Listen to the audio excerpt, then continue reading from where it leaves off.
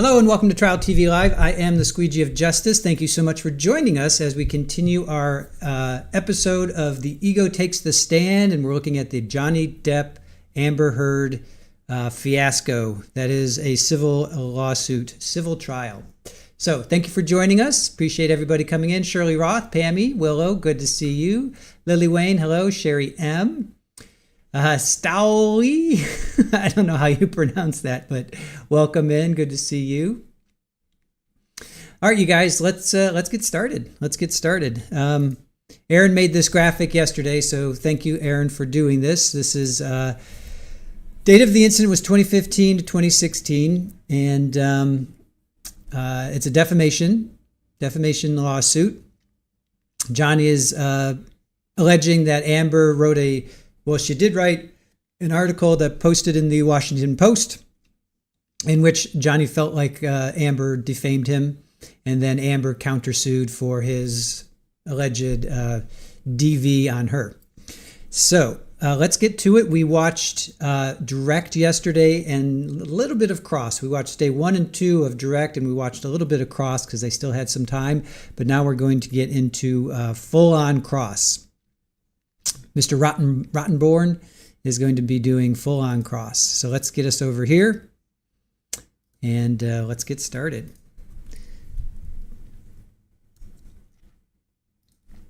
Grab your popcorn, grab your seats, settle in, everybody. This promises to be a good day of cross-examination.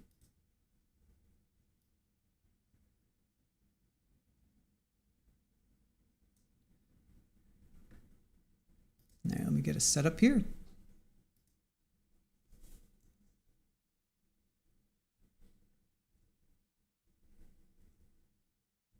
We have the dual what do you call it? Split screen here. Please be seated. All right. The Circuit Court of Fairfax County is now in session. The Honorable Penny Ascarati presiding. Please be seated.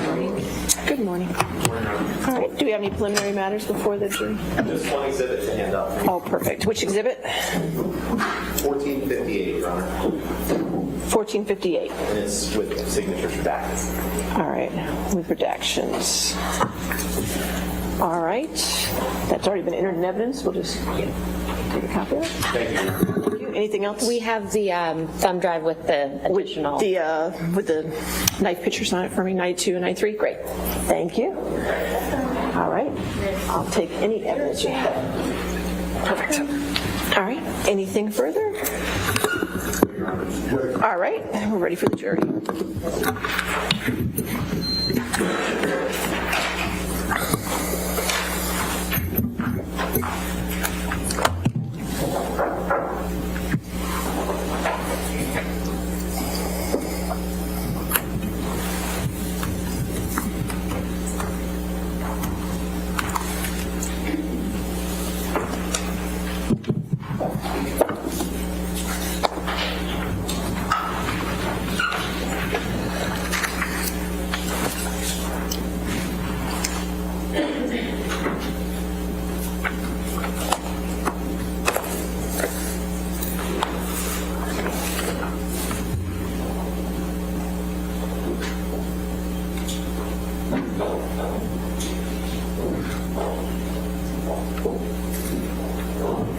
Good morning, ladies and gentlemen. You can have a seat.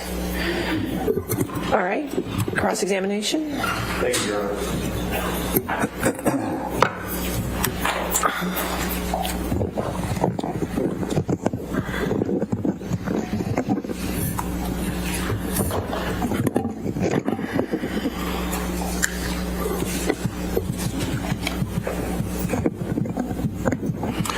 Morning, Mr. Depp.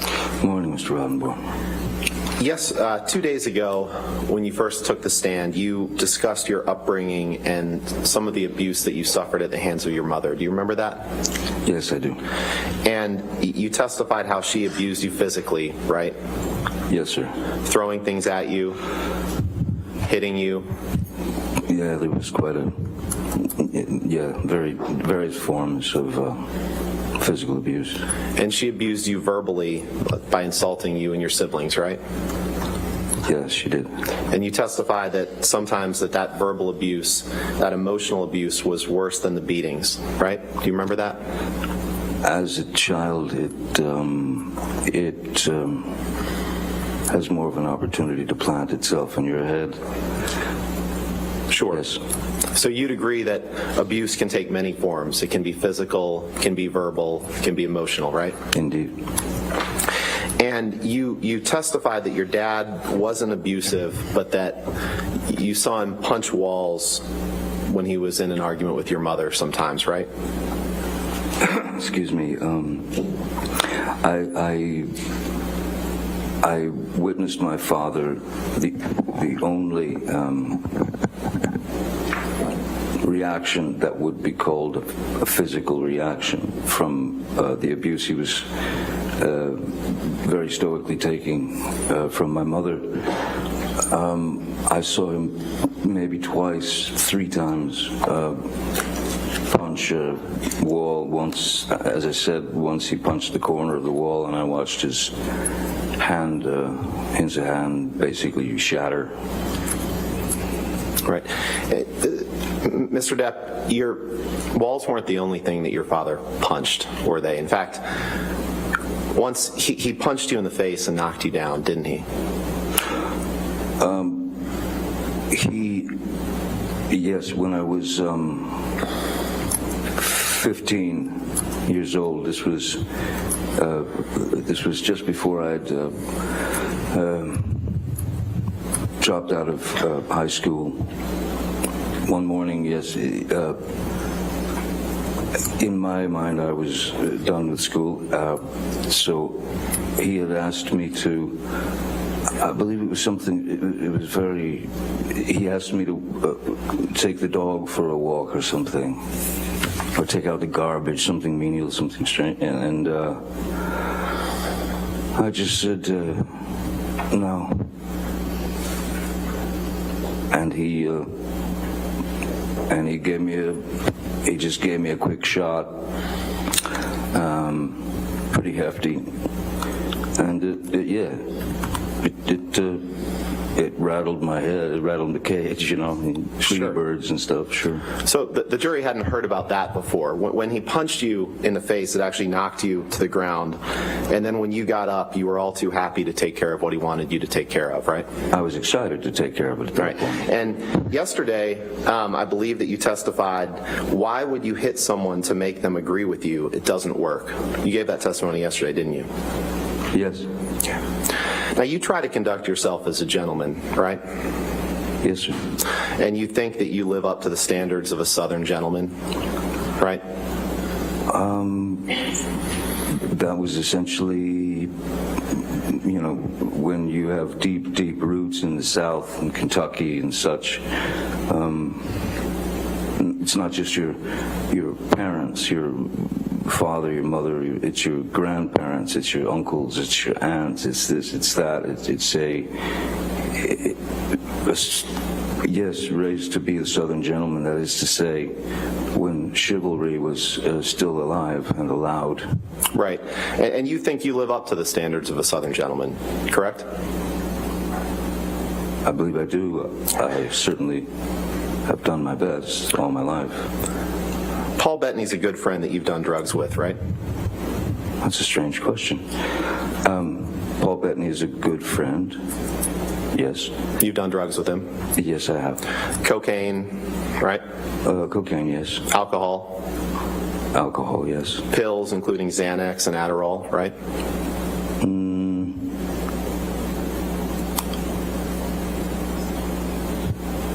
That I'm not so sure of.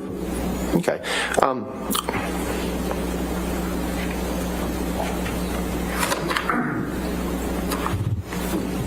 Where's he gone?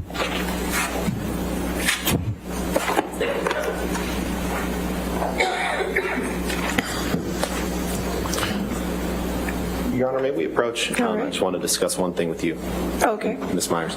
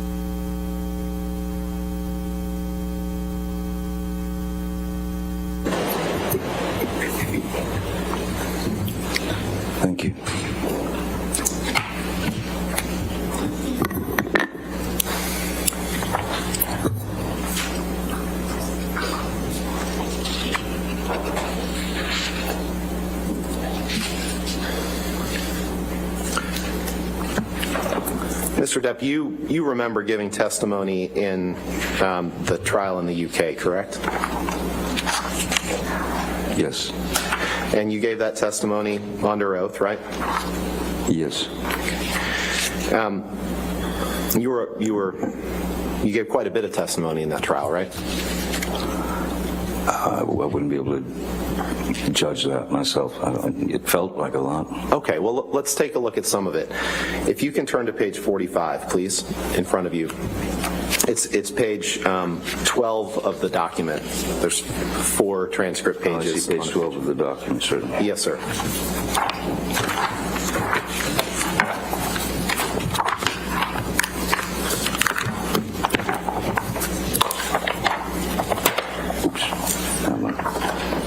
Yes, sir. And 12 of the document, you say? yes, in the lower left corner, there's a page 45. Do you see that? Yes, I do. Okay. And you see that on the bottom of that page, there's a discussion of Paul Bettany and the drugs that you did together. And there was a question. The question is, any sort of pills? And your answer is yes. There could have been Xanax, or if he asked for Xanax or Adderall, whatever, I would, of course, give it to him. Question. So you would supply Paul Bettany with whatever medication or controlled drugs he asked for. Is that right? Answer. If he was feeling anxious or if he was feeling unpleasant, I would give him what he asked for. Question. Would you give him a Xanax? Answer. Yes. Did I read that right? You certainly did, yes, sir. And you shared, the two of you shared an enjoyment of controlled drugs or alcohol at that time, right? The two of us were making a film together. With respect, sir, that wasn't my question. My question was the two of you shared an enjoyment of controlled drugs and alcohol at that time. Yes or no? At times. Yes. And Ms. Hurd was quite adamant that you didn't drink anymore and that you should stop using recreational drugs, right? Oh, yes. And she didn't like it when you were high on drugs or drunk on alcohol, right? She didn't like it when it was her perception that I was high on drugs. Okay. Her perception's quite different than the truth. And that's what we're after, is the truth. Let's turn to, can you pull up Exhibit 178, please, Michelle? Is that defendants 178 or? Yes, Your Honor. Okay, that's all right, I just want to make sure. Oh, I see.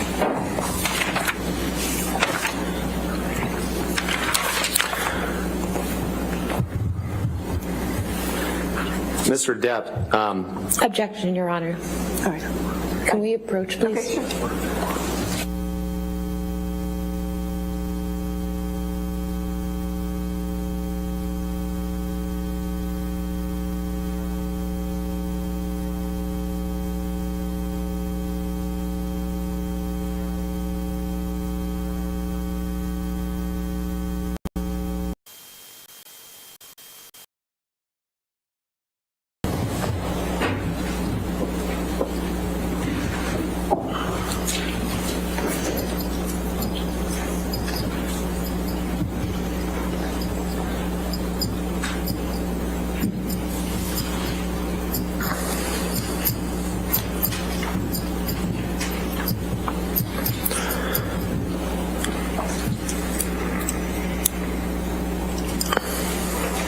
Mr. Depp, this is a text message exchange that you had with Paul Bettany on June 11th, 2013, correct? Yes, correct. Your Honor, permission to move for admission of redacted Defendants Exhibit 178 and permission to publish, please. We based off of Your Honor's ruling. All right. That's fine. 178 with redactions.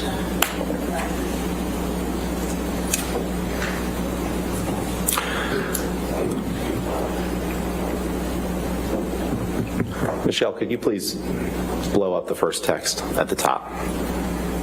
Okay. In this text, Mr. Depp,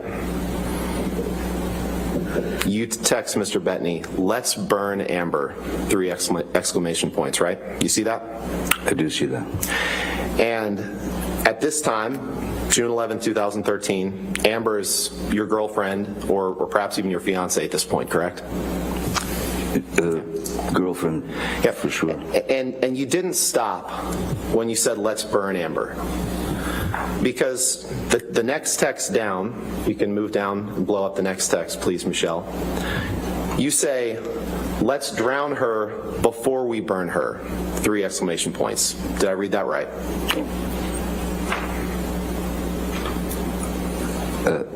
Yes, it's referring to the and you text didn't- prior to. You didn't from Mr. stop when you Bettman. said, let's drown her before we burn her. After that, you made another comment, and I'd like to apologize to the court and to the jury for some of the language that I'm going to have to use today, but unfortunately, you're going to see a lot of documents with language like this. After you said, let's drown her before we burn her, Mr. Depp, you said, I will fuck her burnt corpse afterwards to make sure she is dead. That's what you said that you would do after you burned her and after you drowned her. Did I read that right? You certainly did, yes. And you wrote that about the woman who would later become your wife. Yes, I did. Can you pull up Exhibit 245, please?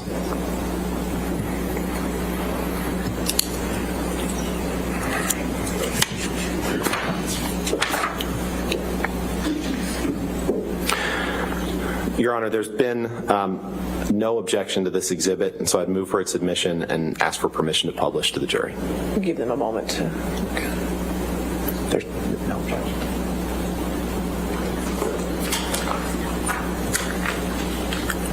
Your Honor, we have no objection to the portions that have Mr. Depp's text messages, but at the bottom portion, there is some from his daughter that we would ask be redacted. The last two. And Your Honor, that's okay, but there was no objection to this I on the understand, but- exhibit list. But they don't appear to be relevant, which, That's fine. We're happy to redact those. okay.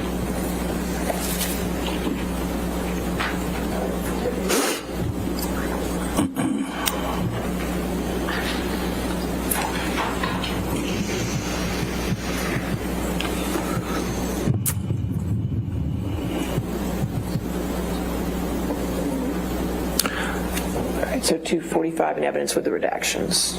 Okay. Yes, Your Honor. Yes, Your Honor. Okay. Thank you. Mr. Depp, the top text message, we're going to focus on a couple of these, but the top text message is a text from you to Paul Bettany on May 30th, 2014, correct? I need to scroll over, Michelle. May 30th, 2014, yes. And you recall that you testified yesterday about the flight that you took from Boston to Los Angeles on May 24th, 2014, right? Yes. You remember that? Okay. Yes, I do. And you testified yesterday that you didn't have any drinks before that flight, or maybe you had a glass of champagne or something. Remember giving that testimony? Yes, I believe I said I had a glass of champagne on the plane. Right. So in this text, if you could blow up, Michelle, please, that top text. On May 30th, 2014, you texted Mr. Bettany, just a little bit smaller. You texted Mr. Bettany, I'm going to properly stop the booze thing, darling. Drank all night before I picked Amber up to fly to LA this past Sunday. Ugly, mate. No food for days. Powders. Half a bottle of whiskey. 1,000 Red Bull and vodkas. Pills. 2 bottles of champers on plane. And what do you get? An angry aggro engine in a fucking blackout, screaming obscenities and insulting any fuck who got near. I'm done. I'm admittedly too fucked in the head to spray my rage at the one I love.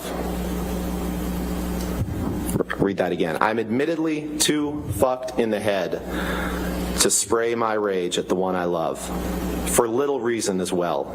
I'm too old to be that guy. But pills are fine. Did I read that right? Yes, you did. And when you said pills are fine, this was when you were just starting treatment with Dr. Kipper to try to get off of the pills that you testified about yesterday, right? This is when I was still on the roxicodone. It was before the detox on the island, yes. Right, and you testified that when you were in Boston filming Black Mass, which you flew from Boston to LA, that you had just retained Dr. Kipper to help you try to combat that pill problem, right? Yes. Okay. Could you go 2 texts down, please, Michelle?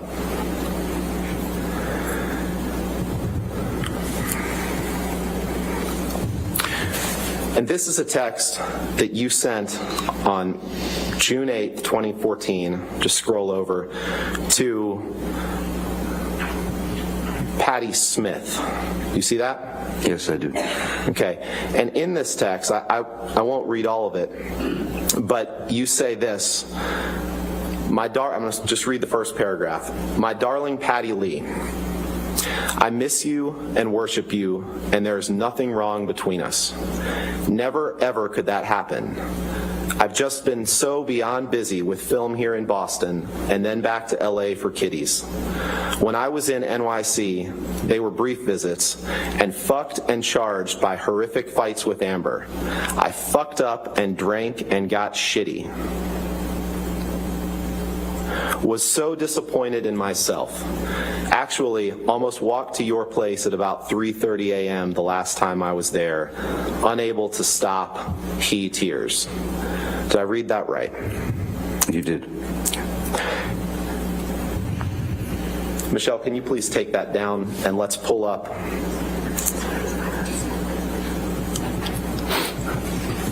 Exhibit 325, please.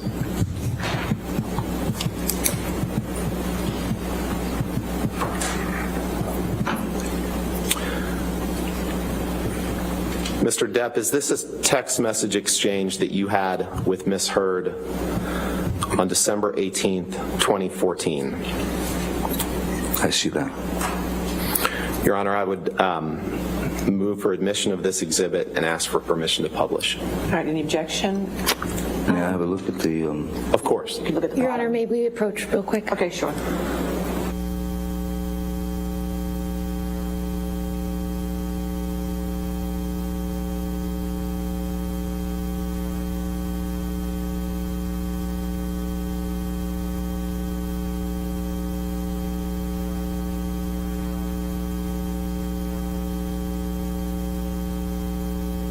Far too much for you and I to be. I to went too.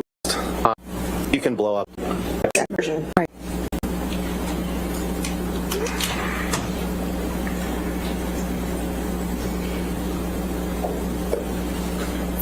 Is that all of it? Sorry, Your Honor, we have no objection with the to the unredacted version. Okay, so this version that Okay. I'm seeing right now, correct? Just to make sure. Yes. Okay, all right, 325, I got that. Hold on. Excuse me, sorry, I just want to make clear, we haven't seen the other pages, but this page we have no objection Is to. this the only page?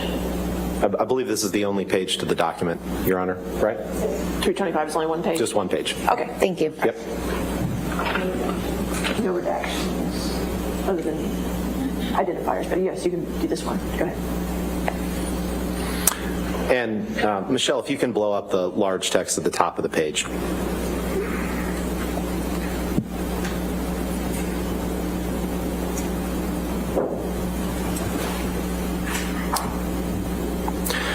Mr. Depp, on December 18th, 2014, you sent this text to Ms. Heard, and I'm going to read it. And it says, "It's away.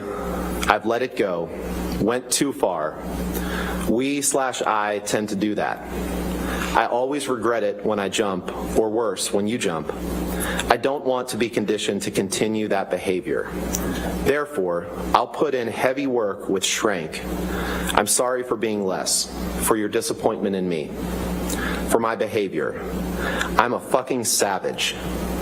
Gotta lose that. Gonna lose that. The devil is all around, right? I wish I were able to bring even just a glimmer of a smile to the pretty face of my most gorgeous of dreams and darkest nightmares. I love you far too much for you and I to be these heinous, slinging insults like we do/did. It is not anything that I am particularly proud of to have participated in, and I regret giving it life, because, motherfucker, how when we fight, little girl, how do we end up on the very edge of the precipice? And why? Wish I knew. Goddamn. And know that you are right. I am well aware that I should have been bigger than the moment, and that it will never again manifest in negative experiences. It can be done. What a killer concept to visualize. Wish you were in this lunatic's proximity. Be careful out there. I adore you. Did I read that right? You did. You can take that down, Michelle. If you could please pull up Exhibit 153. And let's pull up the back.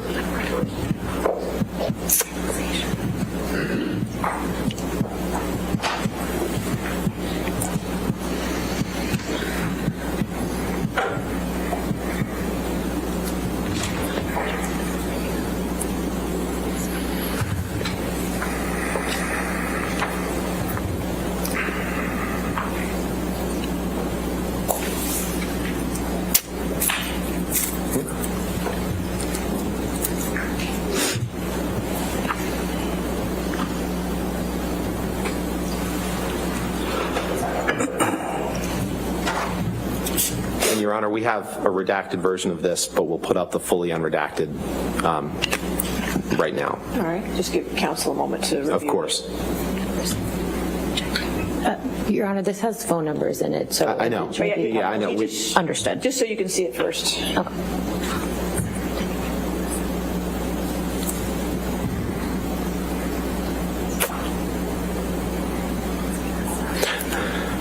Okay, could I have the photo? You don't take pictures of what's on their screens? I'm not. Okay, just making sure. Absolutely. Thank you. Thank you, Your Honor. Mr. Depp, I'd like to turn your attention to the top 3 text messages on this page. These are text messages that you sent on January 17th, 2013. See that? I'm sorry, I'm just reading the page. Right. And the way these text messages are produced, sometimes there's big date skips and they're kind of jumbled in, so they're not all on the same chain. No, so of course. what I'm asking you about is just the top 3. Certainly. And those are texts that you wrote on January 17th, 2013, correct? Yes, sir. Your Honor, permission to publish just those top 3 texts with identifiers and the others redacted, and move for admission of that redacted exhibit. As long as it's not this version, that's fine. The version We'll put up on the screen what I propose to admit as an Well, let me exhibit. see what you're going to put up on the screen Okay. first.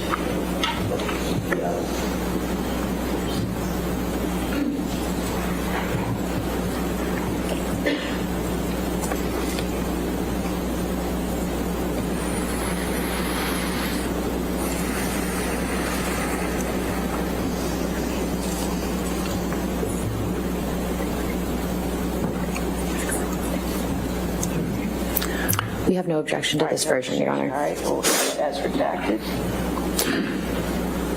Okay.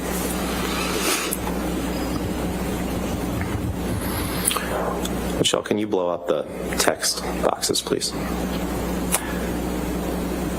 On January 17th, 2013, Mr. Depp, you texted the following: "For the idiot cow," 3 exclamation points. Next text: "Will do. I'll smack the ugly cunt around before I let her in. Don't worry." And apologies again to the court and the jury for this language. And then you close by saying, "Did that worthless hooker arrive?" Did I read that right? You did, sir. You can take that down, please. We talked a little bit about the term monster yesterday, correct? Yes, I've heard that word quite a lot, yes. Yeah, and you testified yesterday that you used that term to placate Amber, right? And I believe that you testified that it was the word that she clung to describe what was in her mind, not yours. I wrote down what you said. Do you remember giving that testimony? The monster, more than anything, was Ms. Heard's way of referencing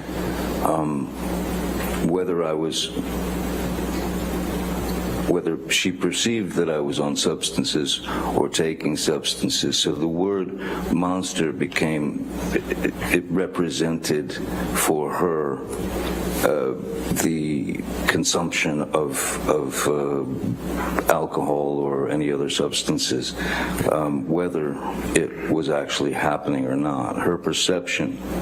And so monster became her click word, right, if you will. But actually the term monster to describe yourself came from you. Well, initially Ms. Heard, I believe she started out with demons. She started out with, saying that I had demons. And then when monster was put into a conversation, which again, I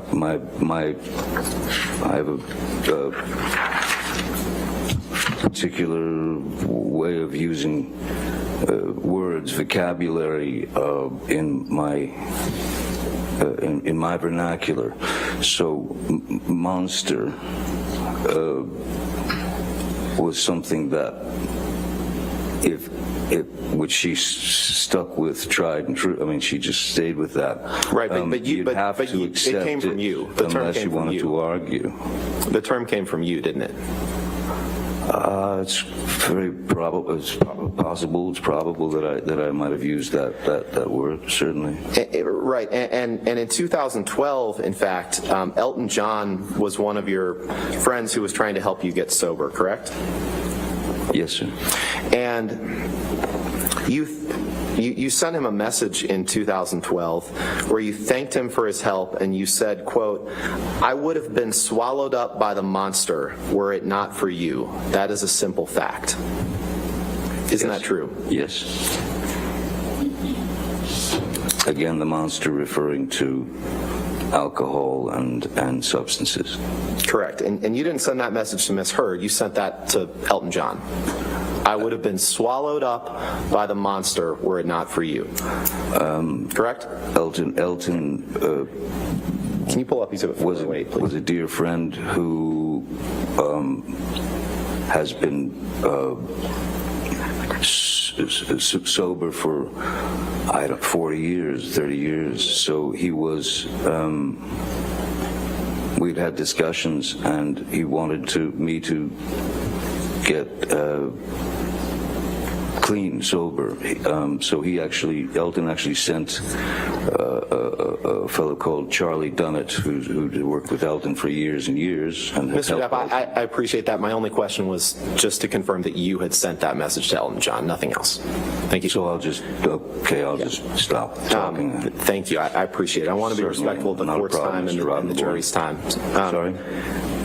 I just said I want to be respectful of the court's time and the jury's time, and I trust that you do too. So, I don't feel that I'm wasting anyone's time, sir. Could you pull up Exhibit 408, please?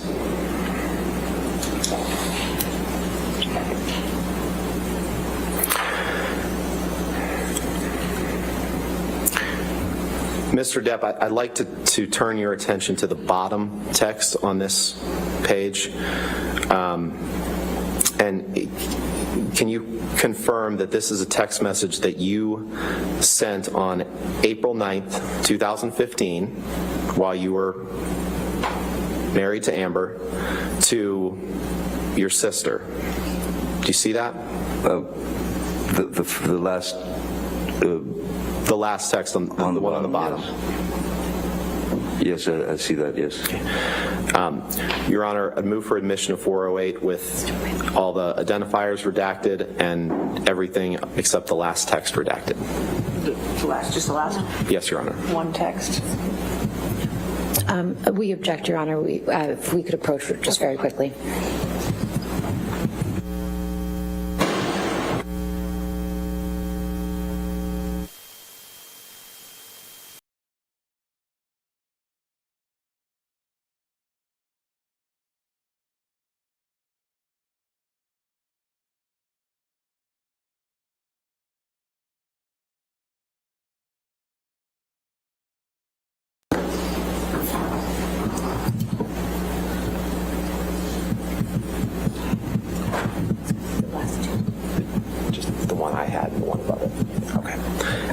Mr. Depp, to clarify, is sis in those texts, is that your sister, or it could be Amber's sister too, right? One or the other. Sis, I was referring to Whitney. Whitney, okay, so Amber's sister. Okay. Yes, Amber's Okay. sister.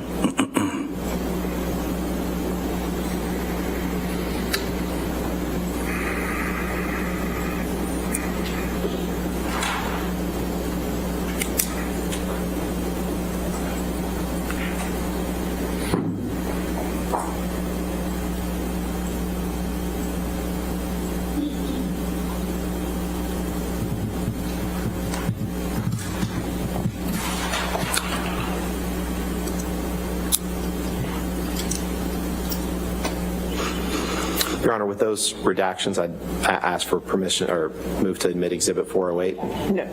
No objection? Yes. Okay. All right, 408 with redactions as it.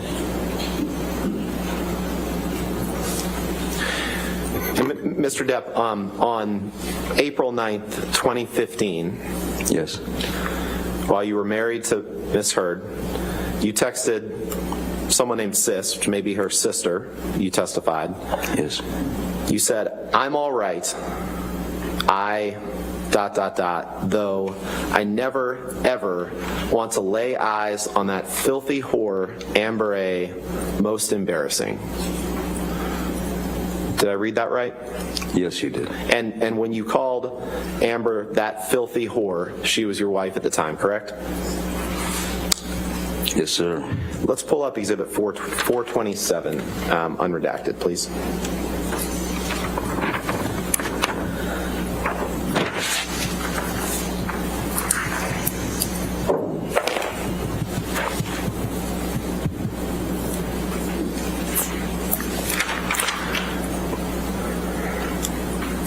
Mr. Depp, I'd like to direct your attention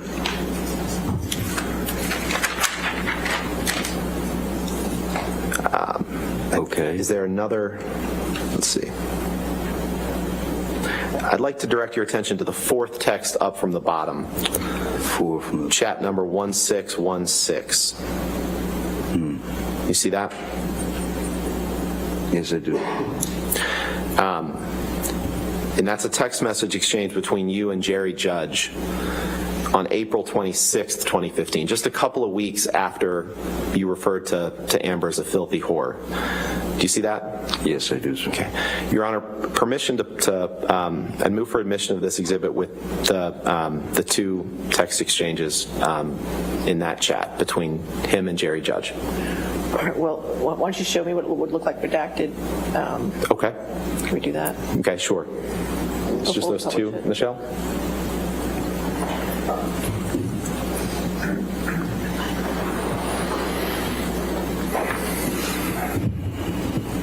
He's having trouble with the sound. The sound.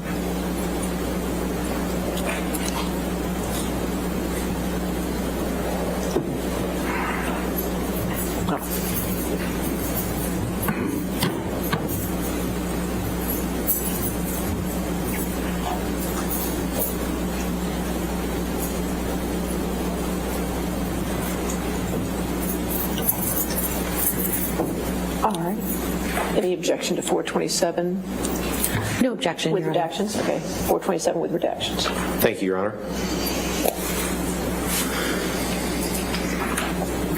If you can just blow the text up, Michelle, of both of those.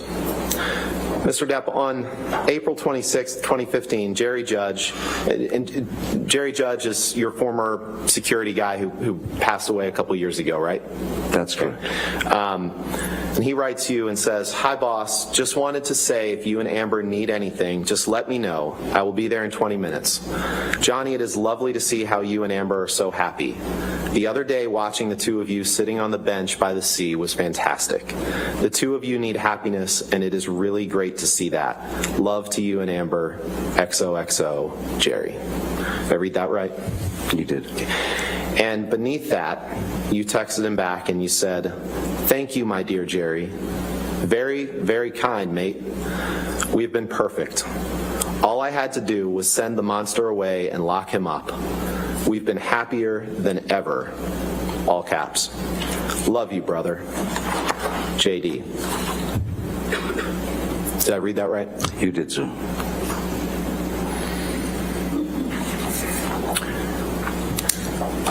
Michelle, could you please pull up Exhibit 445, defendants?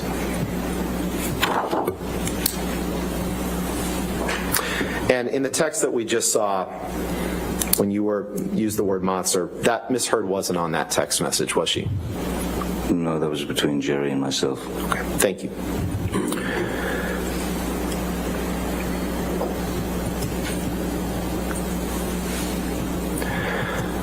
Mr. Depp, I'd like to direct your attention in this message to the second text down, which is a text from you to Dr. Kipper, Dr. David Kipper, on June 28th, 2015.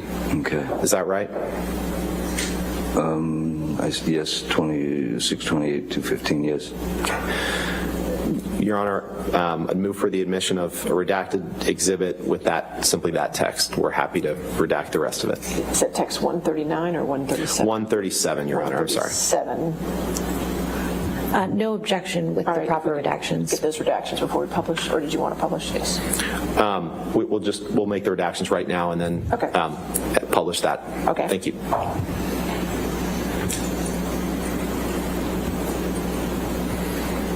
All right. 445 as redacted. Yes, Your Honor. All right. In evidence. Thank you.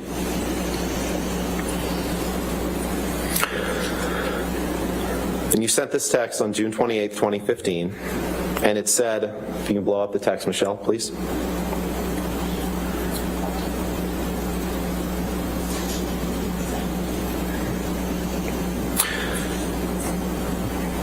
Thank you, my darling Kipper. All those technical abbreviations left me flummoxed and in the dark. Soon, I must see you and just hang out. My deformed finger and I have no friends. By the way, Amber and I have been absolutely perfect for 3 fucking months solid. I've locked my monster child away in a cage deep within, and it has fucking worked. We're goddamn best friends now. Amazing. Big love to you, my brother. JD. Did I read that right? Yes, you did. And Amber wasn't on that text when you told Dr. Kipper that you'd locked your monster child away in a cage deep within, was she? No. Can we pull up Exhibit 435, please, unredacted?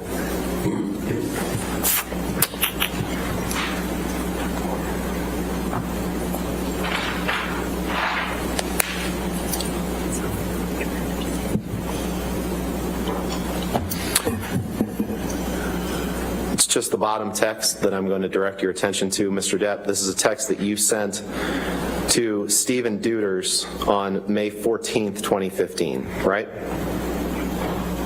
The last one, Yep. May 14th. And Stephen Deuters is your personal assistant, or was your personal assistant at the time you were with Miss Heard, right? Yes, he's now my partner. Okay. Now he's the president of the European branch of Infinitum Nihil, right? I am too, yes, sir. Okay.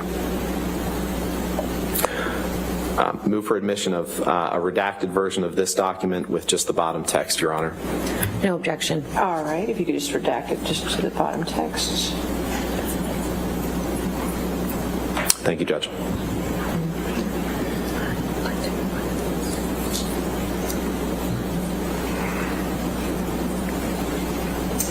All right. 435 in evidence as redacted.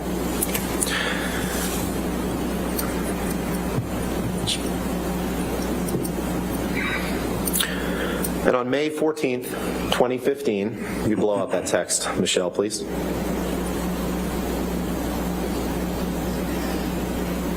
You texted Mr. Deuters, need to discuss the news helicopters hovering outside the house this morning. I'm ready to shoot a motherfucker. But don't worry, the monster is not involved. Correct? I see that, yes. And Miss Heard wasn't on that text, was she? No. Let's pull up Exhibit 196, please.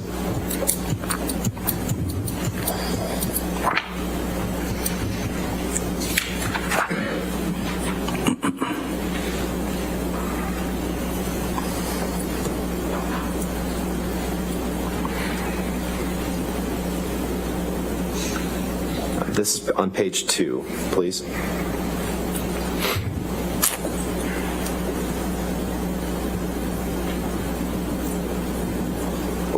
Are we on page 2?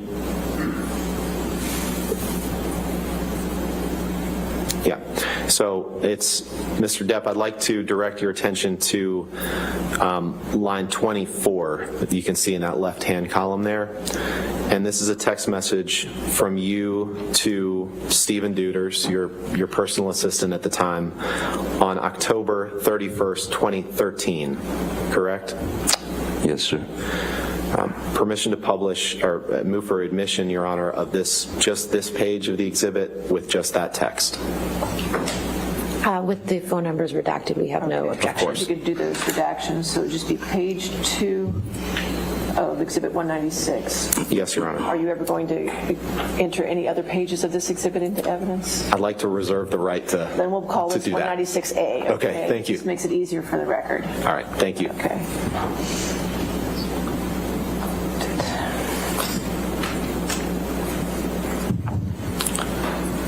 Permission to publish, Your Honor. All right, 196A in evidence as redacted. And in this text message from you to Mr. Deuters on October 31st, 2013, you write, "Thanks. She thinks that my Peruvian period has made me a monster and that I am ruining the relationship." You see that? Yes, I do, sir. The Peruvian period is a reference to cocaine, is it not? Yes, it is. I'm sorry, you said yes it is? Yes, it is, yeah. Okay. Let's go to Exhibit 293, please.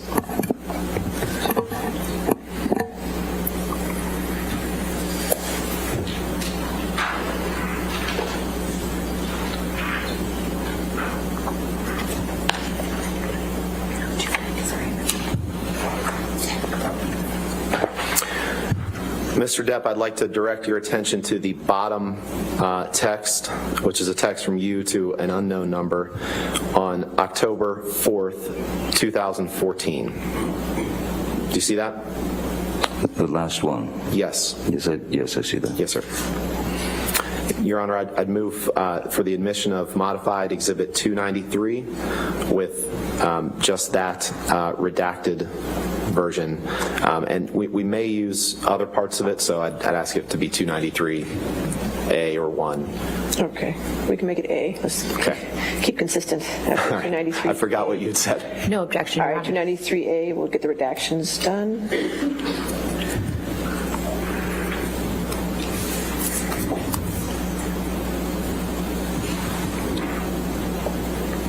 All right, 293, maybe. There we go. All right. 293A in evidence with redactions. Thank you, Your Honor. And in this text message on October 4th, 2014, you text someone, it's unclear who, you say, "I am going to, quite gracefully, glide into a massage of my broken back and neck. I shall exit in 1 hour, a monster. Shall we each swallow an E each, parentheses, or perhaps it's MDMA, at around 8 p.m., and go to dinner with a few of my wee team at a wonderful Peruvian spot. Let us enjoy this night, my brother. Let us reward ourselves for the hard work and misery of the heat that we push ourselves to conquer every goddamn day. The Shatter." Did I read that right? You did. And E here, that's a reference to ecstasy, correct? It is. Okay. You can take that down, Michelle, please. You would agree that you found drugs and alcohol at an early stage in your life, right? I've certainly, yes, I did. And you testified a couple days ago that you had done just about every kind of drug there was by age 13 or 14, right? 15. 15. And you found that drugs are the only way to numb your pain, right? They have always been a medicine for me, yes, a numbing agent. And you said yesterday that, in fact, I think you said you take drugs to numb the demons, right? I don't know that I said to numb the demons, but I well, if I did say demons, it is to numb the residual pain that I carry from my youth. Right. And one of your good friends that you've taken drugs with before is Marilyn Manson, right? Yes, we've taken, we've drank together.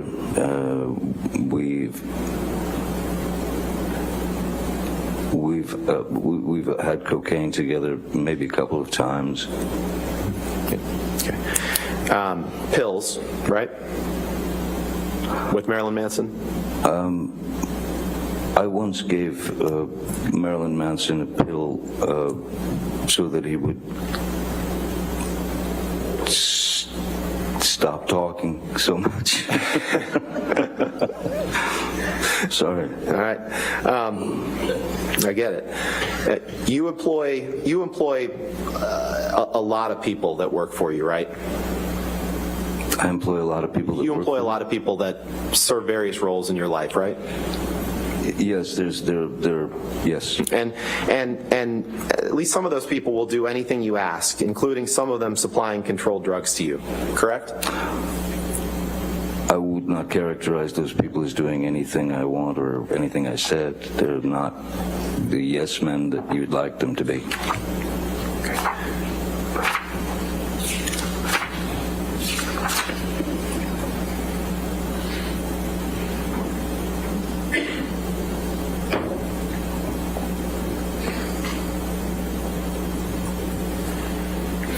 Can you pick up your testimony from the UK trial and turn to page 48, which is page 13 of the document, please?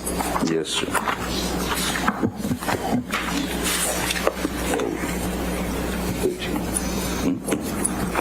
Sorry. 11, 12.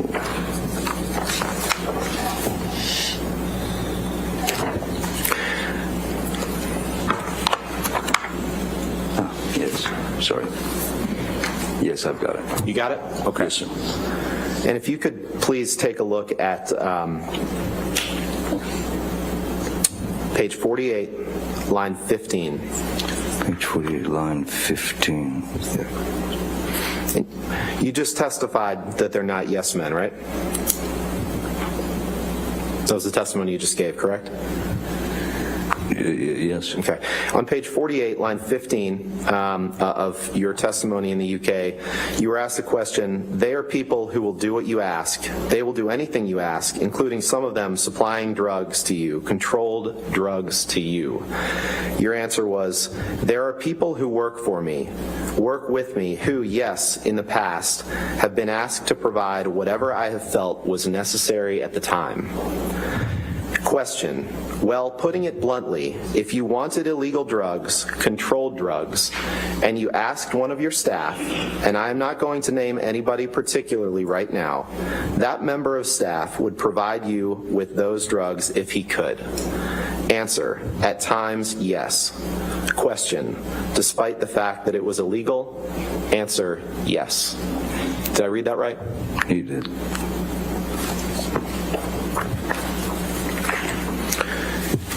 Can we pull up Exhibit 1085, please?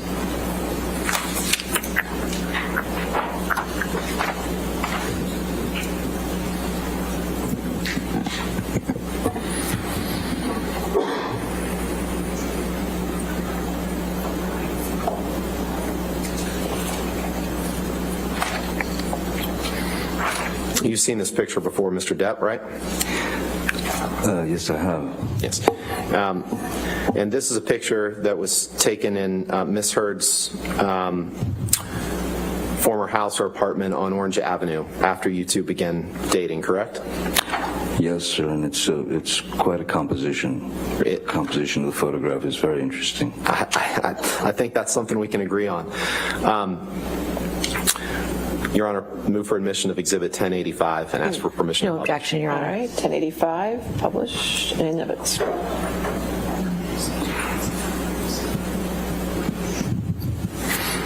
this picture, you recall Mr. Depp was taken in or around March of 2013 after you had fallen off the wagon, right?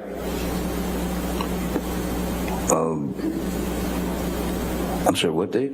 March of 2013, I believe, March right? 2013. Does that ring a bell?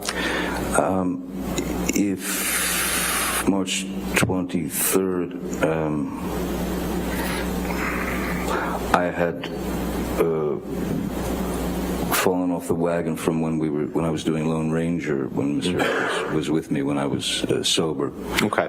But that was the whiskey that's on the table was an average. Every day I would come home to her place and there would be a glass of whiskey waiting for me. And you would sometimes drink whiskey in the mornings too, right? During this time period. Isn't happy hour anytime? And that cocaine, those white lines, those are cocaine. That's cocaine, right? I would assume. Yeah, and that's your cocaine that you kept in that box that says property of JD with the skull and crossbones, isn't it? Well, the beautiful composition of the photograph would suggest that, certainly. Yeah, you don't dispute that. I don't see me in it. No, but you don't dispute that you carried cocaine in that box that said property of JD. That was a special box that you carried cocaine in, wasn't it? The box was a gift from someone. I can't say that I carried cocaine in it, no. You can't say that you carried cocaine in that box? No, but it looks like it would fit some cocaine.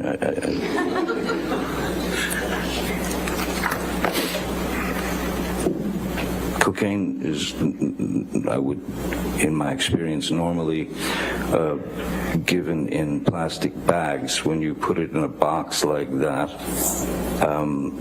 chances are very good you'll leave a trail of a long line of cocaine behind you walking down the street. So, why don't you go ahead and pull up your UK testimony, please?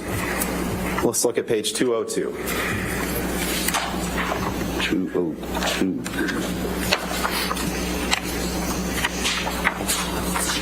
Oh boy. Oh, I see. Yeah, you're going by those things. Pardon me.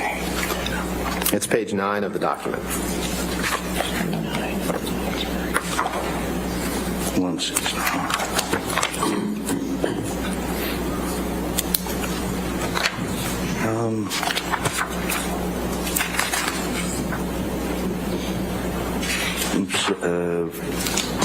I'm having trouble finding 202. Are you saying page 9 because there's no 2?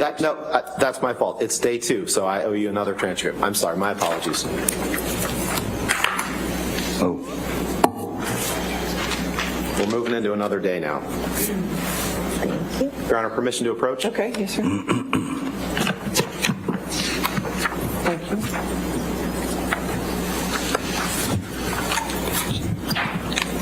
Thank you.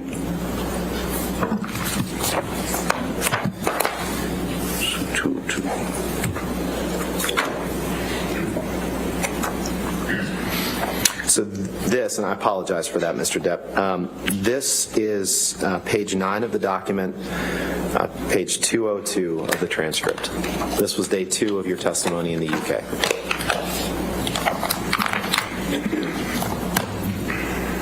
Yes, I see it. Page 202. Yep. And on that, on page 202,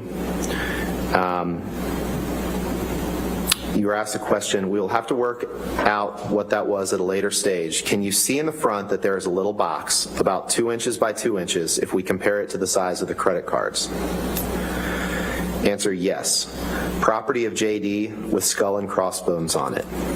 Yes, I do. That, I suggest, this is a question, that, I suggest, is your cocaine box. That is where you would keep your cocaine, a special box that you had. Answer, I do remember the box. Question, do you remember it now? Answer, yes. I did not remember the property of JD. Yes, that is a box. It was carrying cocaine in it. I would say I probably was then. You see that? Did I read that right? Yes, you did.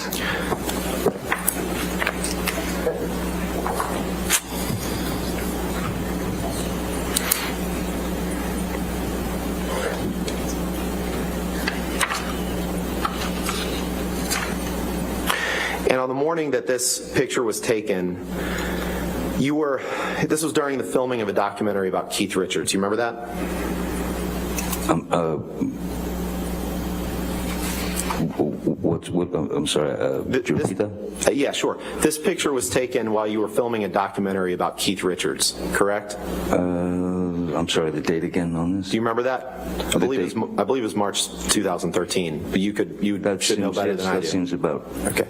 And you see there's a Keith Richards CD, it looks like, above that cosmetic case? Perfectly placed, yes. Yeah. And you had an argument that morning in which you accused Amber of cheating on you. Do you remember that? I believe Amber had an argument with me. And you were using cocaine and drinking whiskey that morning, and as a result of that argument, you were late to the set of that documentary, correct?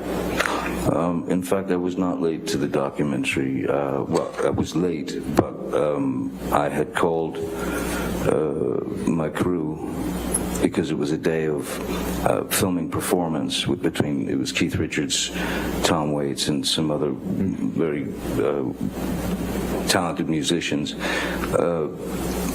The only thing that needed to be done in terms of performance was capture the performance. So I wasn't needed on the set, so I could come in anytime I wanted. Okay. You just said that you were late, though, correct? Oh, I was just yes. testified to. Okay. Yes. All right. And due to the argument, of course. Sure. Yes. I'd like to shift gears a little bit now. Well, actually, let's not.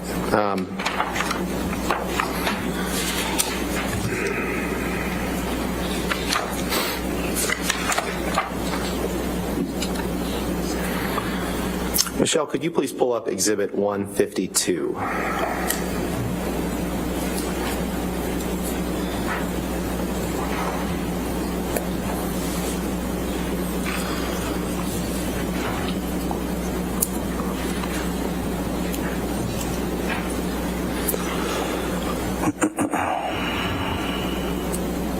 Mr. Depp, these are various texts that you sent and received to various people in 2012. Do you see that? Yes, it seems to go from July to September. Right. And we'll take them kind of piece by piece, I guess. I guess the first thing I'd like to do is take a look at the entries 1628. So that's about halfway down the page. It's a text exchange, a text from you to Stephen Duders, your personal assistant at the time, and then a text from him back to you. Objection, Your Honor. All right.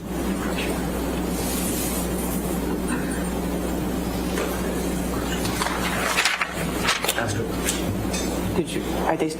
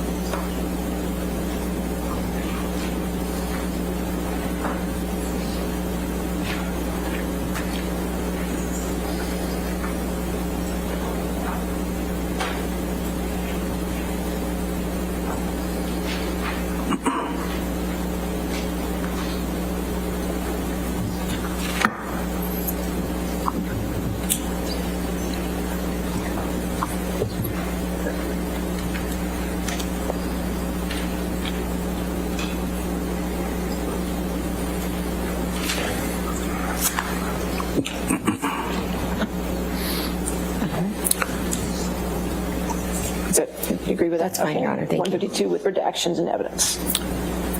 Thank you, Your Honor. Appreciate your patience. Mr. Depp, we're going to take a look at two text messages here, or three text messages. On August 4th, 2012, you exchanged text messages with Stephen Duders, one from you to him and one from him to you. Do you see that midway through the page? Yes. And Michelle, can you blow those up, please?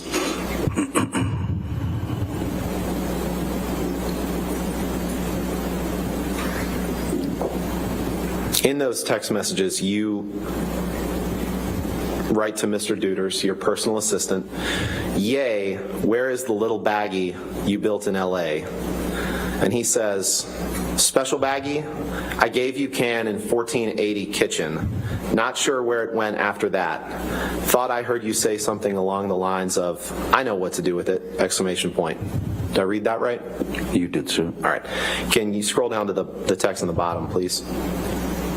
This is a text, Mr. Depp, where you say, "I use marijuana a lot," 3 exclamation points. "I take pot." I read that right, correct? Yes, you did. And this is a text that you sent on September 11th, 2012, to just scroll over to the left, Michelle. This is a text that you sent to Brian Warner.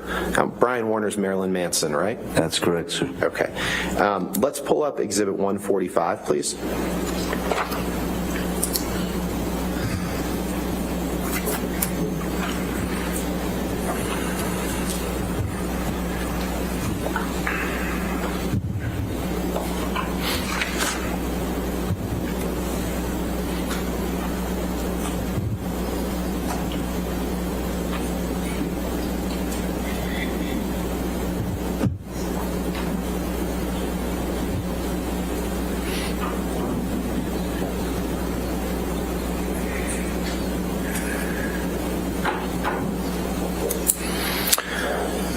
Mr. Depp, this is a series of text messages from you to and from various people in 2012, right?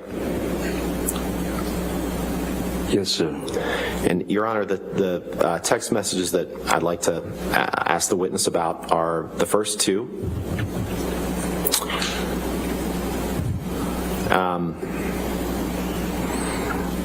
And then the...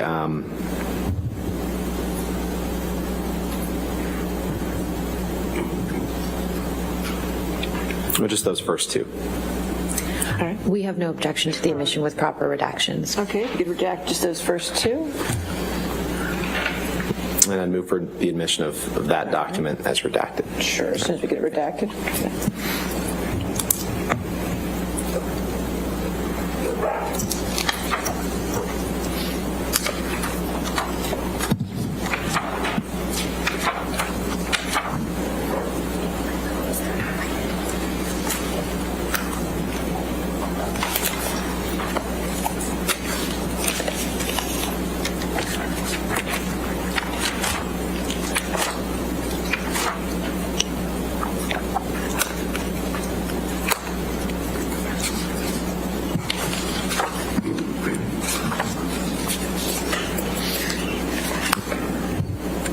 Thanks, Michelle.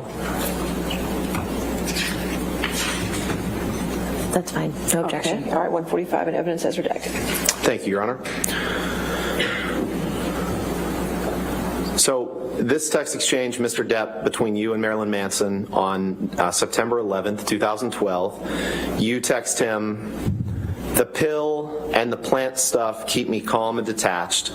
And he texts you back, "I have lots of reefers, many reefers, and cookies, which are weird, but pot is funny, backwards gateway drug." Do you see that? I do, sir. Did I read that right? You did. All right. You can take that down, Michelle, please. And if you could please pull up Defendants Exhibit 1089.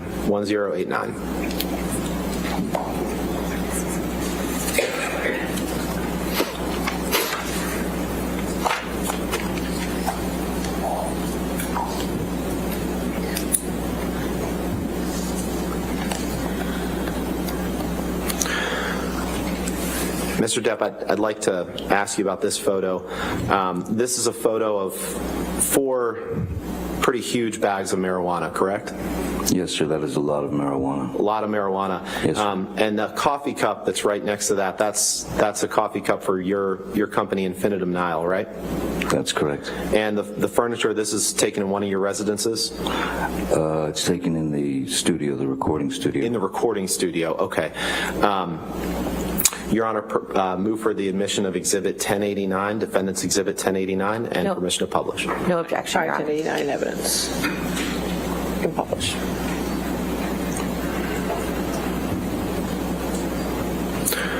So this picture of these 4 giant bags of pot, at least 4, was taken in your recording studio. Is that right? Yes, sir. Okay. You can take that down, Michelle.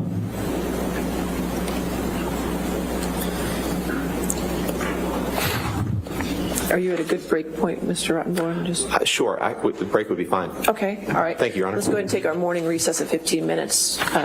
So we just don't talk to anybody. Don't do any outside research. Okay. Thank you, ladies and gentlemen. You can be released.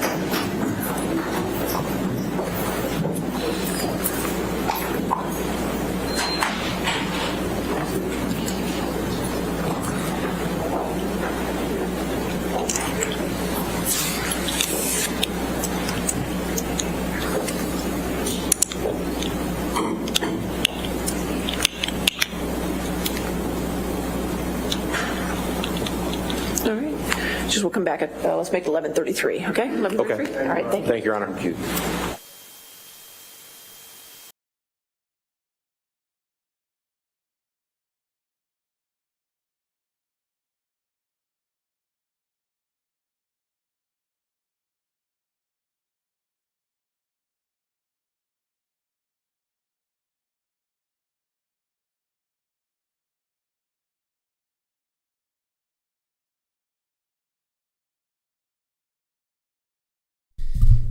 All right, so they're on a break here. Let me do some fast forwarding.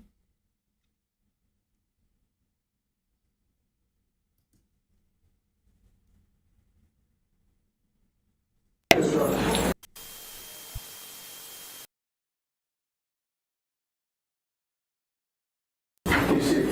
right, we ready for the jury? Yes. Okay.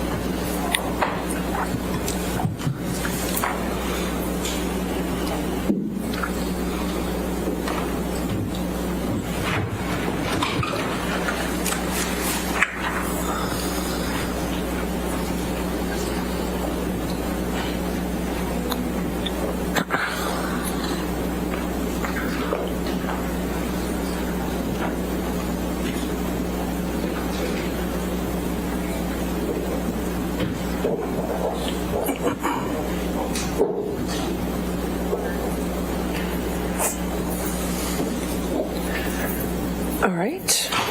Be seated. Your next question. Thank you.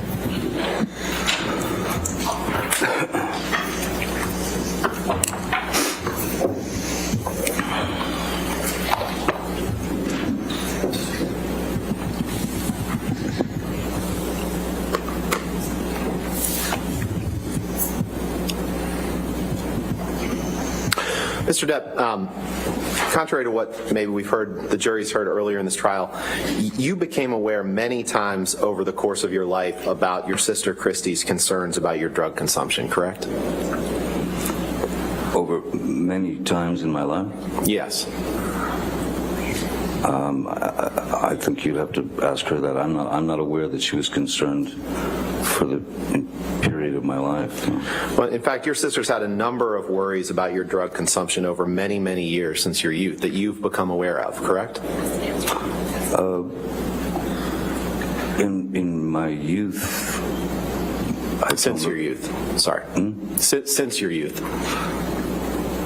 Since my youth, my sister has not been necessarily privy to every single, let's say, move that I've made, whether it be where you'd like me to go with the drug dependency or whatever. She has been a concerned sister in every way, that even having to do with relationships that I was in that she was quite worried about. Right. And I wasn't asking about relationships. What I was asking No, I is, know, I was just- let's do it this way, given your testimony. Let's turn to day 2 of the UK trial, the transcript that's in front of you, please.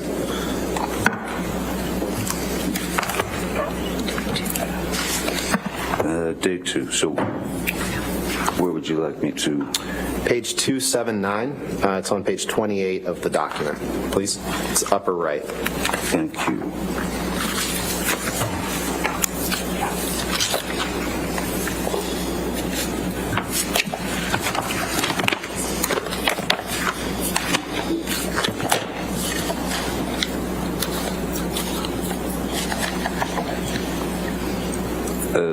Page 279, that was. Yes, sir. Thank you. And on line 11, are you there? Do you have the document up? Online? No, I'm sorry. Is it in your hand? Okay, great. Yes. On page, or line 11 of page 279, you were asked a question. Question, did your sister express anxiety to you about your drug intake at around this time? Your answer, my sister Christy has over many, many years, since my youth, had a number of worries about my consumption growing up. Yes, she talked to me many times over the course of my life, and yes, with Miss Heard, we did speak about it. I think she and Miss Heard's ability to speak to one another stopped not long after this. Did I read that right? You did, sir. When you first started seeing Amber, you had you filmed the Rum Diary, but then you went a couple years without being involved, and then you saw each other on the press tour for the movie, right? That's correct. And when you first started seeing her after that couple year period of not seeing her, you had just been checked out of a New York hospital where you had been for a couple days to fight alcohol use, correct? Yes. And you were drinking, you were abusing alcohol toward the end of your relationship with your prior partner, Vanessa Parody, correct? I was drinking. You were drinking pretty heavily. Were you there? It's my question to you, sir.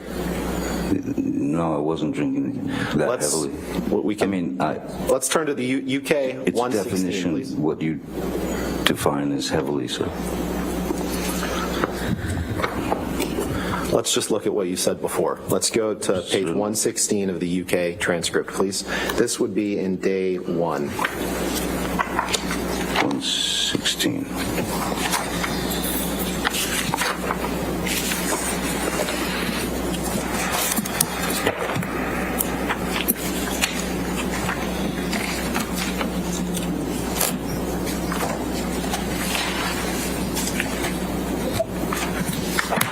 Yes, sir. 116 it was, yes.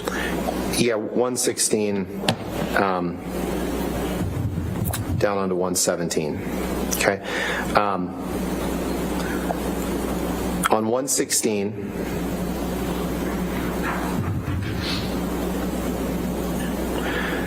line 18, the question is, I think one of the problems in that relationship was your alcohol and drug addiction, misuse, if you prefer that word. Answer, I would definitely say towards the end of my relationship with Miss Parody, the mother of my children, it was a very painful time to break up with someone that you have been with for 14 years and that you have 2 children with. So, it was a very painful time, and I was more than likely trying to numb myself as much as possible. Question, am I right in saying that you agree that you were abusing alcohol and drugs, but you have explained why? Answer, I would say that I was abusing alcohol. I do not know that I was abusing drugs, but I was abusing alcohol for sure. Yes. Did I read that right? You did.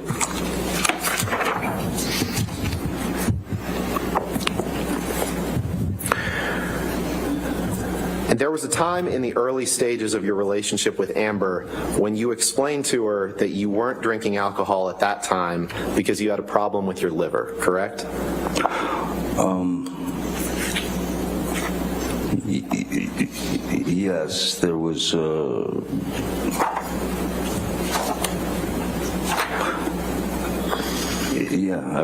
There was concern over the numbers, as they call it, over my about my liver. And you shared that with Amber, right? Yes, I did. And Amber, early on in your relationship, throughout your relationship, she didn't love the fact that you were drinking and using drugs, correct? You've testified to that many times, Objection calls for speculation as to what is in Ms. Heard's mind. I'll sustain this to that point if you want to rephrase. You understood that Ms. Heard was not happy with you overusing alcohol or overusing drugs, correct?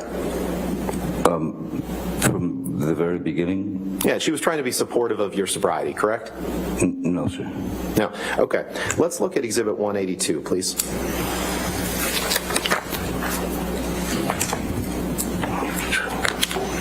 Are we in day 2 now? Or is this? No, sorry. This is an exhibit. Oh, I see. Yeah, you can set that to the side, sir. Thank you. This is an email from exchange from you, between you and Elton John in 2013, July 2013. Correct? Correct. Okay. And the second email down is an email that you sent to Elton John at 5:05 in the afternoon on July 13th, 2013. You see that? Yes, I do. Okay. Your Honor, move for the admission of Exhibit 182 and permission to publish. So there's redactions that need to be done. Yes, Your Honor, there's some email addresses in here, and I would ask that the portions that are not Mr. Depp's also be redacted as well. All right. That's fine. Okay, so no objection with those redactions, is that correct? Okay. Let's just get those redactions.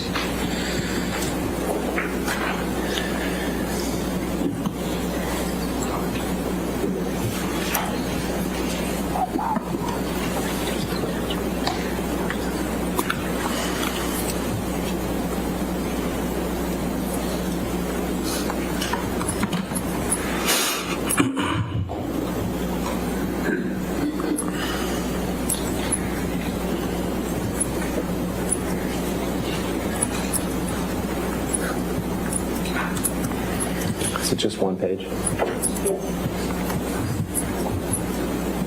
All right.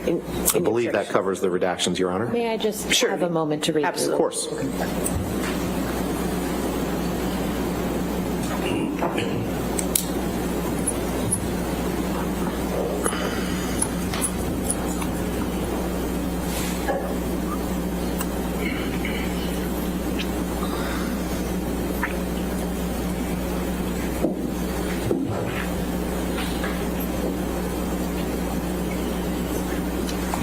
No objection with the proper redactions. Thank you. All right, 182 in evidence with redactions. Thank you, Your Honor. So this is an email that you sent to Elton John, July 13th, 2013. And Michelle, could you scroll down to the third paragraph up from the bottom that starts with the words "on the other side of the coin"?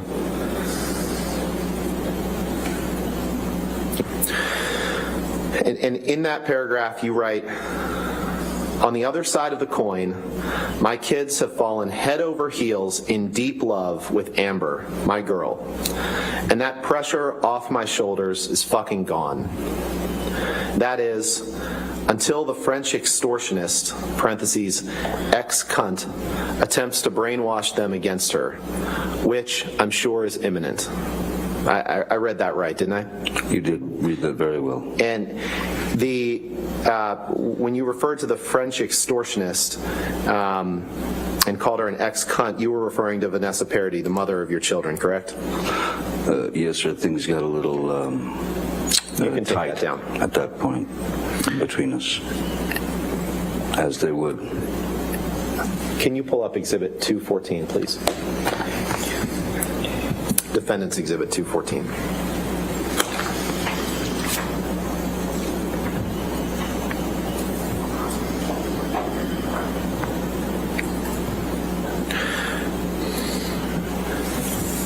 Mr. Depp, portions of this, we've already seen portions of this exhibit.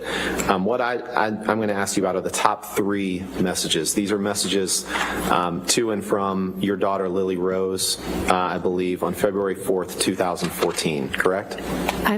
We object, Your Honor. These are communications.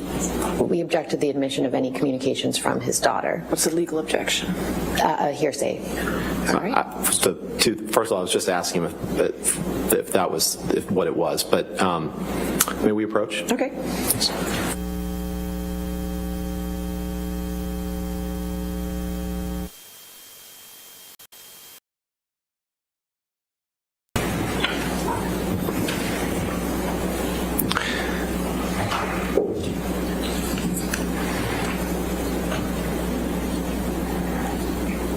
Mr. Depp, you understood that the last few years before Amber, that your relationship with your kids was such that there was a perception by them that you weren't around for them, and that all changed when Amber came into your life, correct? Objection calls for speculation. Just asking what he's aware of. I'll allow it. May I have the question one more time, please? You're aware that, sure. You're aware that the last few years before you started dating Amber, that there was a perception by your kids that you weren't around, and that all changed when Amber came into your life.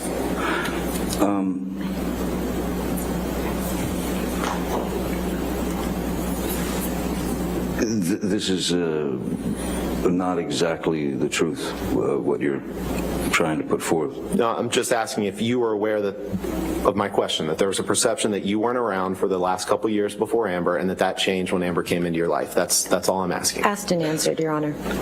There were extenuating I'm circumstances. not sure if he's the answer to it, but for that objection, I'll overrule that objection. Thank you. You're also aware that there was a perception, you were made aware, that Lily Rose believed that Amber was a good influence on you and changed you for the better, correct? Objection, hearsay, Your Honor. I'm just asking for what his understanding is. I'll sustain the objection. Let's move on. Okay. All right. Very brief You don't have period. to, you don't have to answer that question. I sustain the objection. sorry. That's fine. Next question.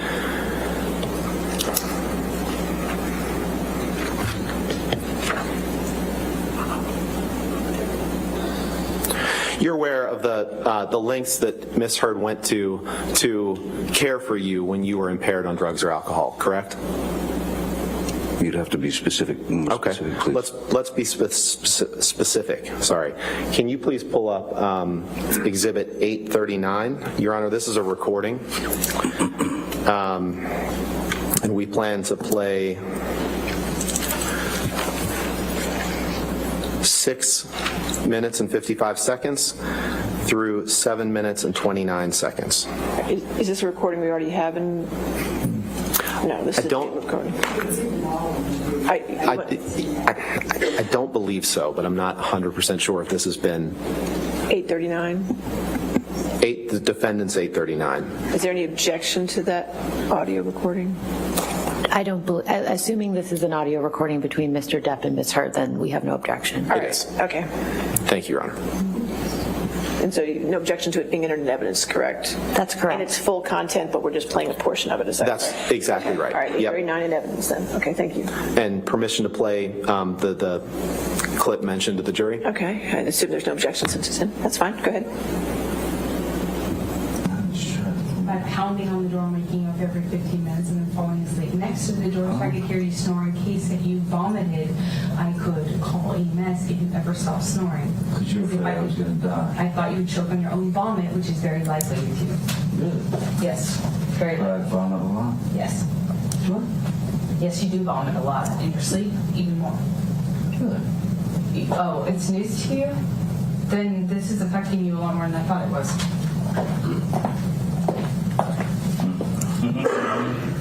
That'll be used.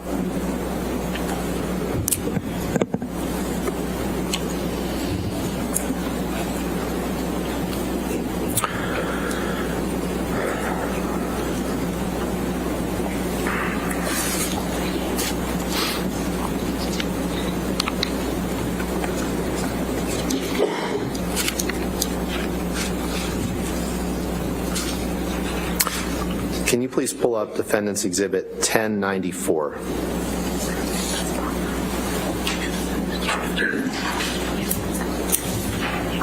Your Honor, may we approach briefly?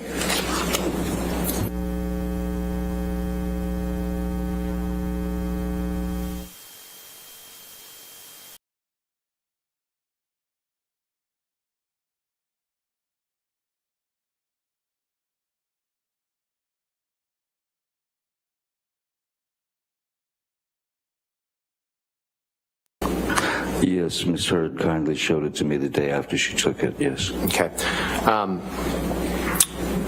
This picture, I'd move for the admission of Defendants Exhibit 1094 and ask for permission to publish, Your Honor. We have no objection, Your Honor. 1094,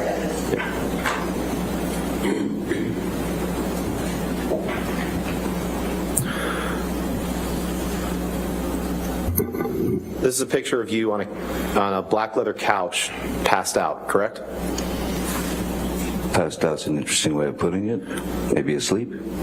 Where is it? What residence? That's in Boston. I'm sorry? That was in Boston when I was doing Black Mass. In Boston. And that's ice cream on your lap, correct? It is indeed. Ms. Hurd asked me to hold the ice cream as she noticed that I was on the nod. That means falling asleep from the 17-hour day that I'd worked and also the opiates that I'd ingested. And if you'll notice, my right hand is in my pocket.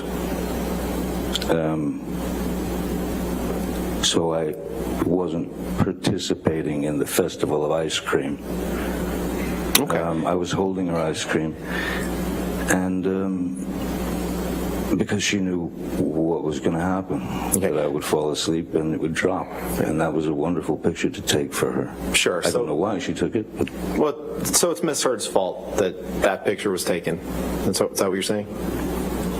she snapped it. Okay. All right. Let's talk about this, because you say you were in Boston. This is when you were filming Black Mass. Yes, sir. And you testified that was kind of the last film that you did when you were taking opiates, right? Yes, it was right before the the trip to the island. And you testified yesterday that opiates, you don't take opiates to get high, right? You've testified to that on a couple different occasions, correct? You certainly can take opiates to get high. If I doubled the dose, then I would most assuredly be ready for sleep. That's not a blackout. That's sure. So if you double the dose, you'd be ready for sleep, but it wouldn't get you high in the way that other drugs would, correct? well, the high is it's a extreme downer. That's its job. Right, and for that reason, I believe you testified yesterday or 2 days ago. It's not like you take those pills to get high. You remember giving that testimony, correct? I said that it's not like I took the pills to get high. I took the pills to be normal, to stay normal, so that I wouldn't get sick. Let's pull up 866, please. What number did you say? I'm sorry. Defendants Exhibit 866. Thank you. But I also believe that I said that I asked Nurse, or I told Nurse Debbie that I had told her that I needed more than I actually took, because I always wanted to have 1 or 2 in my pocket just in case the kick started. If you could take a look at the text at the top of that page. Yes. It's a text exchange between you and Erin Borum. Erin Borum, you testified as one of Dr. Kipper's nurses, right? Yes, sir. And this is a text exchange that you had with her in August and September 2016, correct? So I'm looking for the. Oh, yes. Which one are we looking at here? The top 3. And in the first, she tells you that she's watching Black Mass for the third time, right? So August 30th, yes. Yep. And Your Honor, I'd move for, I'd like to admit this exhibit 866 and permission to publish, please. And particularly, I'm talking about the top 3 texts. The top, so redacting the other text, just the top 3 texts and the identifying Yes, Your information? Yes, Your Honor. Your Honor, we have no objection, but we would ask that the 4th text message be included as well as So the top context. 4 text messages. And obviously the phone numbers redacted as well. Of course. Let's get that up and see what that looks like.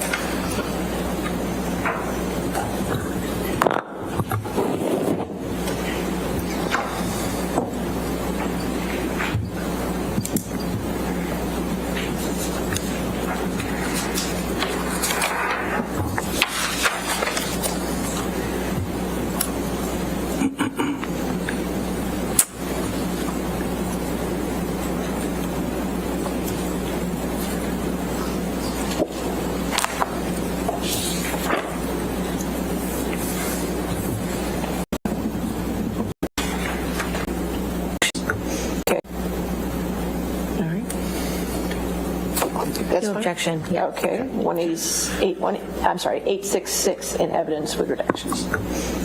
Thank you, Your Honor. Michelle, could you blow up that 3rd text? It starts with "you are the sweetest."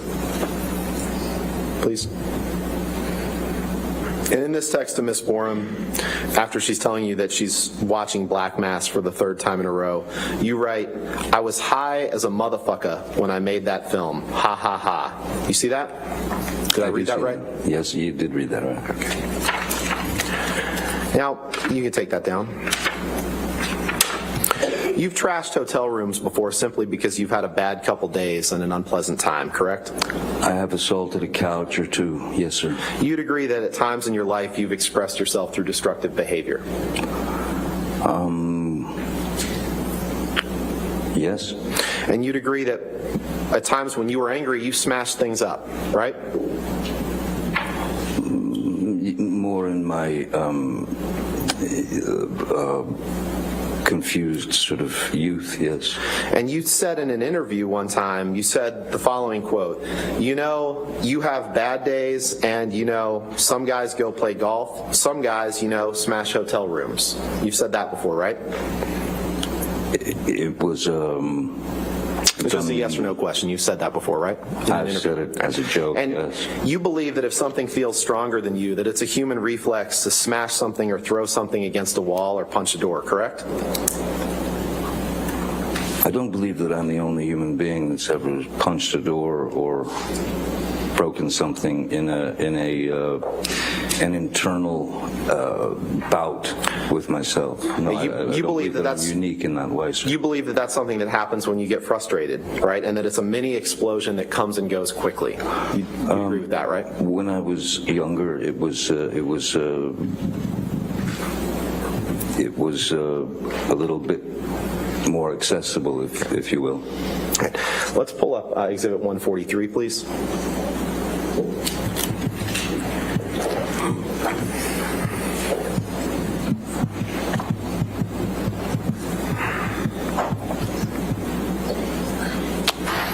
Can you scroll down?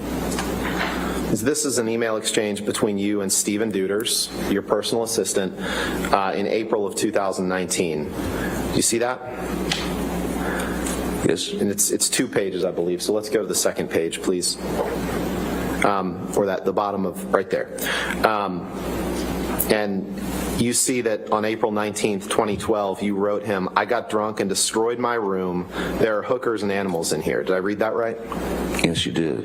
Your Honor, permission to, or I'd like to move for admission of Defendants Exhibit 143 and permission to publish, please.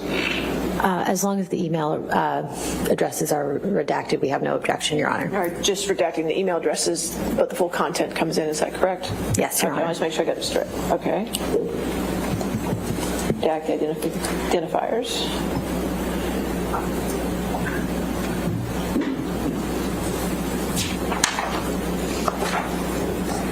All right. You agree with Let's that? let's make sure that is that the only email address?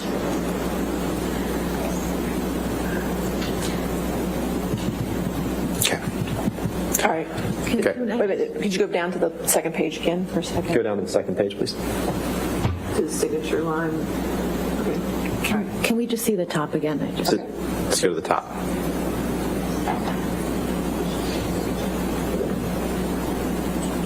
The top of the first page. The top of the first please. page. Thanks.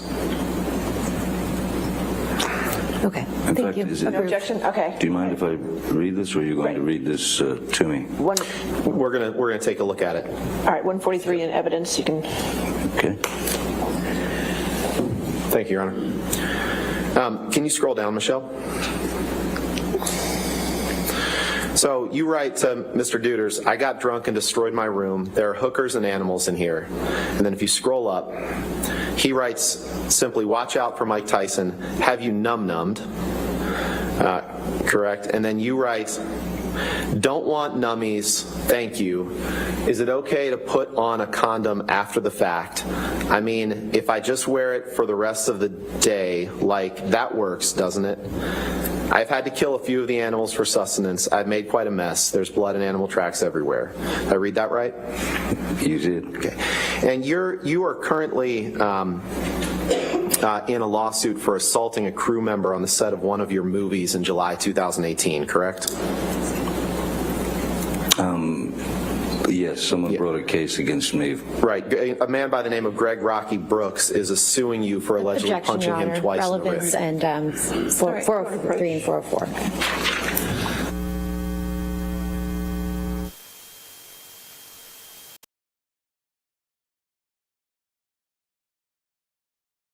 Mr. Depp, I'm not going to ask you any questions about the particulars of that lawsuit, but other than this, the two bodyguards who were with you on the set of the movie on the day that's the subject of that lawsuit were Sean Bett and Jerry Judge, correct? That's correct.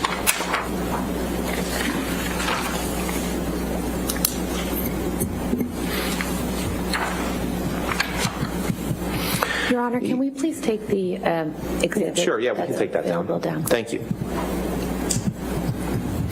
I'd like to shift gears and talk about Hicksville. You remember taking a trip to a place called the Hicksville Trailer Palace in late May 2013, correct? I do indeed. How could I forget? And the people, it's like a little mini trailer resort out near Palm Springs, Joshua Tree area. That's correct. All right. And the people that were there with you on that trip were Amber, her sister Whitney, right? A woman by the name of Christy Sexton, right? Oh, yes, okay.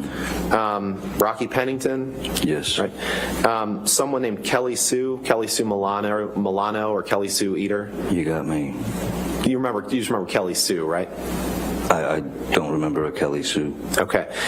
Well, in fact, Kelly Sue, you recall, was sitting close to Amber, and you thought she was being affectionate toward her.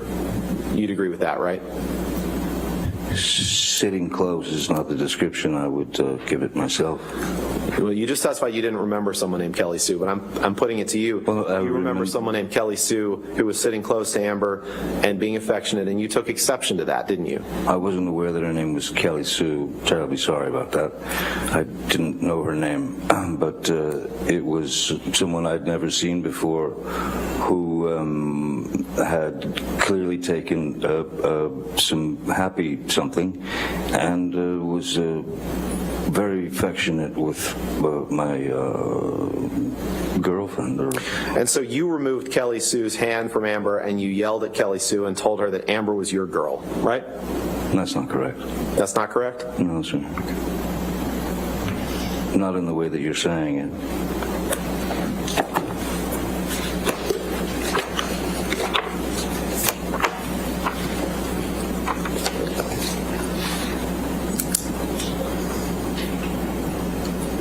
I certainly did remove her hand from Amber, if that's the answer to your question.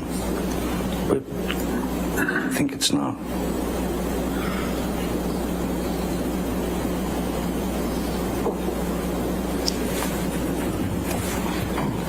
Well, Mr. Depp, it's not a matter of how I said it, it's a matter of how you've said it. So let's take a look at page 239 of the UK transcript, please. This will be day 2.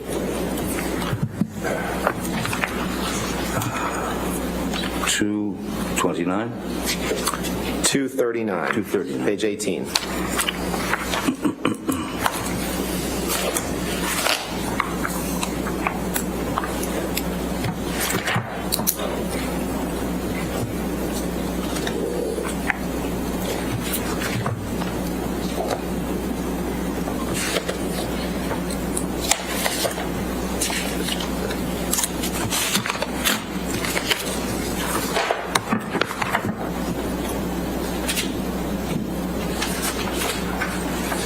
Sorry. That's all right. A lot of papers. 239, yes. It's going to be 239 and 240. Okay. Thank you. And you see on page 239, line 22, you're being asked a question about the incident we've just been discussing. And you're asked a question. And how did you deal with that uncomfortable situation? Where are you reading from, sir? I'm sorry. Page 239, line 22. 22, okay. Yep. You got it? Yes, I do. All right. Question, and how did you deal with that uncomfortable situation?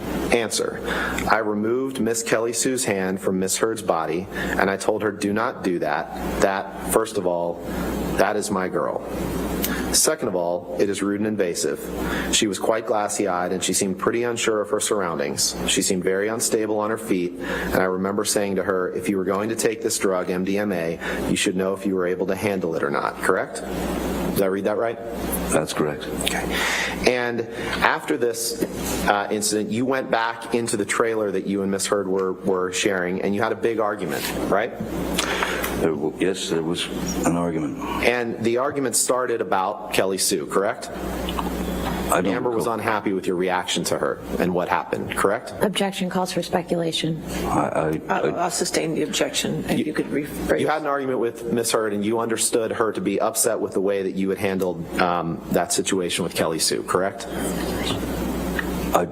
I mean, I recall that that was a part of the argument, but as I had told Ms. Heard, I was sorry if this, I mean, I was protecting Ms. Heard's honor, and I was protecting my girl from someone who was clearly unable to deal with the substances that she'd taken. Right. She was a little forward. And I know that there will be differing accounts of what happened in that trailer over the course of this trial, but you would agree with me, Mr. Depp, that at a minimum you smashed up a bathroom sconce during that argument, correct?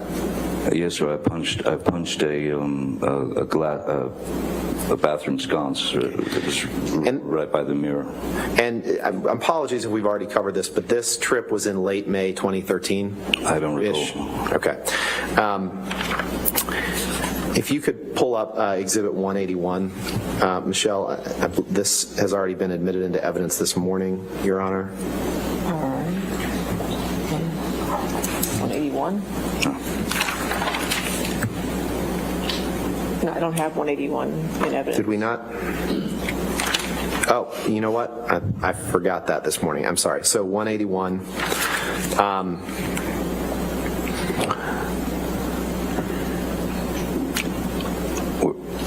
Yep, that's right. Yep, we haven't looked at this one yet this morning. Mr. Depp, I'm going to ask you about the third text down. This is a text exchange from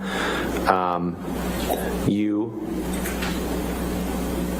a text message from you to Paul Bettany on July 11th, 2013, right?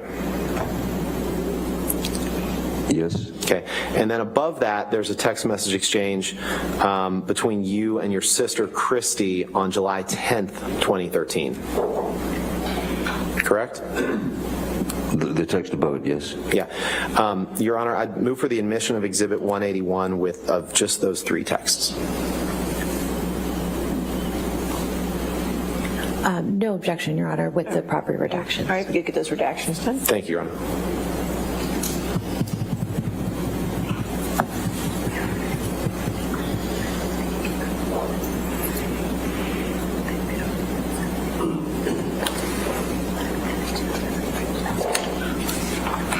I'm sorry. Could you please clarify which text messages are going to be offered? The top three. Top three. Thank you. Yes.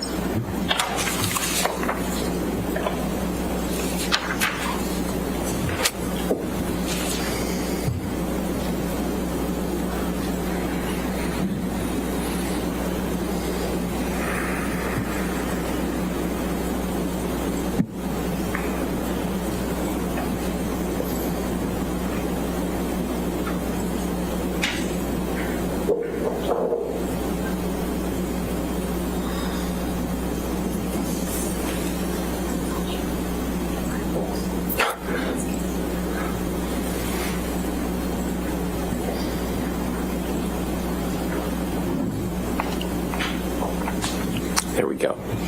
All right, any objection then to those redactions?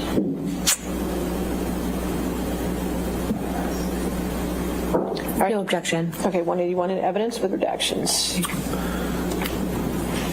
Thank you, Your Honor. I'd like to take a look at the text that you sent to Paul Bettany on July 11th. If you could blow that up, please, Michelle.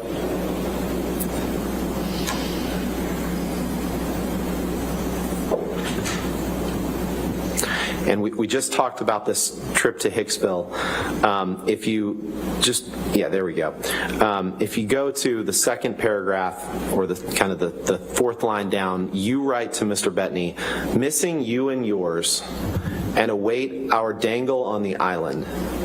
You may have to drink for me. I, of course, pounded and displayed ugly colors to Amber on a recent journey. I am an insane person, and not so fair-headed after too much of the drink. Weed, pills, fine. Booze, my capacity is too large, and I won't stop. Ugly and sad, oh, how I love it. Did I read that right? You did.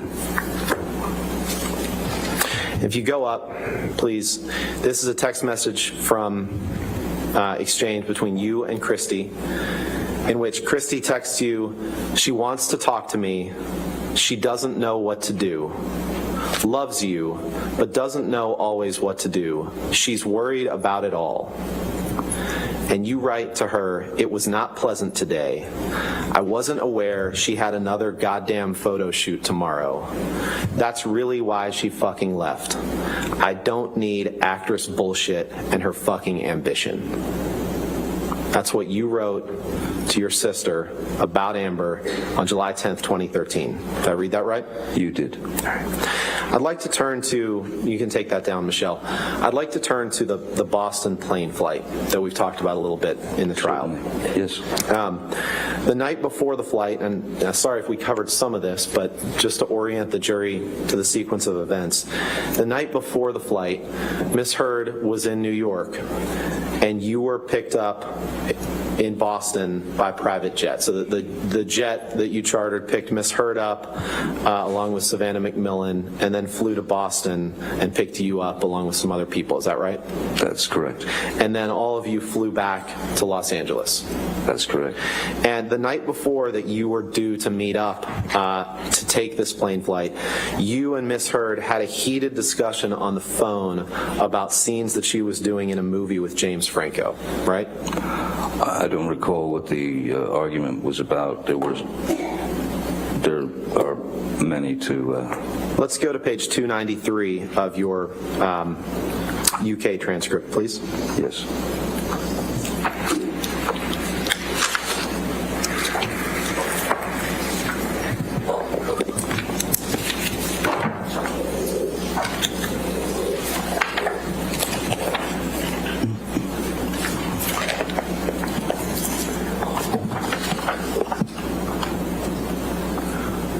Did I say 293?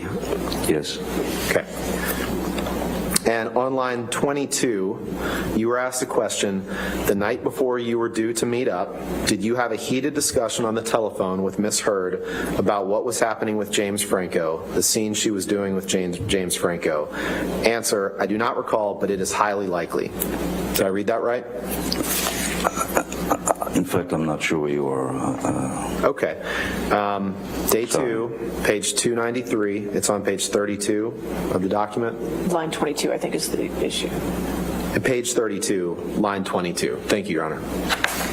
Line 22. Line Okay. 22 on page 32. Yes. Too many numbers. Are you there? Yes. Okay, so that's right. question, the night before you were due to meet up, did you have a heated discussion on the telephone with Miss Heard about what was happening with James Franco, the scene she was doing with James Franco? Answer, I do not recall, but it is highly likely. Did I read that right? You did. And you suspected that Amber was having an affair with James Franco, correct? That was the reason for your argument. Yeah, yes. And when you got on the plane, you considered that she was also being judgmental toward you because she believed that you were inebriated and under the influence of drugs, correct? That was a constant. And I'm talking about this particular plane flight.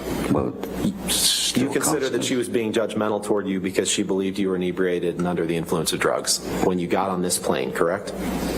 Yes, And at some point on the flight, you ended up sleeping on the bathroom floor, right?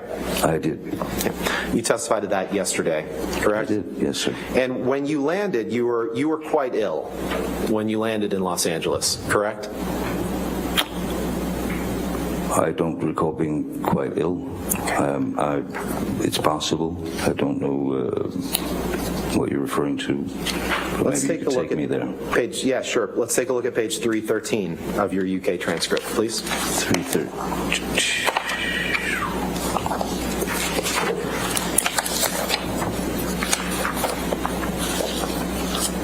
It's on page 37 of the document.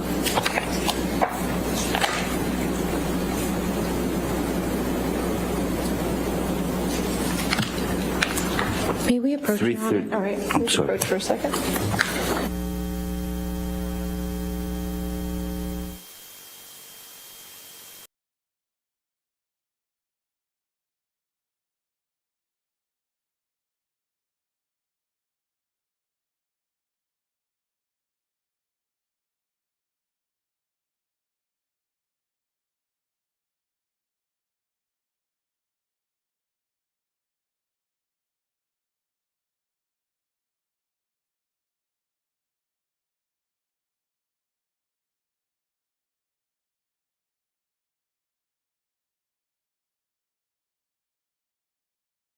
Can you?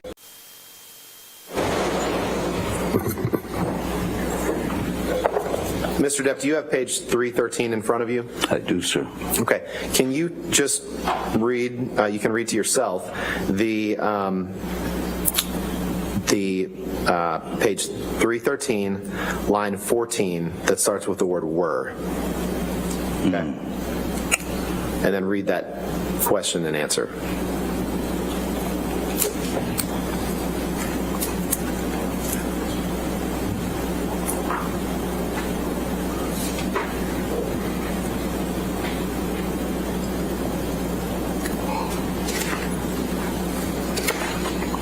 Yes, sir. Does that refresh your recollection that you were quite ill when you landed in Los Angeles?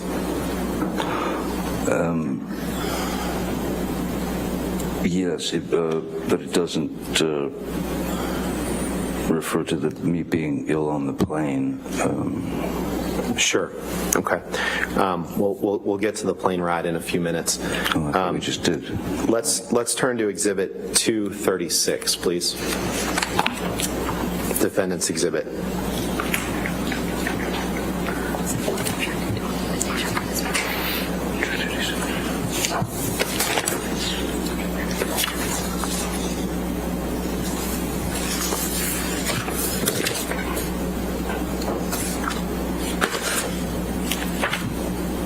Sorry, I've got a mess going on over here. It's on the screen. Oh, and I don't have a mess, so excuse me. These are text messages that you sent to Amber on May 25th, 2014, the day after that plane flight, correct? Yes, okay, yes. Your Honor, move for the admission of Exhibit 236 and ask for permission to publish with the identifiers redacted. No objection, Your Honor. All right, if you could just redact those identifiers.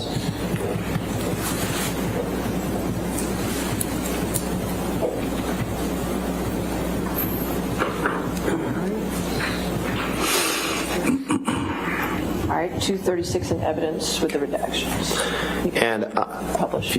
thank you. Okay. Blow up the top email, please.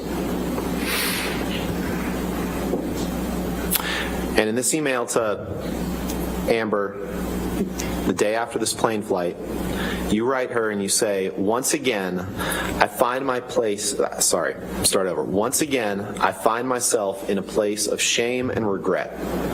Of course I am sorry. I really don't know why or what happened, but I will never do it again. I want to get better for you. And for me, I must. My illness somehow crept up and grabbed me. I can't do it again. I can't live like that again. And I know you can't either. I must get better, and I will. For us both, starting today, I love you. Again, I'm so sorry, so sorry. I love you and feel so bad for letting you down. Yours. Did I read that right?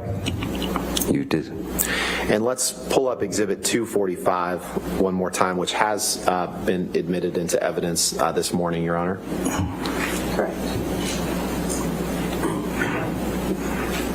With the ID, which is ID identification.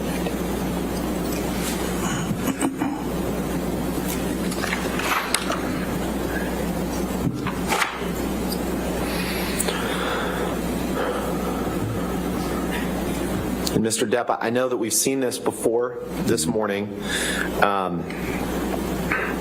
but your email that I just read to you to Ms. Hurd, or your text, was from May 25th, 2014. 5 days later, you text your good friend Paul Bettany, and you tell him that you had drank all night before you picked up Amber to fly to LA. You tell him that you had had no food for days, powders, which is cocaine, right? Powders is cocaine, right? Sure. Yeah. Half a bottle of whiskey, 1,000 Red Bull and vodkas, pills, 2 bottles of Champers on plane, and then you write, what do you get? An angry, aggro engine in a fucking blackout, screaming obscenities and insulting any fuck who got near. I'm done. I am admittedly too fucked in the head to spray my rage at the one I love. For little reason as well. I'm too old to be that guy, but pills are fine. Did I read that right? You did. Now, the 2 bottles, you can leave that up. The 2 bottles of champagne on the plane, that was about, when you wrote 2 bottles of champagne on the plane, that was about the plane ride from Boston to LA, correct? Yes, it comes just after 1,000 cans of Red Bull. And at least parts of that plane flight, you were in a blackout, right?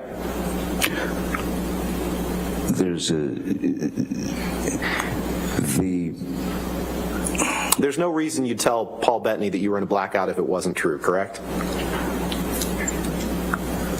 There are again, when I write something, when I write a text, especially if I'm in a particularly impassioned place, it's a canvas, it's a painting. Right. Choose your appreciate colors. that. That wasn't my question, sir. My question was very simple. Okay. Would you agree that at least on parts of that plane flight, you were in a blackout? No, I wouldn't agree that I was in a blackout. Okay, let's look at page 333. Blackout and when you're on opiates. Let's look at page 333 of your transcript, please. 333. This is day 2. This is from the UK trial.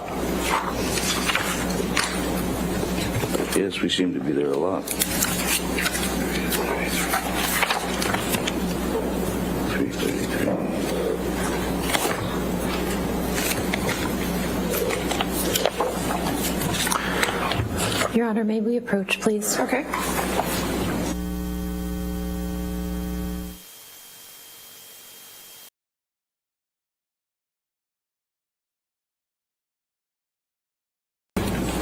Do you see that page, Mr. Depp?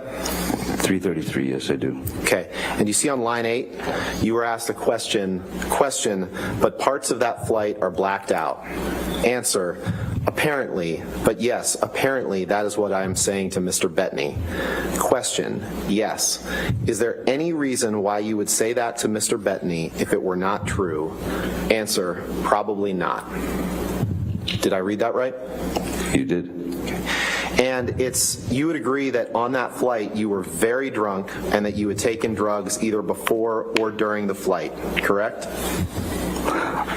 I know that I knew that I was going to have a very ugly, I was going to end up with a very ugly situation with Amber, so Mr. Depp, I doubled up with respect, trying to respect the court's time and the jury's time, that was not my question. My question was simply, when you would take agree, 5 minutes to look for a you would agree that on that flight you were very drunk and you had taken drugs either before or during or both.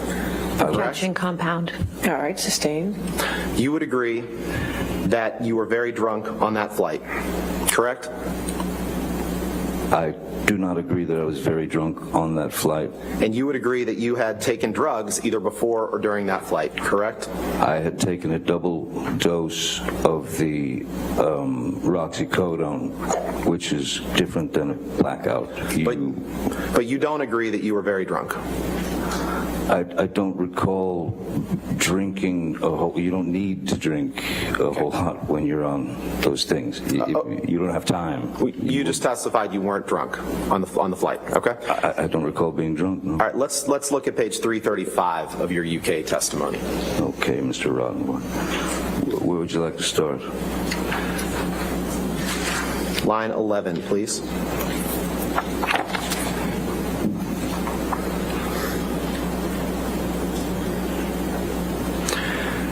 You were asked a question.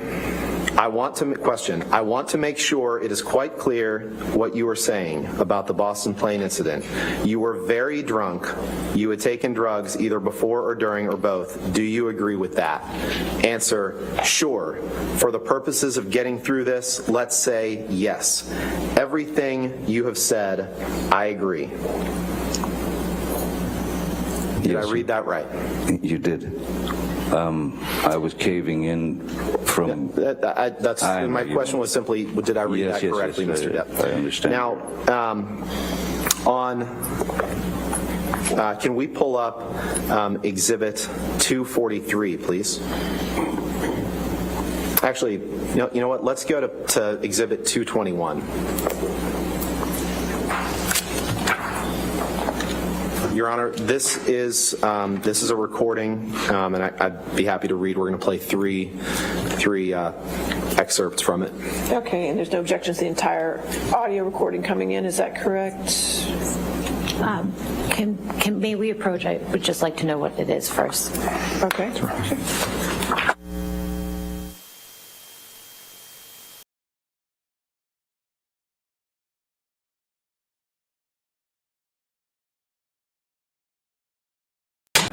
We would offer the...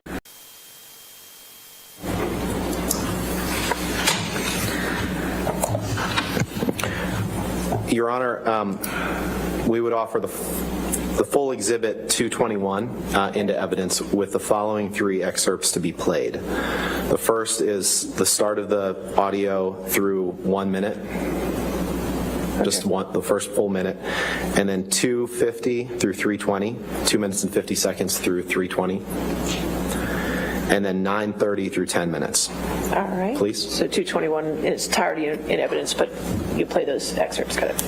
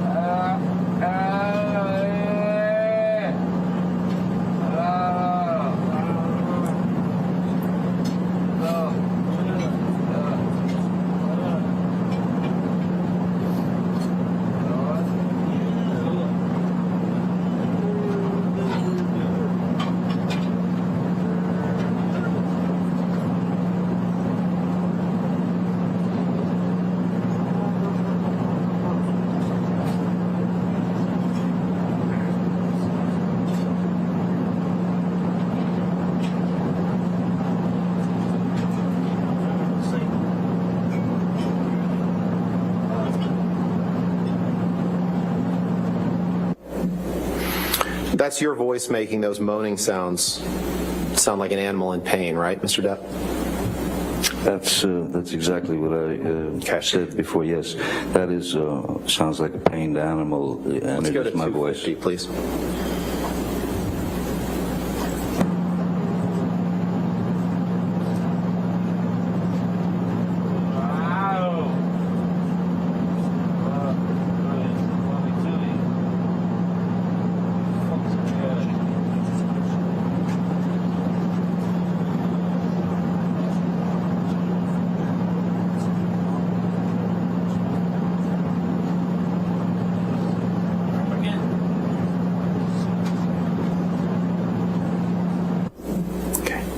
And then let's go play 930, please.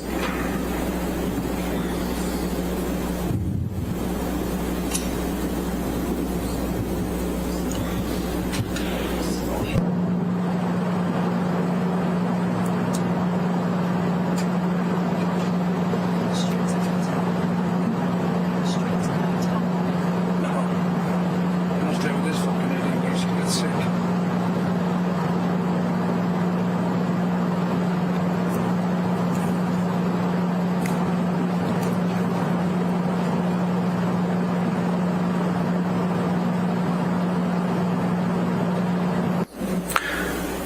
Mr. Depp, do you know who the male voice is who at around 9:41 says, "No, I'm going to stay with this fucking idiot in case he gets sick"? Do you know whose voice that was? I didn't hear those words, Okay. but All right. yes, that's Jerry Judge, if you wanted me to answer that. That was Jerry Judge's voice. Okay.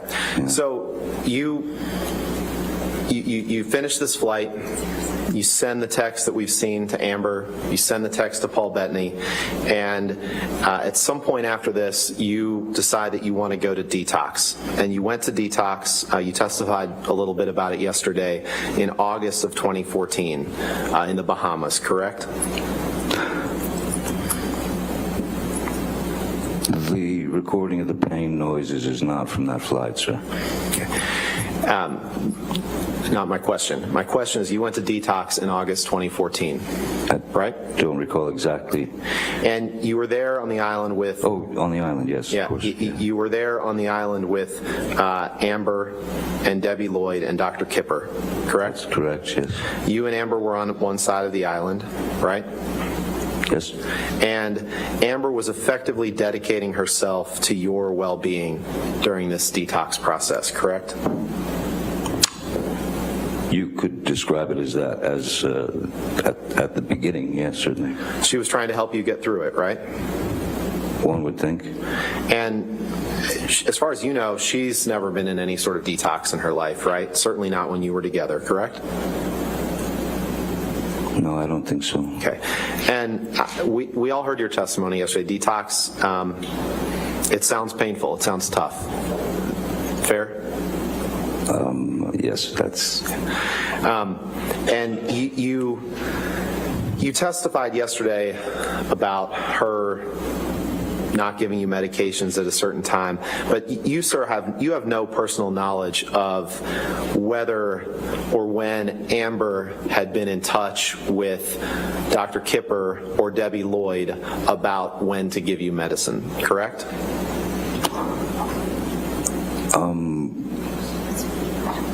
I You have remember, no personal knowledge of that.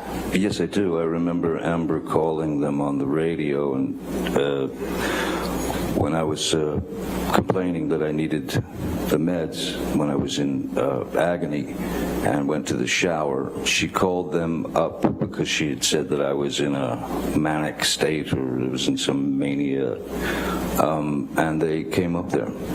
Okay. And sometime after detox, fair, and you said that they came up there, but my point to you is you have no personal knowledge of what Dr. Kipper or Debbie Lloyd communicated to Amber about whether and when to give you medicines. You weren't part of those communications, correct? Sure I was. I was there during those discussions. Right, there were times sort of written down, but the golden rule essentially is if the patient is in an uncomfortable or potentially dangerous state, which would lead to seizures, medication should be distributed. That's what I remember, even though if it was supposed to be delivered at 4 p.m. and it was 3:15 or 3:30, According to you, that's what you recall the golden rule was, right? Yes, I mean, that's what doctors and patients And sometime after detox, you texted Amber and you said, "Thank you so much for getting me fucking clean, baby." Right? Remember that? Yes, I did. Okay. And you, actually, let's pull up. You didn't just express your thanks to Amber, you expressed it to other people as well, what Amber had done for you, correct? Let's pull up Plaintiff's Exhibit 120, page 41, please. This is Plaintiff's Exhibit, Your Honor. Thank you.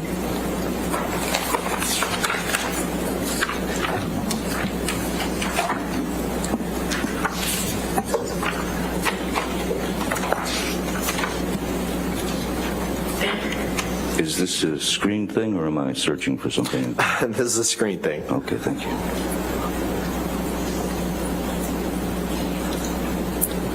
The screen thing that we have to rotate.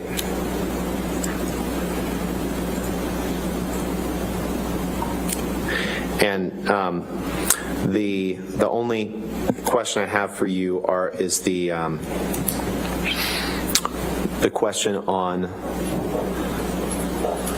the top of the page. Yes.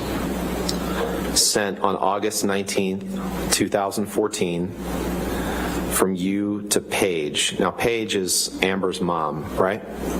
That's correct. Okay. Your Honor, I'd move for the admission of just this page of this exhibit with just that text and the identifiers redacted. Which page of this exhibit is it?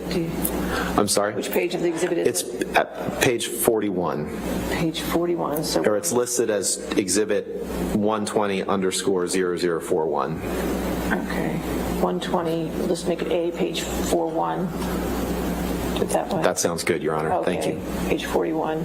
And do we want it redacted or? So just to be clear, if it's just the top, Just the top text text, message yeah. and the identifiers are removed, we have no objection. Okay, so if we Yep. redact that way? Thank you, Your Honor. And just that page, And yes. just Yeah, sure. page 41. Okay, all right, so 120A in evidence as redacted.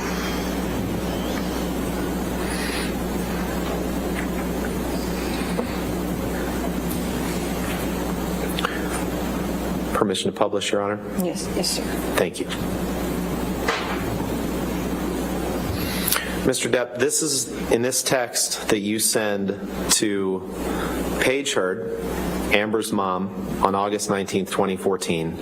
You say the following, and I understand that you gave certain testimony yesterday about what you perceive Ms. Heard's role in your detox to be, but on this date you sent this text to Ms. Heard, to Paige Heard, and you say, "I couldn't have made it without her. I would have gone for a swim and swallowed a big drink of ocean without her, to be honest. It was a hell of my own doing, and your little girl walked through with me step by step. I know you're already proud of her, but if you'd have seen her in action, amazing. It was an exercise of monumental patience and instinct. I wouldn't be alive, sweetheart. There were more than a few times when I thought it would be more simple to take that route. It was Amber and Amber only that got me through this, and it was not easy. Thank you for her first. And thank you and that sweet fucker David for all of your words of support. I'm through the other side now, I think. I hope. All this boy's love, your son Outlaw." Did I read that right? You did, sir. You can take that down. Thank you.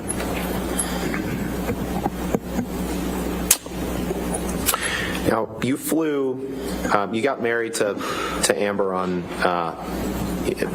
early February 3rd, 2015? Apparently, Is that right? yes. Okay. You remember the year today? 2015, right? That sounds about right. Okay. And a week after your wedding, you left for Australia to start the process of shooting the 5th Pirates of the Caribbean movie, right? That sounds about right, yes. And Amber was filming in London at the time. She left directly from the wedding to fly to London to film London Fields with Billy Bob Thornton, right? That's correct. Okay. And the plan was that she was going to fly out from London to Australia directly to join you for the filming of Pirates 5, right? At some point, yes. And she was going to stay in that house with you for the duration of the filming, correct? I don't know that it was the duration, but sure. Okay. And you testified on Tuesday, I guess, that when you went there in February of 2015, you'd been off of alcohol for 18 months. You testified to that. Remember giving that testimony? Yes. That's just nonsense, right? We've already looked at Thank you. May 2014, you were drunk on that plane, and you've admitted to that. So that's not 18 months before. So that testimony that you gave when you said you had been sober for 18 months before you arrived in February of 2015 was not true, correct? What's the objection? May we approach? Your Honor. What's the objection? He's testifying, Your Honor. It's a compound. Could you just do me one question? Let's do that. Mr. Depp, you had not been sober off of alcohol for 18 months before you went to Australia in February 2015, correct? It's possible that it was not 18 months, maybe it was 17, maybe it was 16. Maybe. It was actually a lot less than that, because at a minimum, you were drunk on that plane flight from Boston to Los Angeles in May of 2014. That's incorrect, sir. I said that I had had a glass of champagne and I had taken a double dose of the narcotics, of the opiates. Okay. That's a very different thing from being drunk. Okay, and a very different thing from what you texted Paul Bettany, correct? Again. Okay, so the Boston flight was in May 2014. You go to Australia in February of 2015, having testified that you were off of alcohol for 18 months. Now, when you went to Australia in February of 2015, you also lied to the cast insurance company that was insuring you for Pirates 5, didn't you? After she cut my finger off? No, well, that's your account of it, sir. Before you went to Australia, let's do it this way. Let's pull up Exhibit 500, please. 500? 500, Defense Exhibit 500. Defense Exhibit 500. Yes, I'd like to see who I lied to.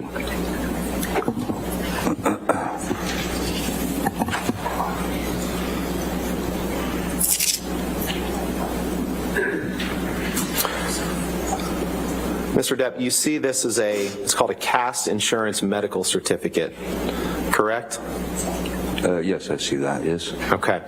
And it's dated, this is in, I believe it's in not the way we do dates in the U.S., because you can see on the lower left column, examinee's start date of filming 16/2/2015. So that means February 16th, 2015, correct? Correct. Your And Honor, the date of the exam.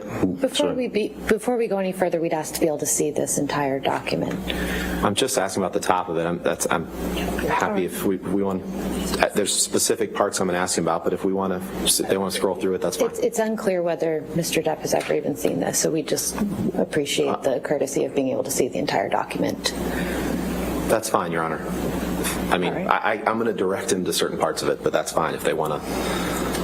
I'm just trying to move things along here. I understand.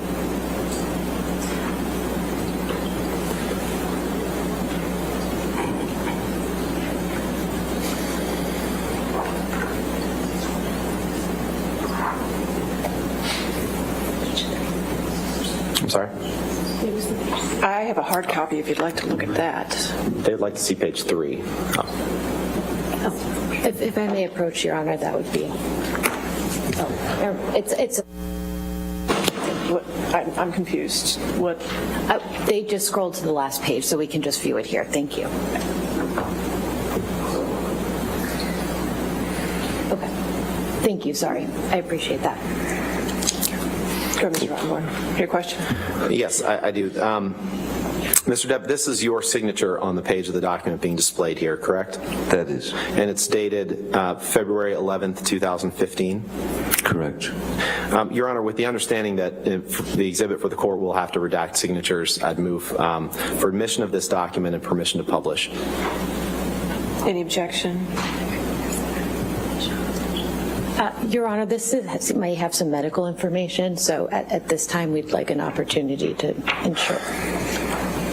This is an insurance form with medical information. I just want to make sure we're not publishing anything that shouldn't be. Your Honor's made clear that anything that comes into evidence in this case will be published to the jury, whether it's Well, there may be confidential or irrelevant not. medical information that Your Honor has already ruled is not admissible. Approach, please come here.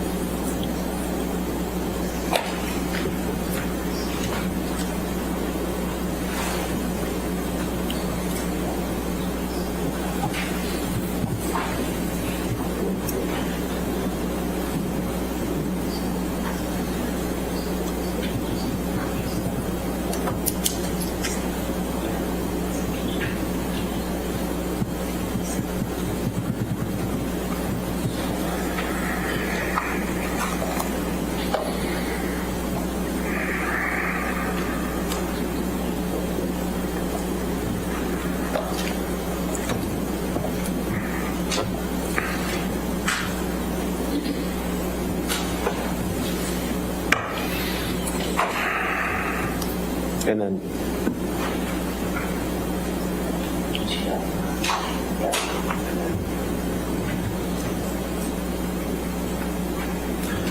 okay. And then can you scroll down, Michelle? Scroll down again.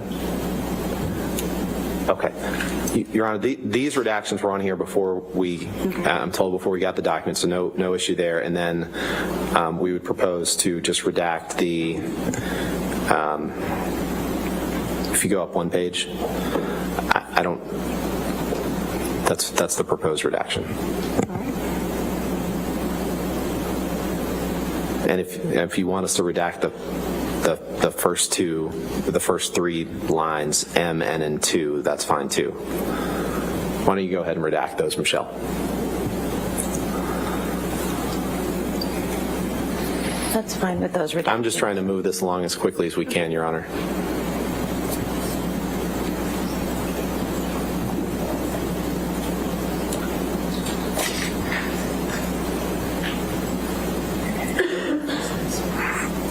All right.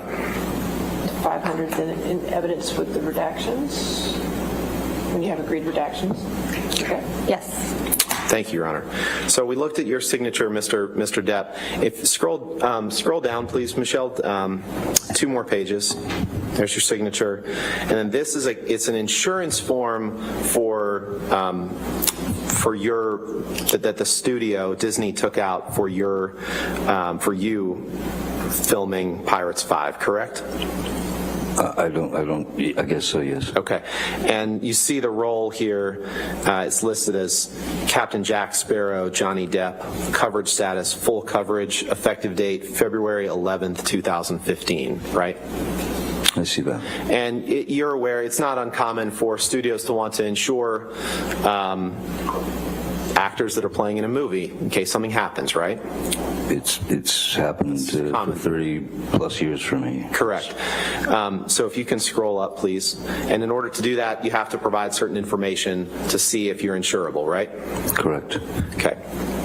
And in this document, which you signed, dated, I believe, February 11th, you were asked the question, are you currently using, or in the last 12 months, have you used any of the following? Michelle, let's unredact Well, there's section B is illegal substances, whether prescribed by a physician or not. And you check the box to the right. Michelle, is there a way to unredact the headers in that column so we can see which one is yes and which one is no?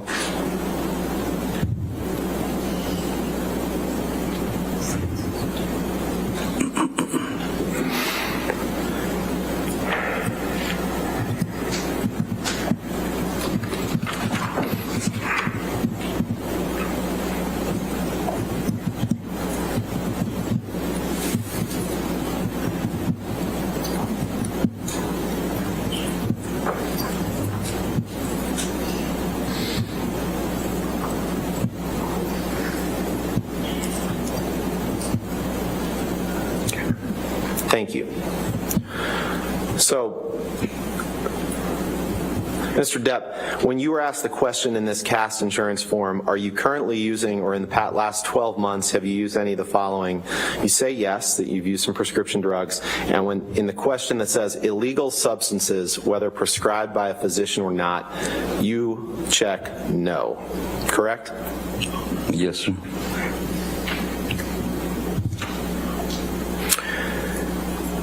At around this time when you can take that down, thank you. At around this time when you flew to Australia in February of 2015, you were starting to feel depressed about your role in Pirates and your acting legacy generally, correct? Well, let's do it this way. Let's put up Exhibit 350, please. Why don't we go ahead and take our lunch? Sure. Thank you, Your Honor. Time, okay. All right, ladies and gentlemen, let's go ahead and take our lunch break and go to 2:10, okay? So don't talk to anybody, don't discuss the case, and don't do any outside research, and we'll see you back at 2:10, okay?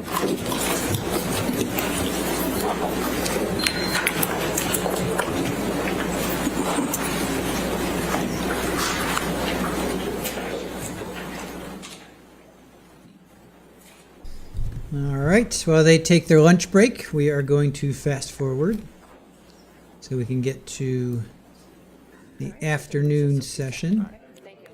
210.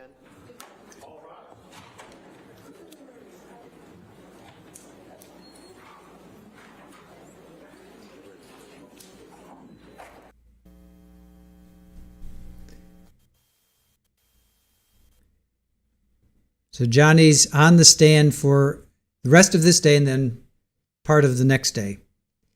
So we haven't gotten to the mega pint yet, right? We have to get to the mega pint.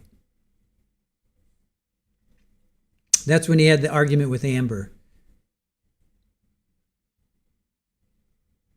A long sidebar here. Just get through all of this. Okay.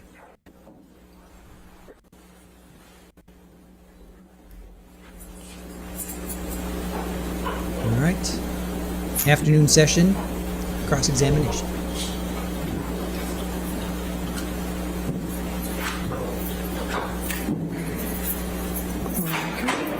All right, thank you.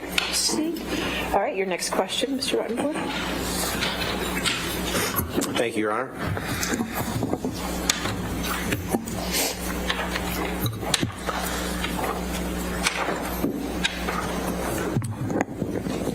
Afternoon. Michelle, can you please pull up Exhibit 175, please? Defendant's Exhibit.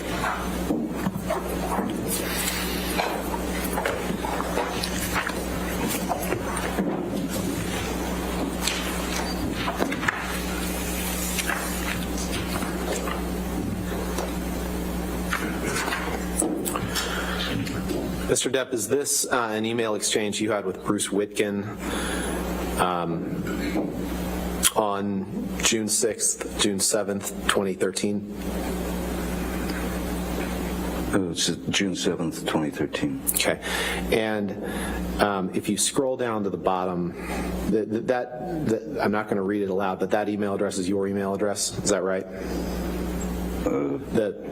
I don't. Oh, yes, sir. Yeah, okay. Thank you.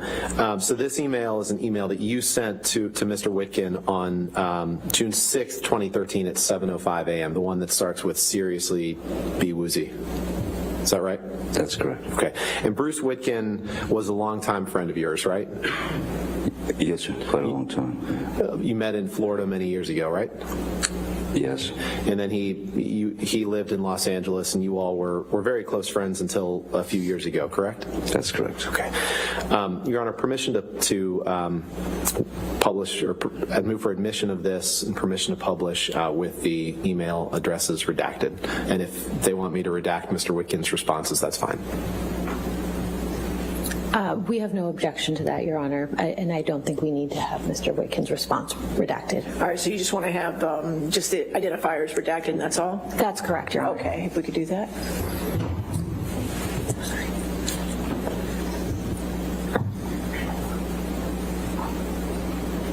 All right.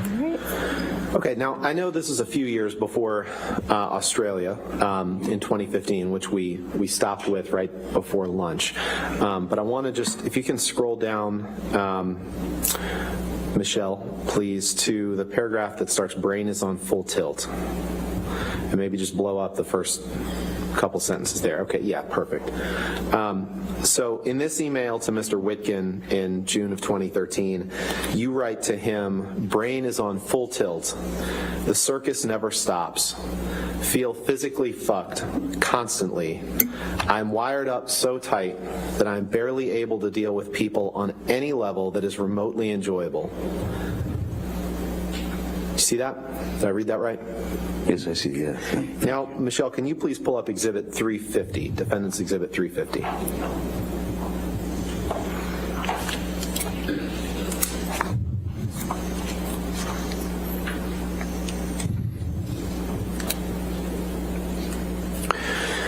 This is a text exchange that you had with Stephen Deuters, your personal assistant, on March 6th, 2015. So we fast forwarded a couple years. Do you see that?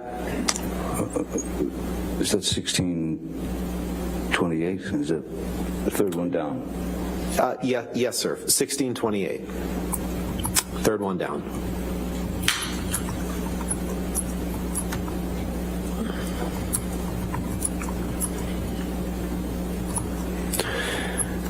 And this is a text that you sent to Mr. Deuters on March 6th, 2015? Sorry, just reading it. Sure.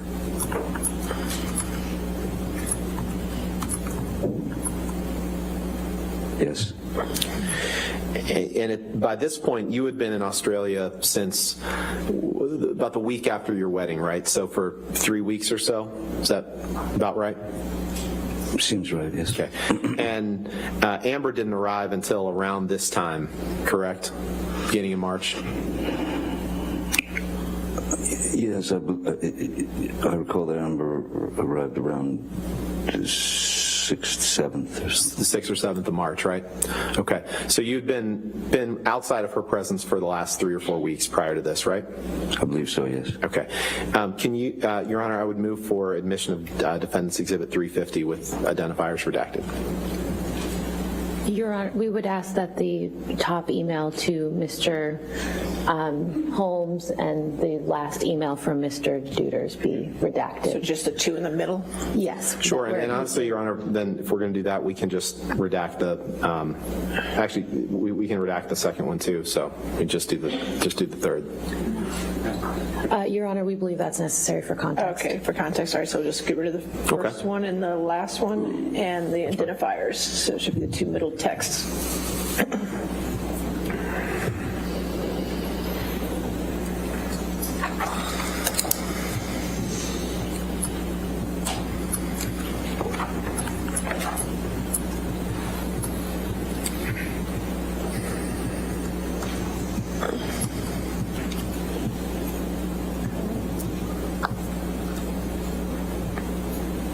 Thank you. If you could just... 350 in evidence as redacted. Okay, good. Thank you, Your Honor. Michelle, if you could blow up the email starting with honestly.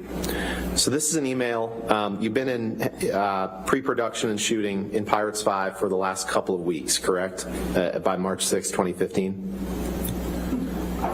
What was the question, sorry? By March 6, 2015, you'd been in pre-production and shooting for Pirates 5 for a couple of weeks in Australia, right? I believe so, yes. Okay.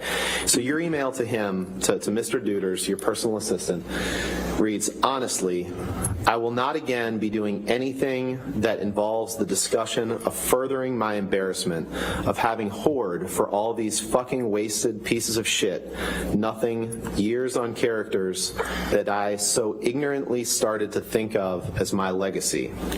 Every cunting fight, every fucking time, I held my ugliness and rage deeper down and get in check when there was still room in my head to do such a thing. Did I read that right? You did. And that's what you're writing to Mr. Deuters, having been on the set of Pirates 5 for a couple of weeks, correct? That's correct. Okay. The screenplay that I received was not up to snuff, I felt, and so that was part of this.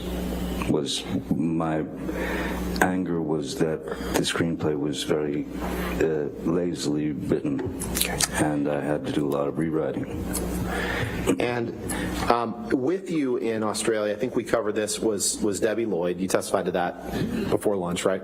Debbie Lloyd was your sobriety nurse, she's supposed to help you stay sober, correct? She was there to give me meds and right. The fact is, stay on the path. Okay.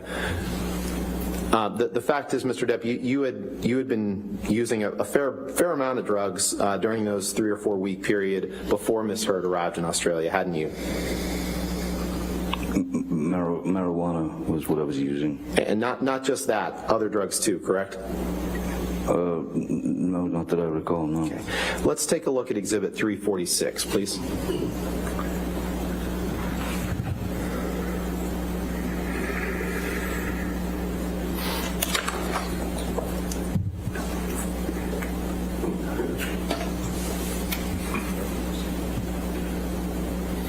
Okay.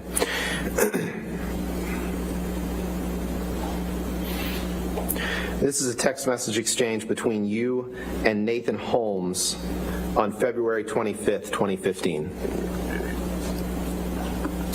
Correct? That's correct.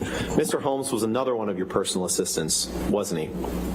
Yes, he was. He and Stephen Deuters were kind of the two main personal assistants during this period of time, right? That's correct. Okay. And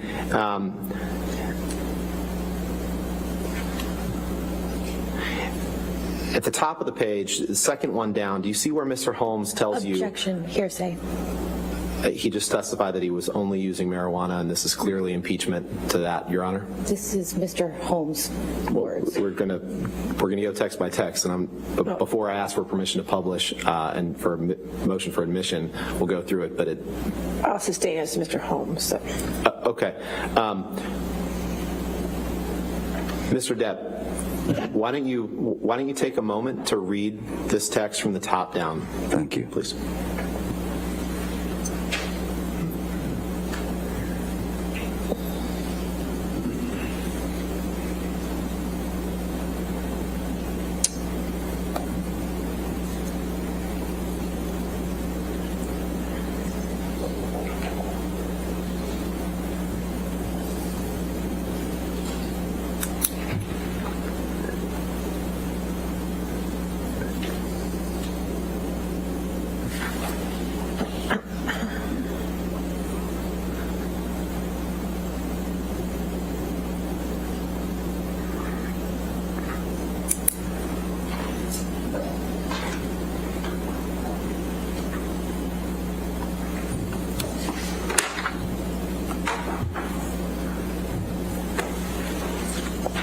Okay, yes.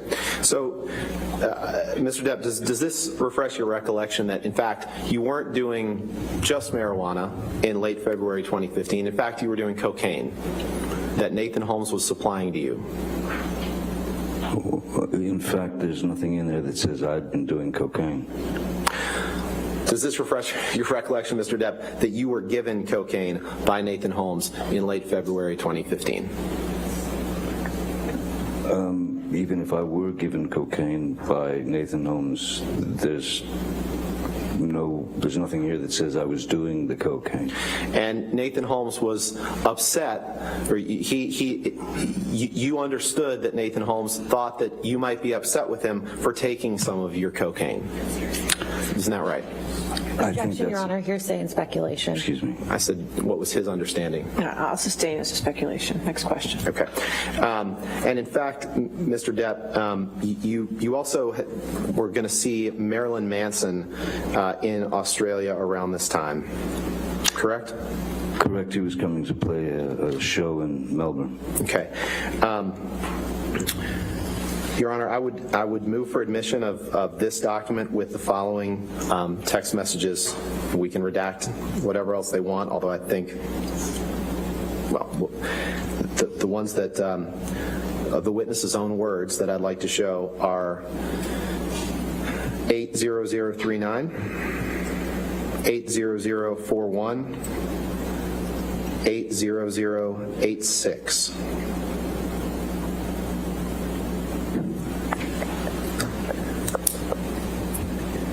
Those are all words from Mr. Depp. I have a highlighted copy if you'd like me to approach.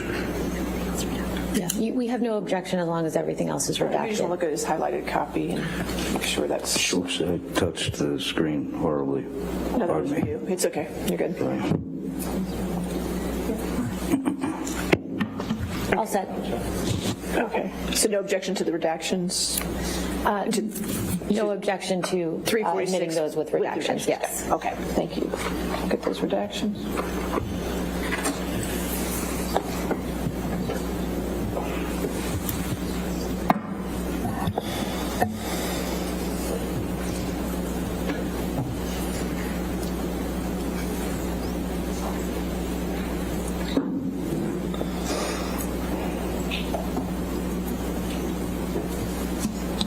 All right, 346 in evidence with the redactions. You can publish it.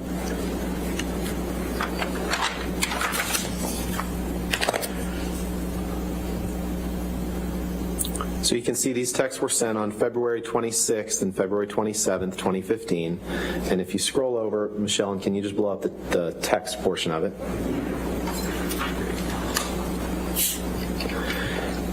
You text Mr. Holmes, your personal assistant, have you heard from Manson's Ryan? Now, Ryan was Marilyn Manson's personal assistant, or he worked for him. That's what you understood, correct? At the time, yes. Okay. And then you say, yes, and of course, yes, please, and you will pay Ryan for it. 2 exclamation points, 2 question marks. And then you write, disappearer, we should have more happy pills. 3 exclamation points, 2 question marks, can you, followed by 3 exclamation points. Did I read that correctly? You did. Okay. Can you take that down and please pull up Exhibit Although there were question marks 349? instead of exclamation points.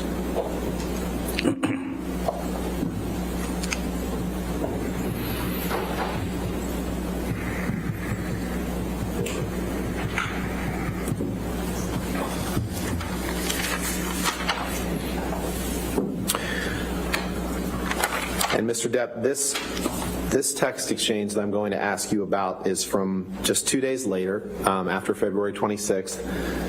On February 28th, it's the last 2 on the page.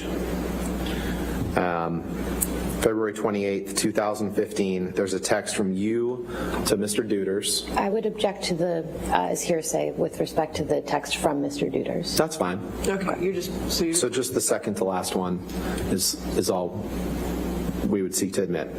okay, if we could do the redactions for just that. Yes, Your Honor, and we'll happy to redact Mr. Duders' response. Okay.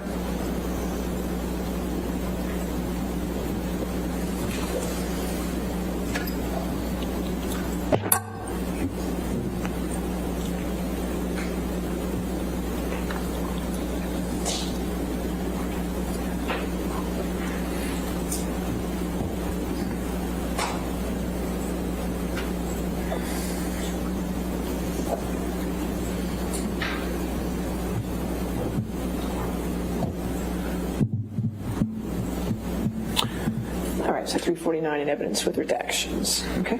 Thank you, Your Honor. So in this text message, Mr. Depp sent on February 28th, 2015, you send Mr. Deuters an email, and if you'll remember, what we had just looked at was you reaching out to Mr. Holmes asking if he had heard from Manson's assistant Ryan, and that's saying yes and yes and yes, of course, please pay Ryan for it, and then asking for more happy pills. And in this text message, you say, yay, hello, Master D. I say, I do believe that Ryan, parentheses, Munson's, gave you a wee baggage for me. Where does it reside? X. Did I read that right? You continue to read them right, yes. And the where it says Munson's, that's a typo and should have said Manson's, correct? It's a nickname. Okay. You can take that down. Thank you. So we've gone from February 26th to February 28th. I'd now like to fast forward to March 2nd of that year, 2015. Can you please pull up Exhibit 353?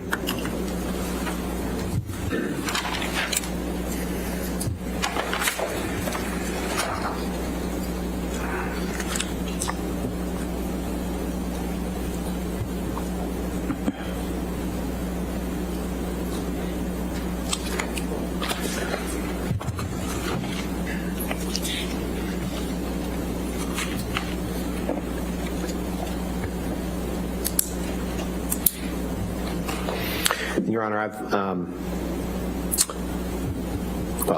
let's do it this way. Mr. Depp, these are text messages back and forth from you to your other personal assistant, Nathan Holmes, in March of 2015, correct?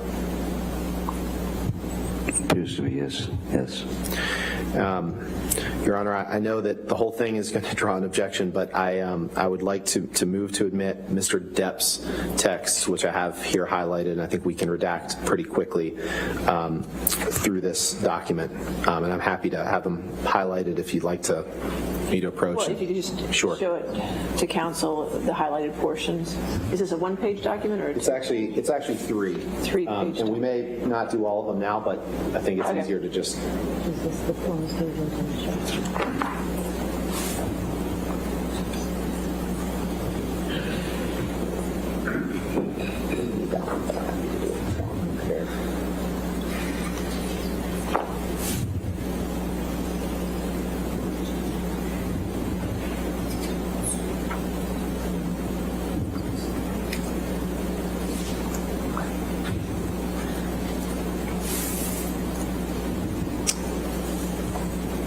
Michelle.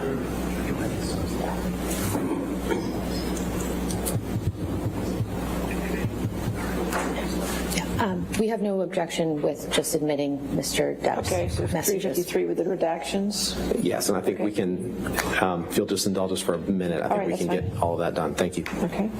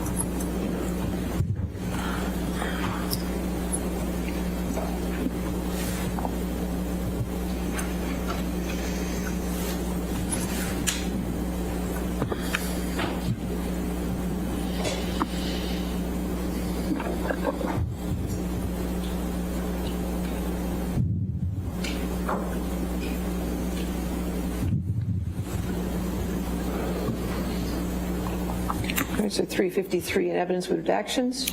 What amendment is it? Is that correct? Yes, Your Honor. Okay. Assuming that Ms. Myers agrees with our redactions here. Make sure. Can we just see the other pages where the redactions were implemented? Okay.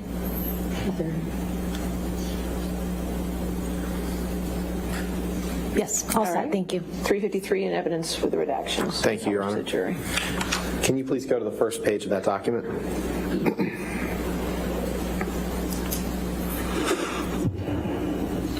So, February 26th, February 28th, now we're up to March 2nd.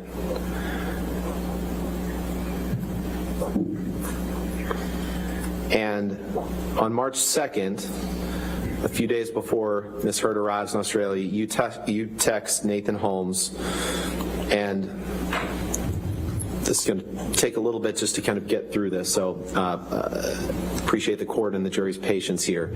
But you text him on number 73, and you say, "No, you're not.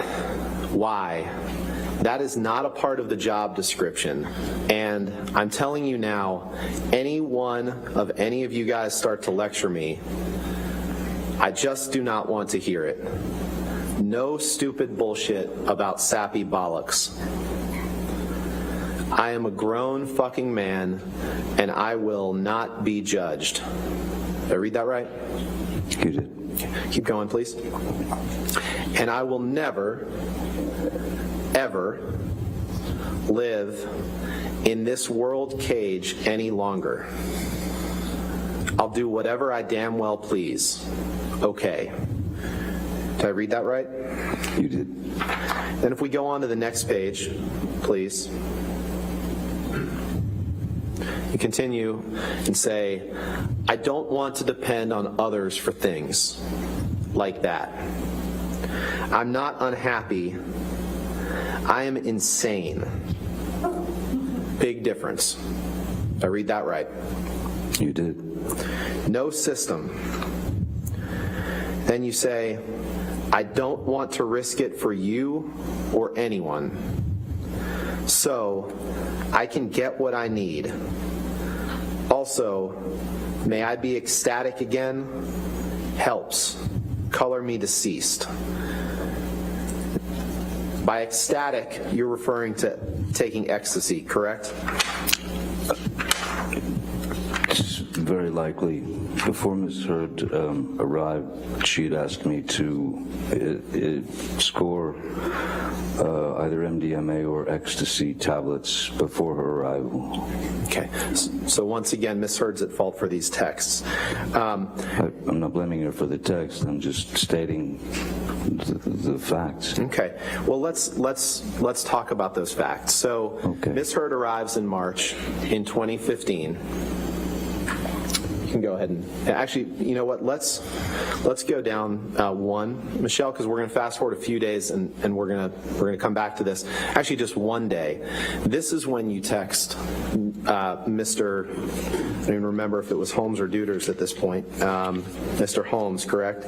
And you text him and you say, This is "Yeah, on Mr. the Holmes." 7th. Yeah, so Yes. we fast forwarded another couple of days, I guess 5 days, and you say, "Need more whitey stuff ASAP, brother man, and the e-business, please.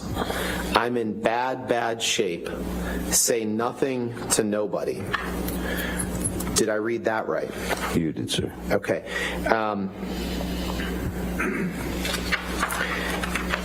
And I wanted to take a look at that, Mr. Depp, because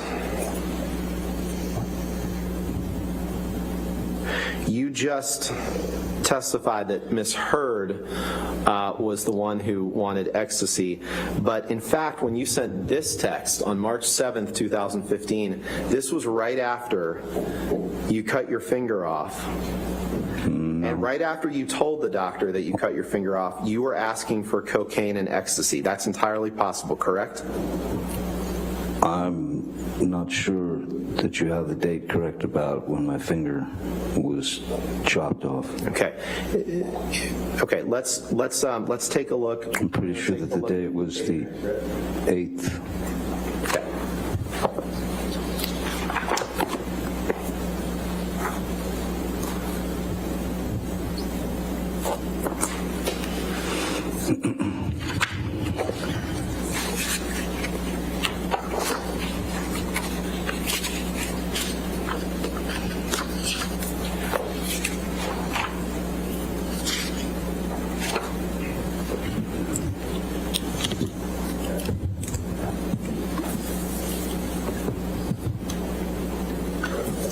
Now, Mr. Depp, you remember testifying, let's put it this way. Sometimes these texts, the dates of the text messages, you would agree that they're, obviously Australia is 12 hours different from this part of the world, correct?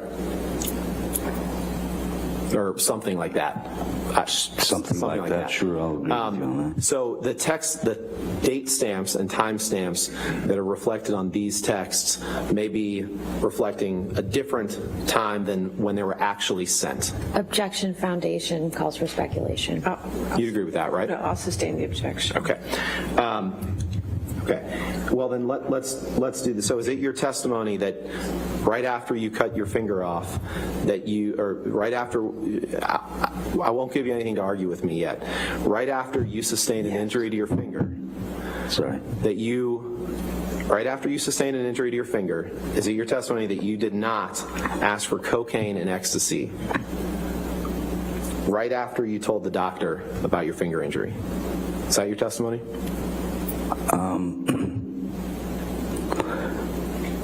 Regardless of what date you believe works within the world time zone, I don't believe that someone who has gone through opiate dependency, who has lost the ability to produce dopamine and serotonin in their own body, because that's what the opiate does. Your body no longer needs to make the dopamine or the serotonin. The dopamine and serotonin, as you know, I imagine, are things that keep us it gives us our moods. It gives us. I appreciate that, but my question wasn't that. My question was, I'm just trying right to after school you you. told the doctor about your finger injury, you were asking for coke. It's entirely possible that you were asking for cocaine and ecstasy. Objection Yes calls or for no? speculation. I'll allow that question. Answer it. Clearly need more Whitey stuff. Yes, it's a reference to cocaine, but that doesn't. There's nothing here that says that I ingested the drug. Not saying there is, but you were asking for more cocaine and you were asking for more ecstasy, correct? I wasn't asking for more ecstasy. I was asking for ecstasy because that was what I was requested by Ms. Hurd. Let's take a look at the UK transcript day 3. Permission to approach with that, All right. Your Honor? Okay. Date 3. Oh, yeah.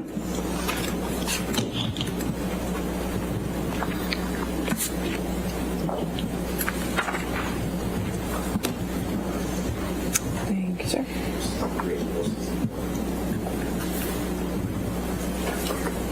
Thank you. I'm asking you to turn to page 463 and 464, please. I'm sorry, I couldn't hear you. I'm sorry. I'm going to ask you to turn to page 463 and 464 of this, please. Sure thing. 463, 464.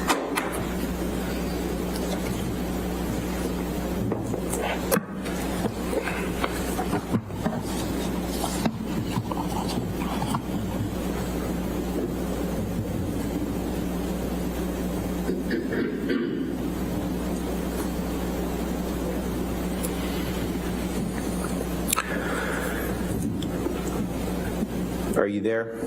I'm there. I'm just reading it, sorry.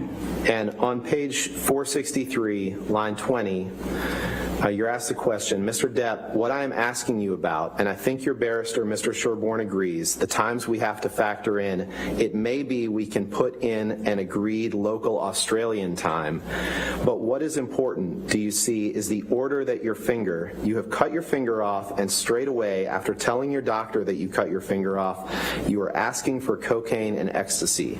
Answer, yes, that is what it. Question, that is what it looks like. Answer, appears to be, and it is entirely possible that I was in the state that I was in. Did I read that right? Yes, you did. Asking for cocaine. So,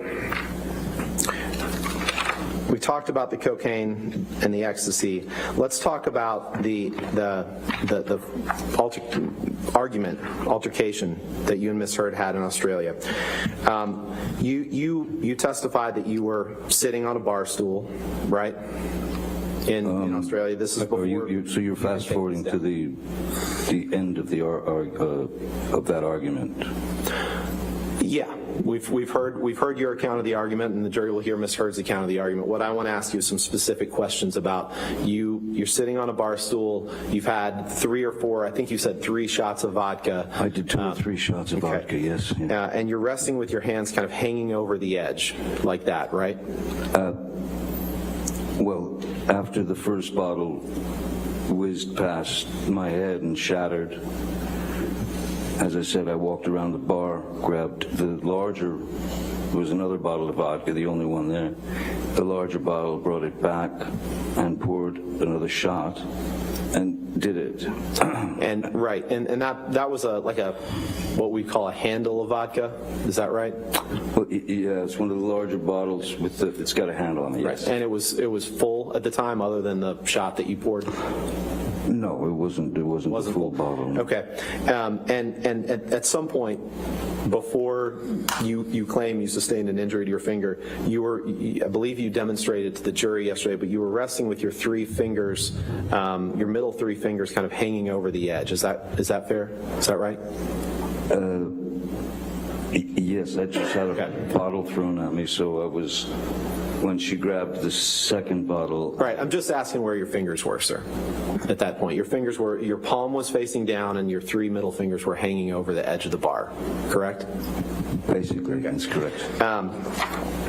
And Miss Amber was 7 to 10 feet away, correct?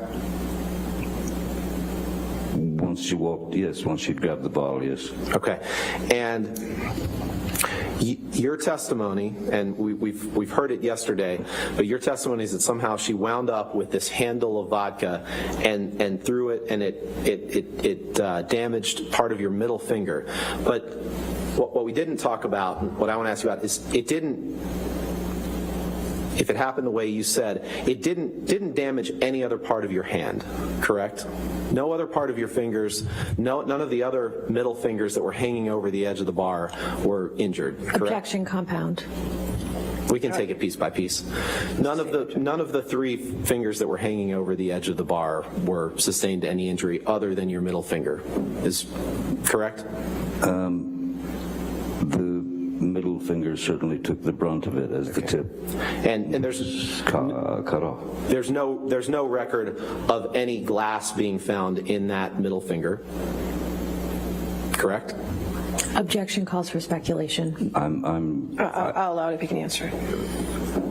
I'm not a doctor, and I'm not sure what was found in the middle finger. What I do know is that when I went to the emergency room, that they had to inject me with a block to be able to put it into a bucket and take a wire brush to scrub it all clean, because I had all the makeup still left from Pirates on there. And makeup from Pirates. Okay, we'll get to that in a second. But none of the other fingers on your hand were sustained any injury that you're aware of, correct? No, there were nothing else was severed. No. Okay, and in fact, it wasn't just makeup from Pirates that was on your hand. It was paint that you had dipped your middle finger into to write, along with blood, to write on mirrors and lamps and assorted furniture in the house, correct? Objection compound. All right, I'll sustain it as a compound if you. It wasn't just makeup. You testified yesterday that it was just makeup from the set of Pirates 5, but in fact, after you sustained an injury to your finger, you dipped it in paint in the house, and you wrote in paint mixed with blood all over the place. Objection compound. I'll sustain the objection. You dipped your finger in paint in the house and wrote on objects in the house. Objection compound. I'll sustain the objection. You dipped your finger in paint after suffering an injury. Yes. And then you used that finger to write on objects in the house. Yes or no?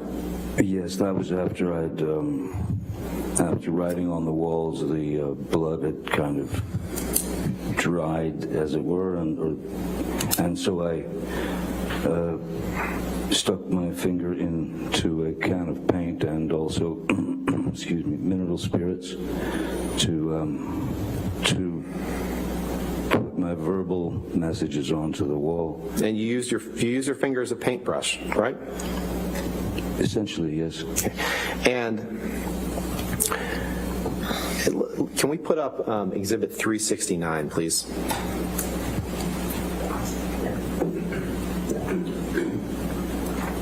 Defendants? It might be plaintiffs. Let's. Do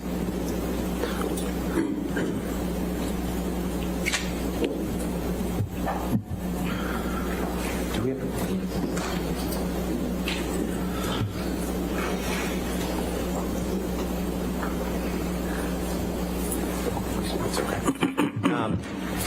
Now, Mr. Depp, we're gonna take a look at some pictures shortly, but you'd agree with me that there was quite a bit of damage to the house in Australia after this incident, correct? There was quite a bit of damage to the house during the entire incident. Yes. And you don't remember the television breaking, do you? I remember there was I believe there was a coffee cup stuck into the screen, or a plate or something like that. And you don't remember the window breaking, do you? I don't remember a window breaking. But you do remember that there was quite a lot of blood everywhere, including on floors and sofas. Well, I'd noticed, that's how I'd noticed that I was leaking. There was heat in my finger, and I felt this warmth and this liquid, and then I noticed that the tip of my finger was gone. And at that point, I think I went into some sort of shock or whatever is closest to a kind of nervous breakdown. Yeah, you testified that breakdown. You could have also defaced a painting by drawing a penis on it, didn't you? I don't know about that. I don't remember drawing a penis on a painting. Given the state you were in, it's entirely possible that you did that, even if you don't remember it to this day, correct? Drawing a penis on a painting was not the first thing on my mind. I had messages to write, reminders that were for Miss Heard. But you don't deny that if a painting was defaced with a penis drawn on it, that could have been you, even if you were blacked out and don't remember that, correct? Objection, speculation. I'll, if you can. This was no blackout. I know you love the word. It was no blackout. It was shock. That wasn't my question, Mr. Depp. Respectfully, it was, you don't deny that you could have defaced the painting in the manner that I just described. Well, given that I had written some messages on the bathroom mirror, and then Miss Heard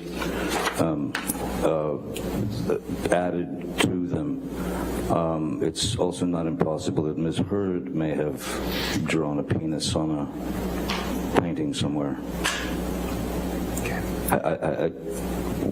That's not where I was going.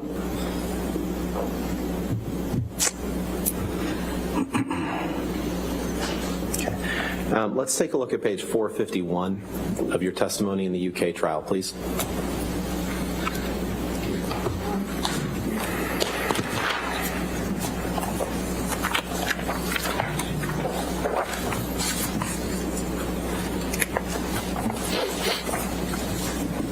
Yes, sir.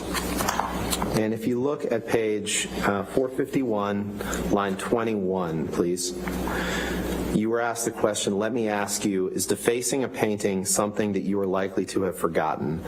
Answer, I recall a painting on a lampshade, on a wall, on a mirror. I remember dunking my finger into paint thinner and using paint when I had run out of blood to paint with, and I could have defaced the painting, I suppose, but I do not remember a painting specifically. Question down below on 452, line 15. So, there are parts of this episode that you do not remember at all, because that would be quite a big thing, would it not? Painting a penis on a picture? Answer, it would be quite a big thing. I do not recall. Question, it is not something you would do by accident, is it? You do not accidentally. Answer, no, I would say not. Question, you have no recollection? Answer, I am sorry, I'm not 100% sure that I can say I did that. Did I read that right?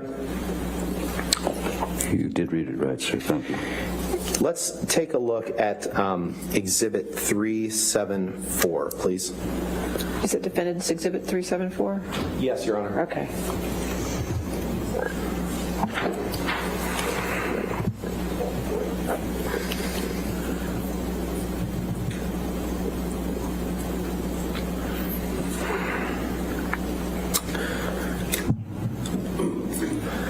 Mr. Depp, do you recognize this as one of the mirrors that you wrote on with your injured finger in March of 2015? Yes, I do. And yesterday you texted, I'm sorry, thought we've seen a lot of texts today. It's all right, I did text someone yesterday. Yesterday, you testified that you wrote on the mirror, and I don't remember exactly what you said, but you essentially said that you wrote things about your past with Miss Heard, or grievances that you had with her, correct? Reminders, yes. Okay. Your Honor, permission to move this in as an exhibit and ask for permission to publish. Any objection? No objection, All right, Your Honor. 374 in evidence. You can publish.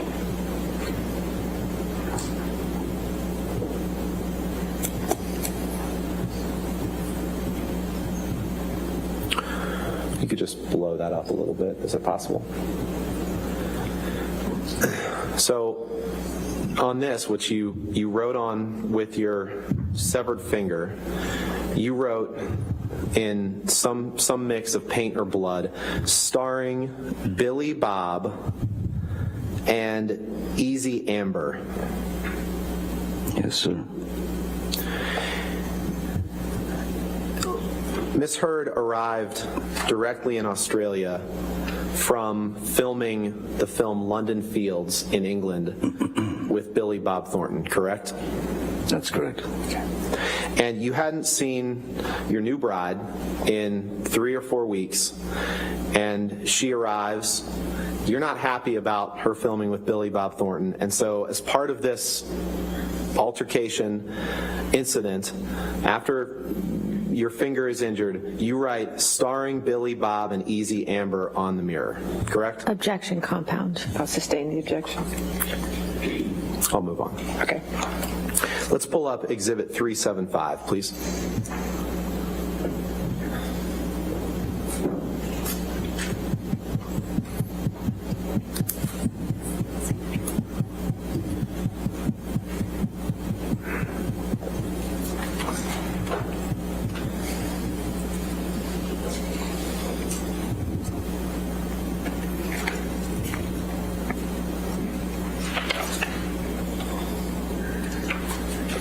This is, Mr. Depp, do you recognize this as another mirror on which you wrote with in blood and paint after your finger injury in March of 2015?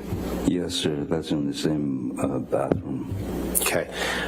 Your Honor, move for admission of Exhibit 375 and request permission to publish. No objection, All Your right, Honor. 375 in evidence. Publish.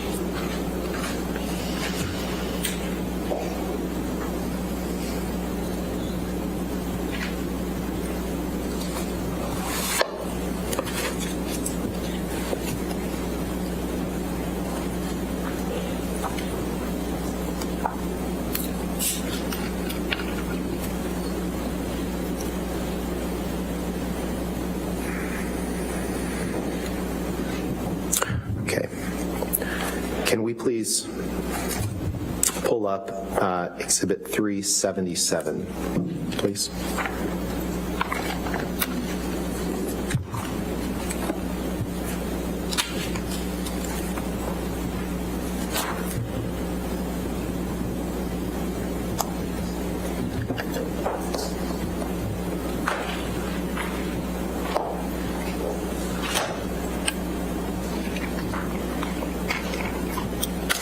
Mr. Depp, this is a picture of a lampshade that you wrote on after you sustained a finger injury on March 8th, 2015, correct? That's correct. Your Honor, I move for admission of Exhibit 377. No objection. All right, 377 in evidence. You can publish. Permission to publish.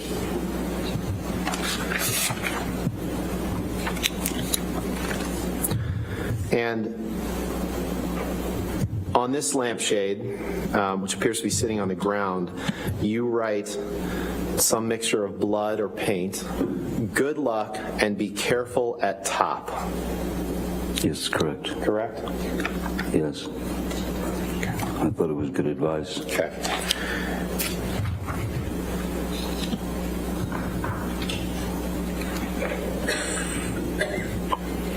Now,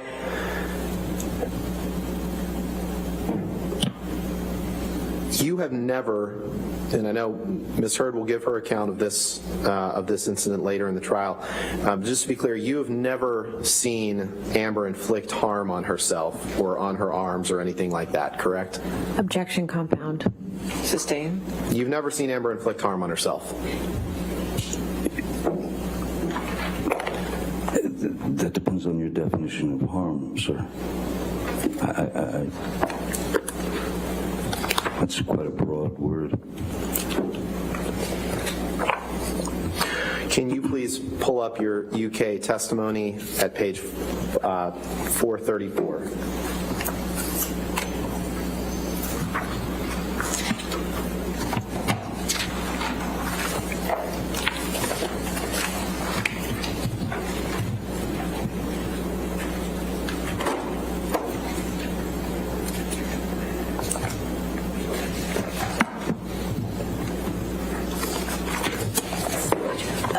Objection, Your Honor. Maybe we approach? Yes.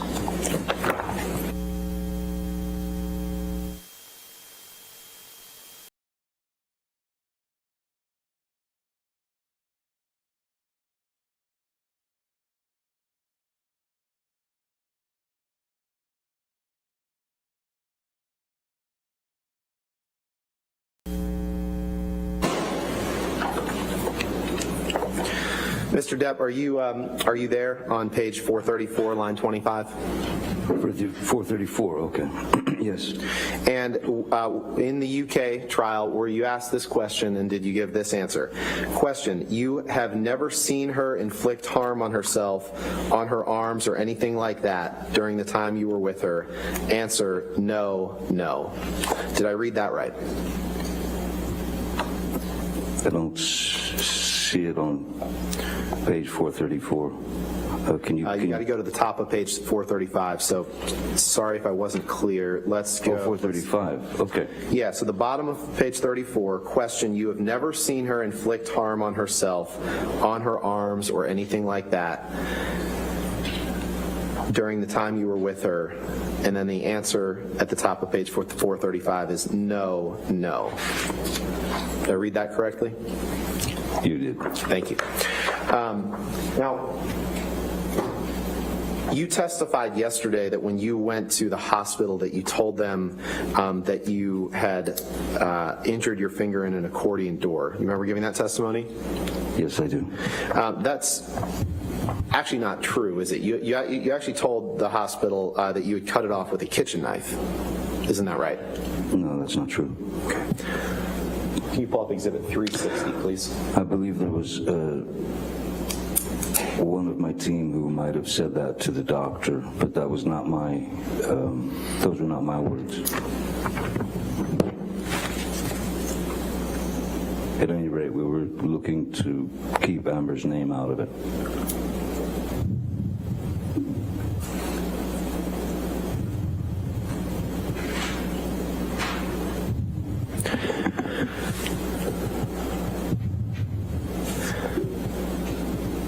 Mr. Depp, I'm not going to move this exhibit into evidence, but do you see the portion where it says, thanks for seeing and treating this patient? You see that? And then right after that, it said, he sustained an injury to his right middle finger tonight after accidentally cutting it with a kitchen knife.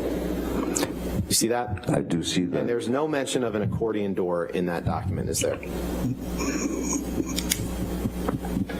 I'll read it if you like, but that was, I didn't sign my name to this. And that's not my statement to them. I used the accordion door. You testified yesterday that you told... Then I can't help that. You testified yesterday that you told Dr. Kipper that Ms. Hurd had, in fact, been responsible for your finger injury. Do you remember giving that testimony? Yes. But in fact, in subsequent communications to Dr. Kipper, you referenced more than once that you chopped off your own finger to Dr. Kipper, correct? I think the key word is chopped off my own finger. When you say to someone, I've chopped my finger off, that's just going straight to the fact. You don't get into, she did this, I did that, that. My finger's been chopped off. Okay. Let's take a look at Exhibit 398, please.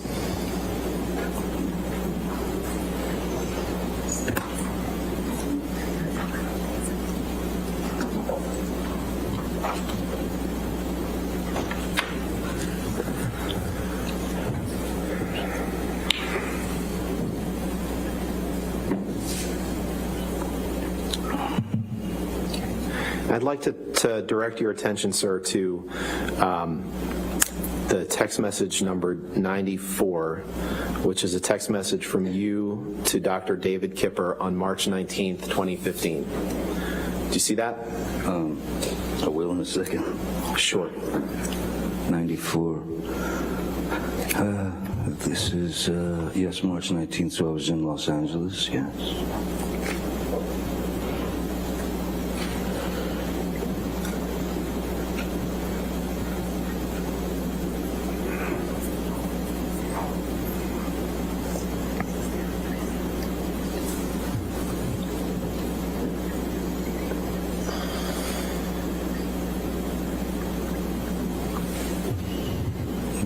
Yes, I see the text. Your Honor, I would move for the admission of this exhibit with just that text displayed and every identifier redacted. No objection, Your Honor. All right, if we could do that redactions, please. Thank you, Your Honor.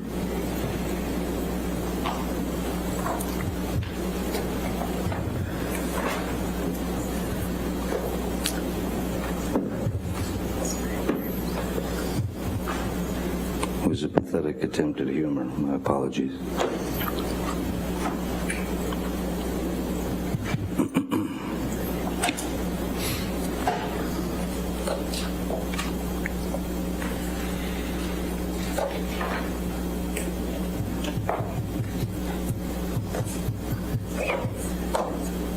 All right, 398 in evidence as redacted.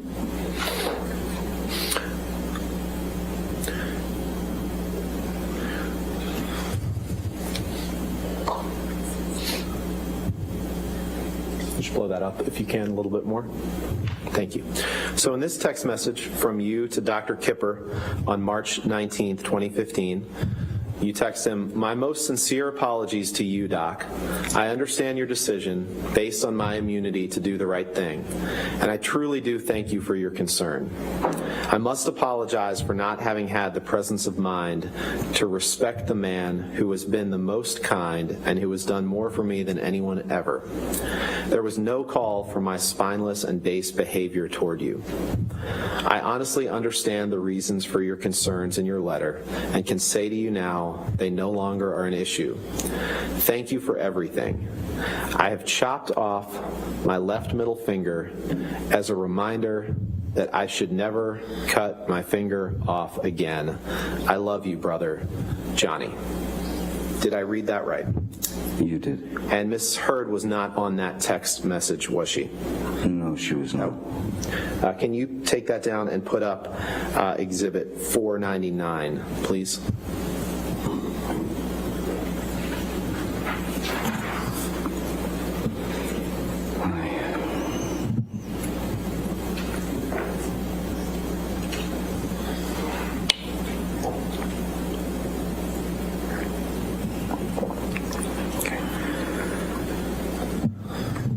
And I'd like to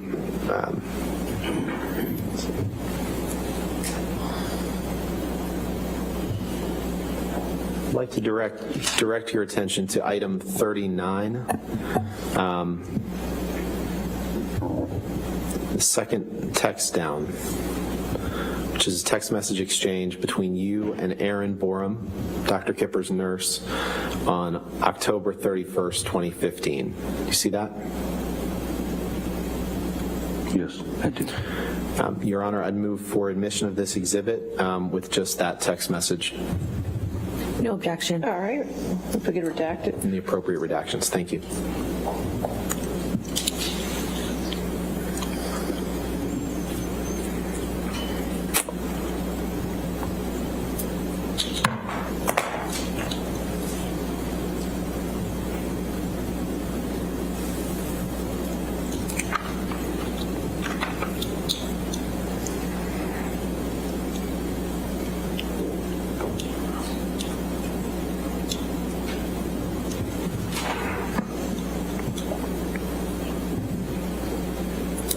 All right, 499 in evidence with the redactions.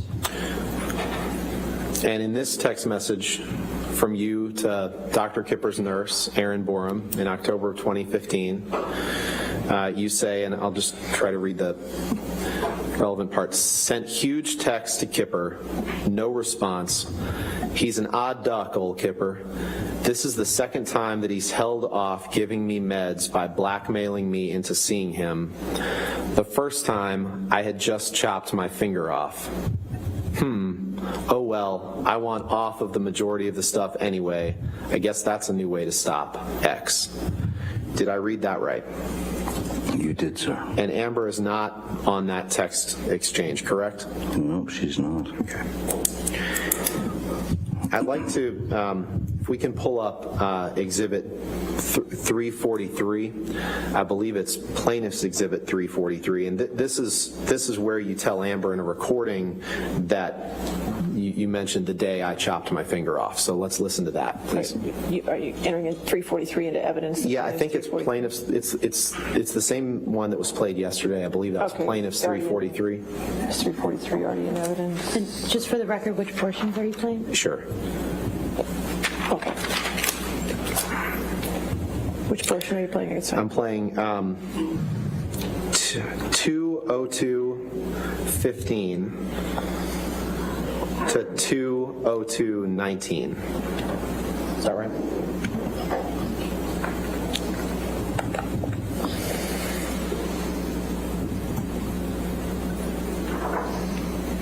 I don't know if we'll be able to get it exactly right, so there's a second or two on either side, but we'll do our best. That's fine.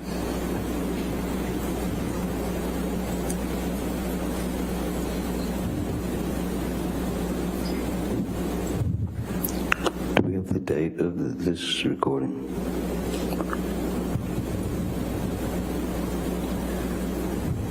Mr. Rottenborn? What's the date of the recording? I'm sorry. I don't know. It's a plaintiff's exhibit. I don't know the date of the recording. Okay. Oh.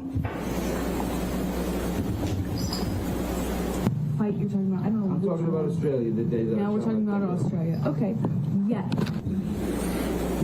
You hear that? And you said the day I chopped my finger off? Let's play it again. Let's That'd do it be again. great, thank you. Fight you're talking about, I don't know. I'm talking about Australia, the day that Now we're talking about Australia. Okay. Are you sure that's Yeah, let's do it one more time. what You I'm actually saying? don't. Or is it the day that I got my finger chopped off? No, you say the day that I chopped my finger off. So let's play it one more time, because I think I left out the word that. It says the day that I chopped my finger off. Fight you're talking about, I don't know. I'm talking about Australia, the day that Now we're talking about Australia. Okay. I'm not so sure. In fact, earlier you had quoted Jerry Judge from the airplane tape as calling me an asshole. We'll wait till the asshole falls asleep. And I'm positive that those words never left his mouth, because he would have, if I would have been making those noises in the bathroom, he would have ripped the hinges off. Maybe they left his mouth when you were passed out, sir, respectfully. Let's listen to this one more time. I don't I'll think sustain he his move to argument. strike. I'll sustain his argumentative, and I'll move to strike. All right. Next question. I just wanted to play this video, this one more time, please. Fight you're talking about, I don't know. I'm talking about Australia, the day that Now we're I talking about Australia. Okay, yeah. We can move on. Let's bring up Exhibit 380, please. 380. This is another recording, Your Honor. I don't know whether it's been admitted into evidence yet. 380. Plaintiff's 380 or defendant's 380? I believe it's defendants. I left my cheat sheet. Okay. Thought it was an easy question. I'm sorry. It's Okay, 380. I had it written down and All right. don't have it in front of That's me. fine.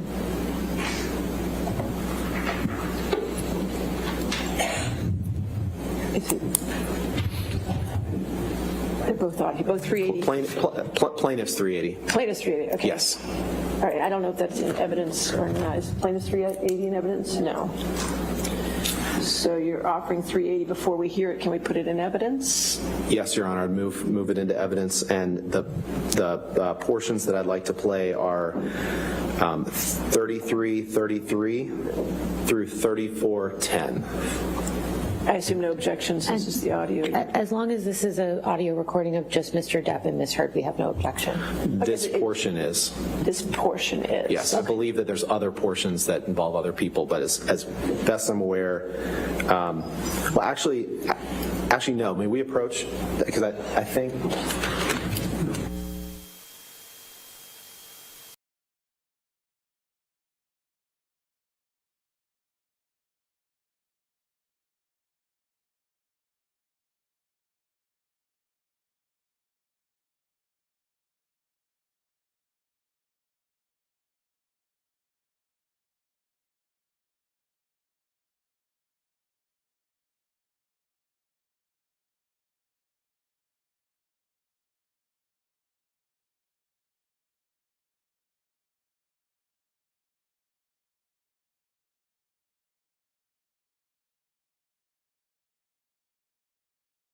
The audio recording. So we'll go ahead and take our 15-minute recess for the afternoon, okay? Do not discuss the case and do not do any outside research, okay?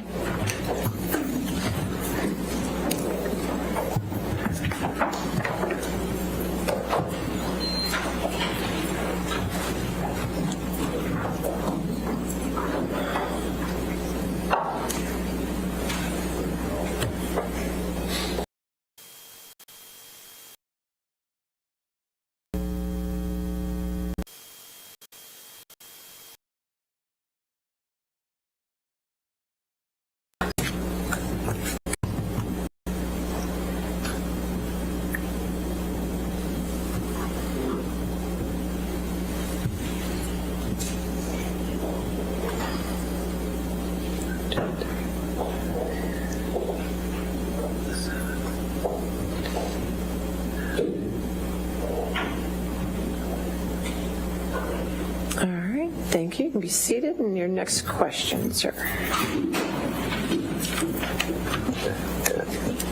Thank you, Your Honor. I think before the break, we were going to ask to play a portion of Exhibit 380, which is an audio recording. Counsel for both sides have conferred that neither side has an objection to the following excerpt being played, which is 3333 through 34 minutes, through 3400. So 33 minutes to 34 minutes. So you're only entering to evidence that 1 minute of this audio. Is that correct? Yes, Your Honor. So somebody's going to get me an audio clip of just that at some point, correct?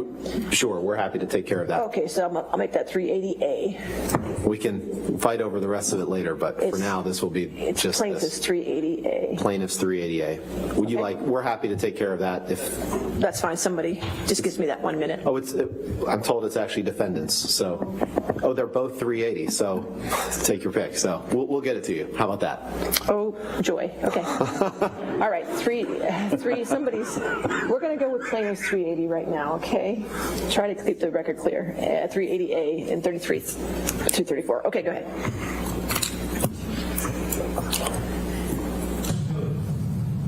What you are and who you are and how you fucked me over and make me feel sick of myself. There's still a lot left in the day. Makes you dye your hair. I see you rose.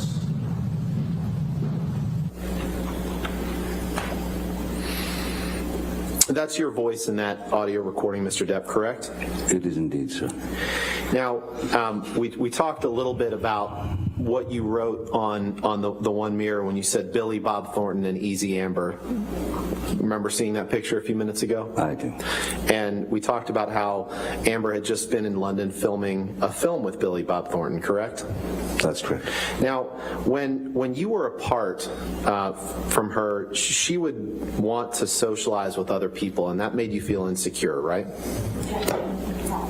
Compound and speculative. All right, compound has to stand as to compound. Okay. When you were apart, she would want to socialize with other people, right? Yes, I suppose at times, yes. And that occasionally made you feel insecure, didn't it? Not necessarily, no. Let's look at page 257 of your UK transcript, please. I think that's day 2. Day 2.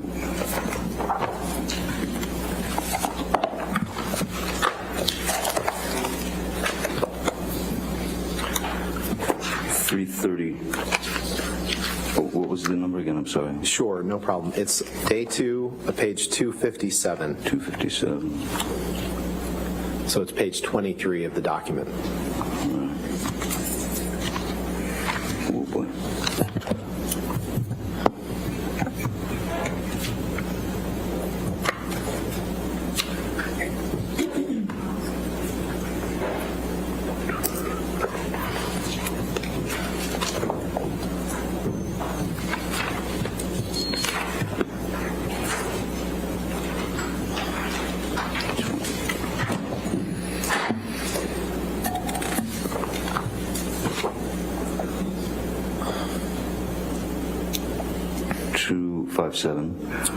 Yes, sir. 257. Line 13. Did you give the following testimony in response to the following questions? Question.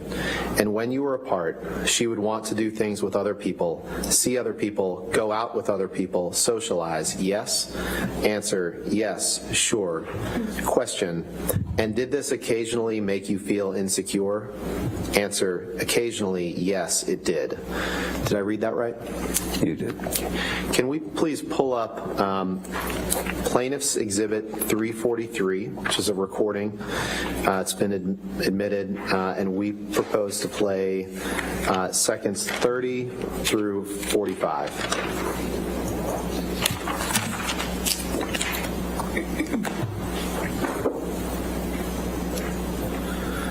With your permission, Your Honor, may we Go ahead. play that portion? Thank you.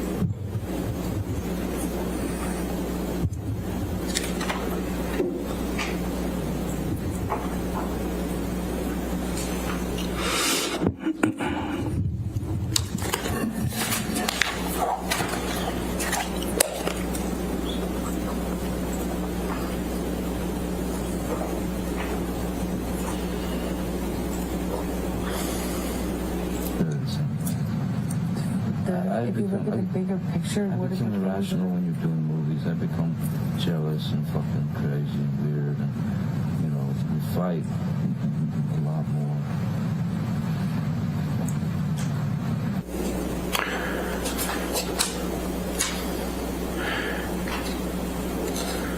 Can we play that one more time, please?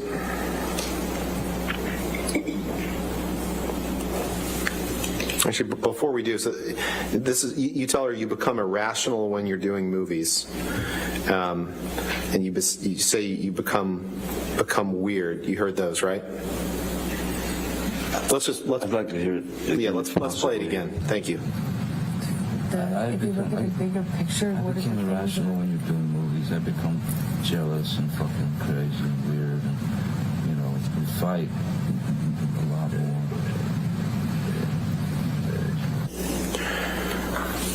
So you heard yourself, Mr. Depp, say, I become irrational when we're doing movies. You heard that, right? I can play it again if you'd like. It's very difficult to tell if that's a you or I. Sure, why don't we play it again? Thank you.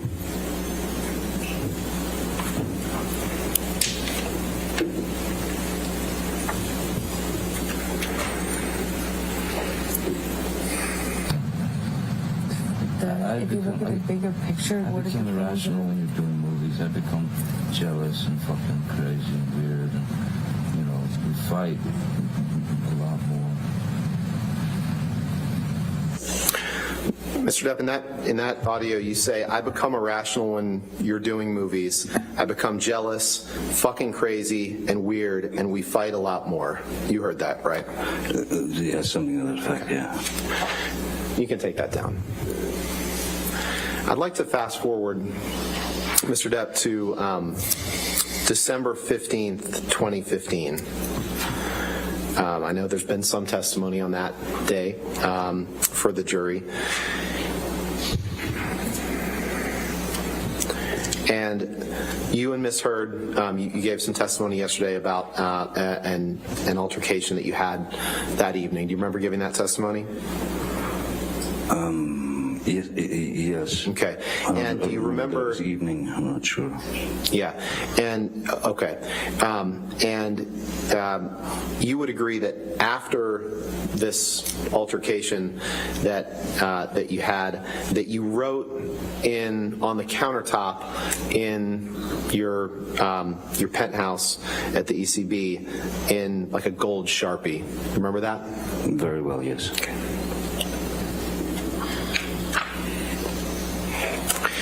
And your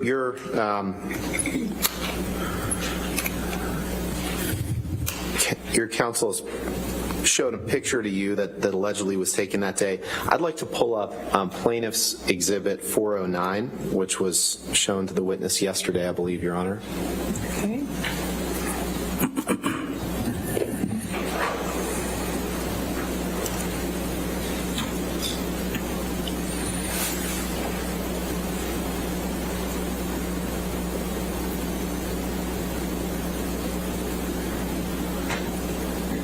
That's Plaintiff's 409 was already in evidence, so we'll go ahead and publish it. Is there a? It's the, yeah, there we go.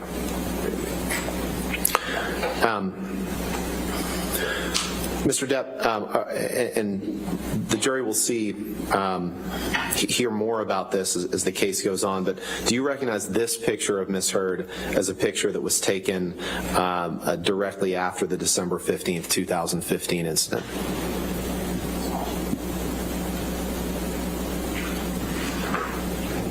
I don't know when it was. I don't know when the photograph was taken. I don't know much about it. Okay. I was out of the picture. You can take that down. In any event, you don't disagree that that there was a headbutt that evening. That I know that there's disagreement about the cause of it, but you would agree that that you headbutted Ms. Heard that evening, correct? No, I would vehemently disagree with that, sir. There was a lot of. I was trying to restrain Ms. Heard, and once I had restrained her, I would say if she's trying to still move around and kick at me or trying to get loose, any sort of movement when you're like this and your heads are together, this close together, it's not impossible for them to bump, but a headbutt is That's pretty extreme Okay. definition of that. Let's take a listen to Exhibit 587. I believe that's Defendants Exhibit 587. And Your Honor, this is one of the recordings that is just the two parties, Amber and Mr. Depp, and we would propose to play 8:45 through 9:20. All right, is this whole 587 coming into evidence, the whole tape, or just that portion? Yes, we propose the whole tape come in. And to the extent that the tape is all just the two parties, And and that's that's fine. just the two parties in this tape? I believe so, Your Honor. I believe. Yes. I mean, we'll confirm, but for right now, I would just like to get this part into evidence. If we can have tonight, we'll confirm with you tomorrow that the whole thing is just the two of them. That's my understanding. All right, well, so right now I can only put 587A in, and the minutes are, what were the minutes again? 8:45 to 9:20. 8:45 to 9:20. Okay, that portion's in evidence at the moment. Okay.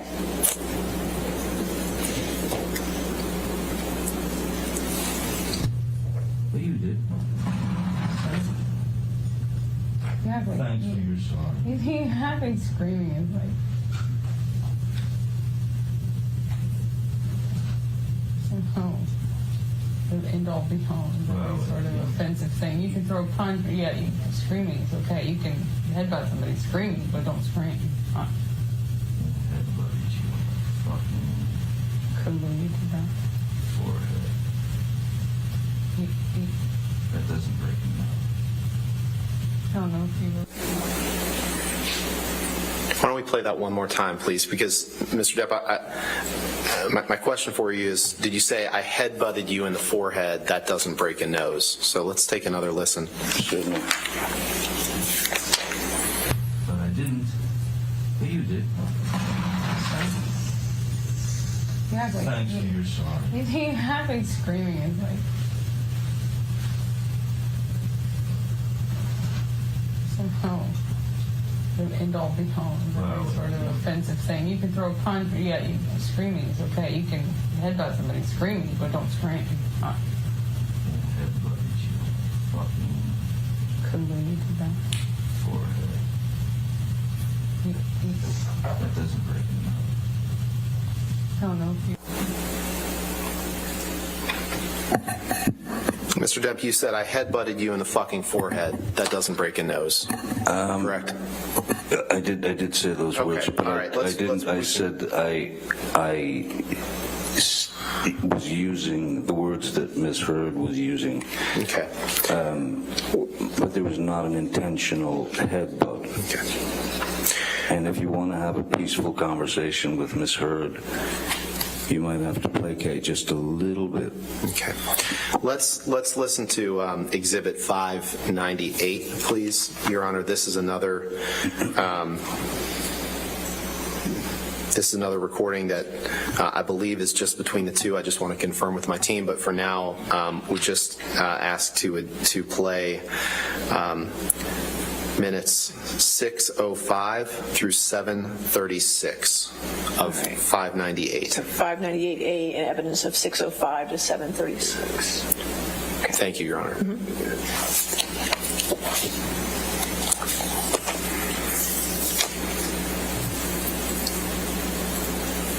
Who's loudest is most responsible. My Just 16-year-old because daughter heard you saying by the way, shit that she would rather not hear. By the way, because I'm louder. Okay, what's by the way, my family, my friends, you're everyone screaming. around me saw all the bruises and broken blood vessel under my eye, the bruises on my head, the missing chunks of hair, the split lip, the black eye, the swollen nose, all that shit. Because you're stronger. It does not mean because they heard me that I'm somehow more responsible. It just means they heard me because I yell in a fight. You do provoke. I yell. It doesn't mean I'm more responsible or badder. However, I am exposed via that. The distance between Cafe Cabronas and the house is significant, and I know that does not mean that they got an accurate representation of our fight. But if you told them stuff, great, cool. Thanks for exposing me. As I said to you before, don't do it again unless you want me to really also tell them my side of things. Because trust me, You're welcome trust me, you know I have a different side than you. And if I show them pictures and stuff, I'm sure they'll have an even more different side. And in fact, if I tell them even more stuff, they'll have an even more clear picture of what I think are both sides. Maybe I should show them this. That's true. You From can do the mineral spirits. You can do whatever you want. You can do a whatever. can that you You threw can at do my whatever. face. By the way, do it. I promise you, do it.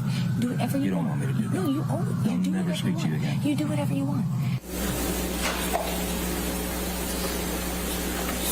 Let's take a look at Defendants Exhibit 526, please.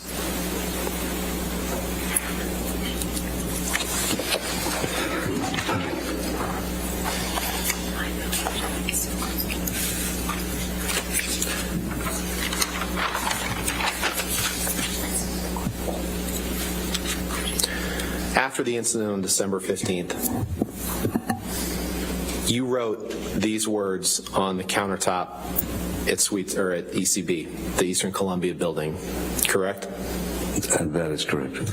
And that's your handwriting on the counter, right? You wrote, I wrote it in my own handwriting, yes, sir. "Why be a fraud? All is such bullshit."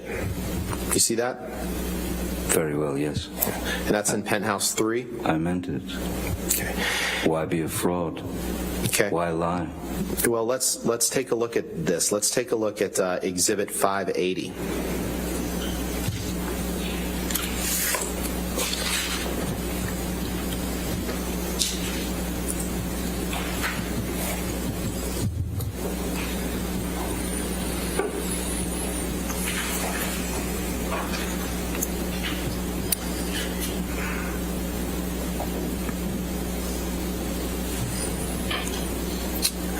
Mr. Depp, I'd like to direct your attention to the text message 2 up from the bottom. It's a text message, this is my question to you, it's a text message from you to David Hurd, Amber's father, on December 30th, 2015. Do you see that? It's, Which one am I looking at? it's a good question, 131. Can you scroll up, please? 131.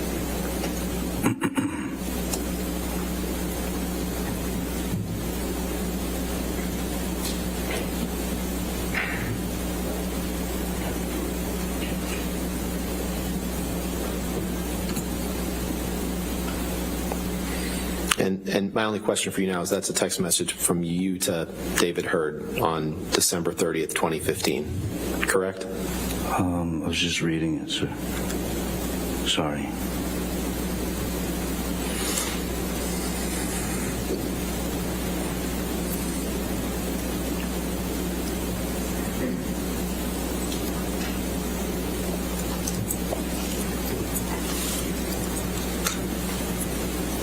Yes, yes, that's from me to David Hurd. Okay. Your Honor, move for admission of 580. Just that text is all I want to ask the witness about. No objection, but with the redactions of the phone numbers. Of course.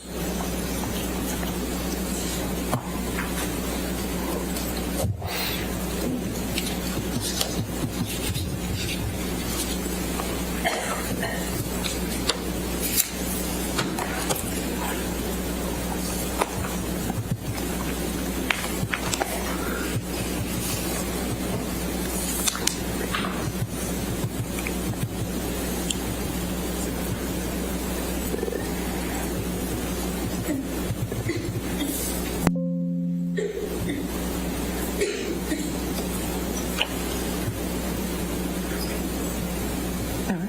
580 entered in evidence with redactions.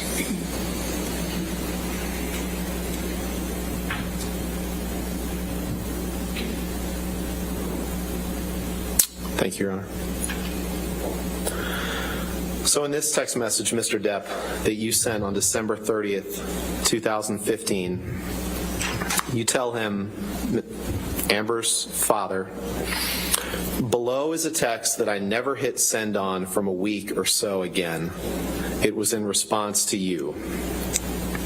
Hey, brother, I love you too, more than you can ever imagine. It's rare in life when one meets a kindred spirit, a couple of madmen with their thirst for further. There have only been maybe 3 people in my entire life of your ilk. You're a rare specimen, and our friendship means everything. Yes, I fucked up and went too far in our fight. I cannot and will not excuse my part inside these dramas. But I can promise you with all confidence, they will never happen again.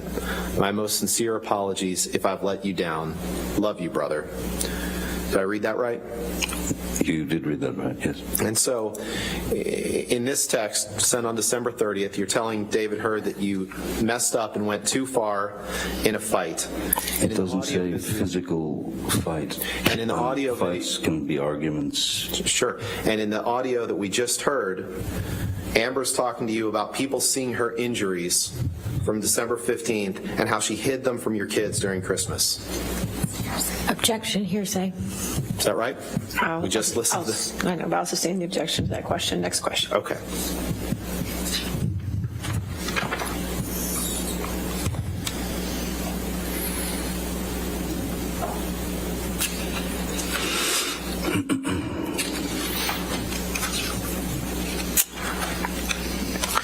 After you came back from Australia, you and Amber saw, you can take that down. Thanks. You and Amber saw someone by the name of Dr. Amy Banks. You joined her by Skype. Do you remember that? The only time that I've ever seen Dr. Amy Banks was on a video link from Australia. Right. And you saw her for a joint session with Amber, correct? Yes. And then you saw her individually for a session as well. Do you recall that? Yes, a brief session, as far as I remember, yeah. And during the joint session with Dr. Banks, you didn't contradict Amber's reporting that you were violent toward her, correct? All right. That's, if he contradicted that. Now I'll sustain the objection. Next question.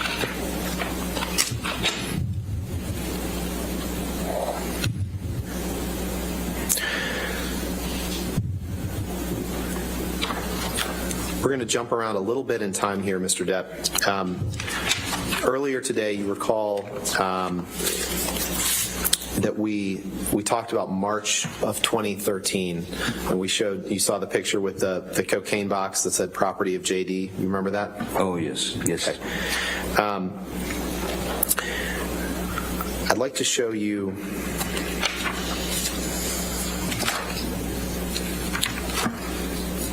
a few documents here.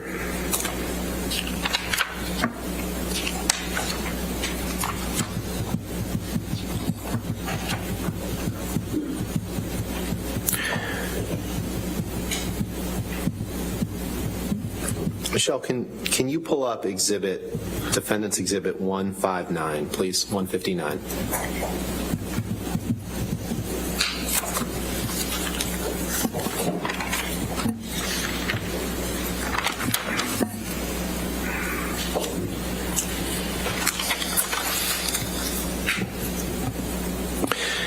And Mr. Depp, what I'm going to ask you about is the second text down.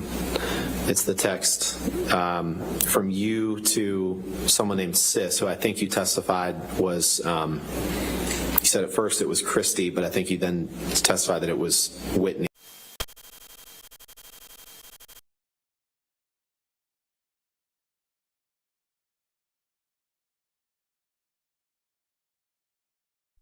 All right. Sorry, guys.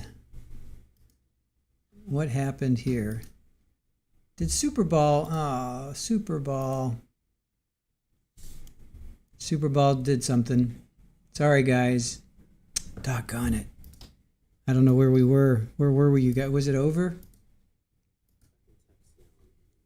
It's the text from you to someone named Sis, who I think you testified was, you said at first it was Christy, but I think you then testified that it was Whitney. Sorry, you guys. That was Super Ball. what did you do? What did you do? No. All right. Sorry, What guys. did you do? Oh, man. Dude, serious? Serious? Okay, come on. You need to get down.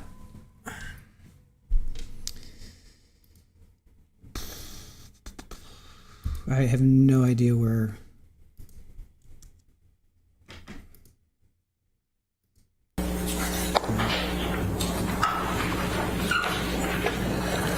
Somewhere about text messages. Your letter. And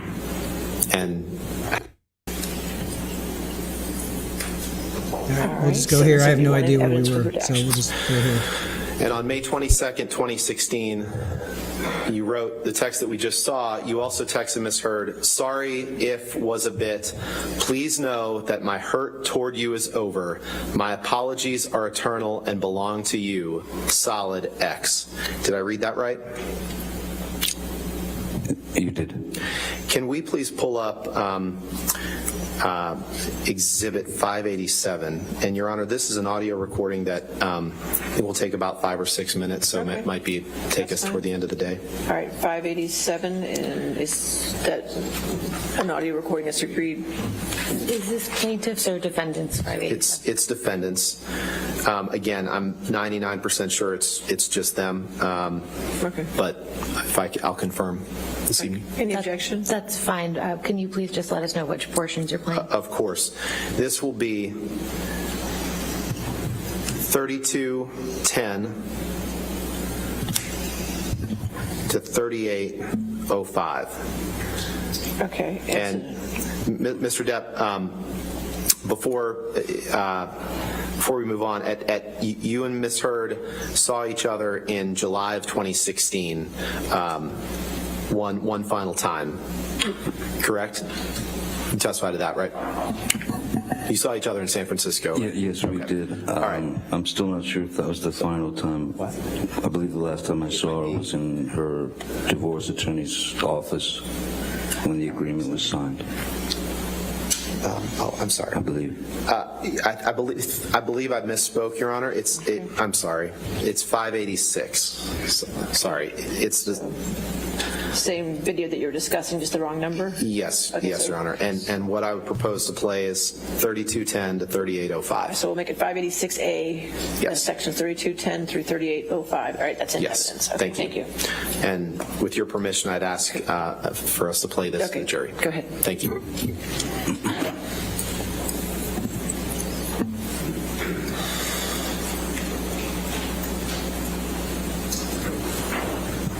Actually, but before we start, Mr. Depp, during this meeting that you had with her, at one point you tried to cut yourself with a knife, correct?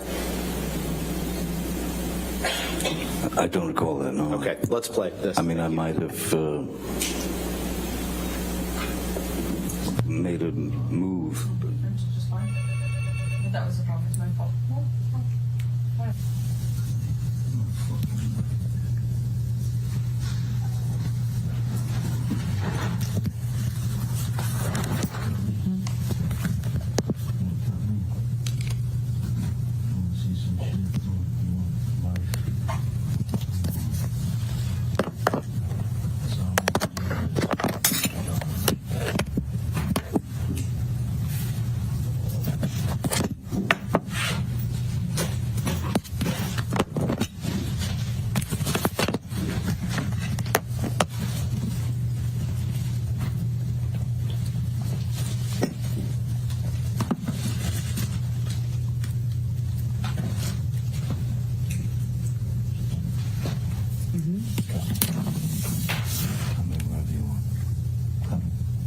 This is really pretty.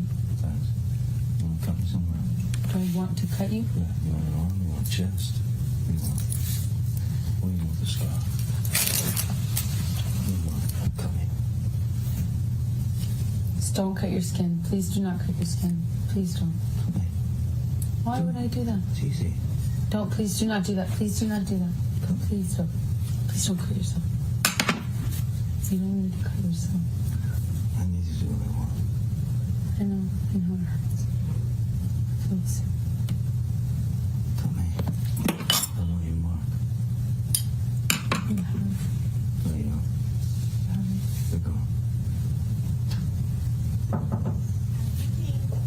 No, thank you. No, thank you. There's sperm on the pillows.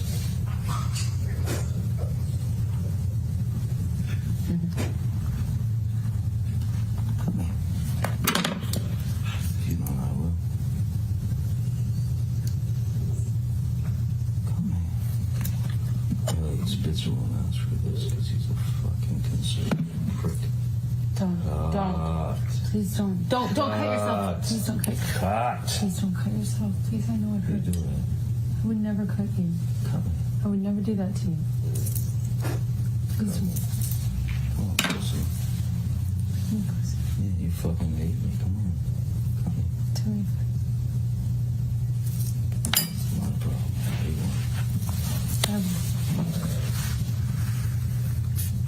No, my arms. not on your own. Not on your own.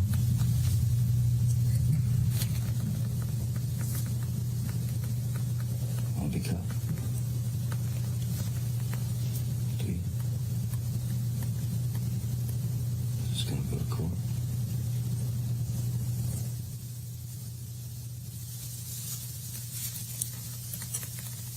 Isn't it tough? It's really dull. Use the sharp part.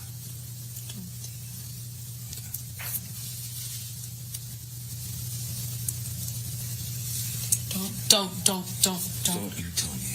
Please don't do that. Put the knife down. Just put the fucking knife down. Don't do that. Do not do that, Tony. Please, you're gonna Look at you. You're gonna hurt yourself. Please I stop. want to look at you. I know you're in pain. Wait. Stop. Please There's don't. a way for the pain to go away. Well, it's not that. It doesn't make it go away, trust me. You don't fucking know. I do know. It doesn't make it go away. Really? Did it make it go away? Yeah. It did? Please don't do that, okay? There's love here. There is love here. There's love here. I wouldn't be here. I have no other reason to be here.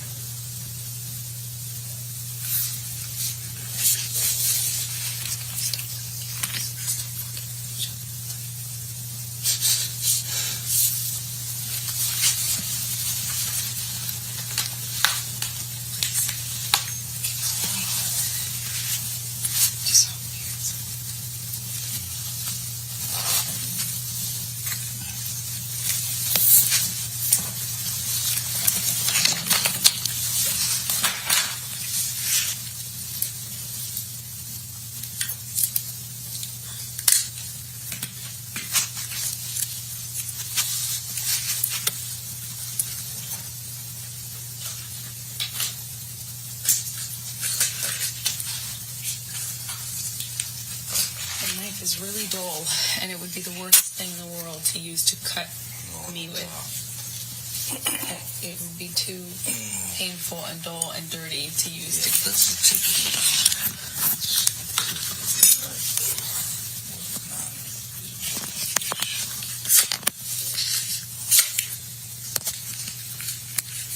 Right? It's pretty.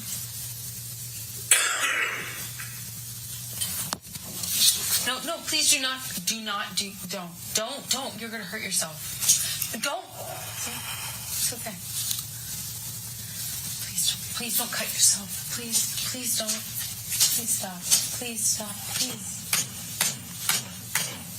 Don't hurt yourself, please. No, I don't hurt myself at all.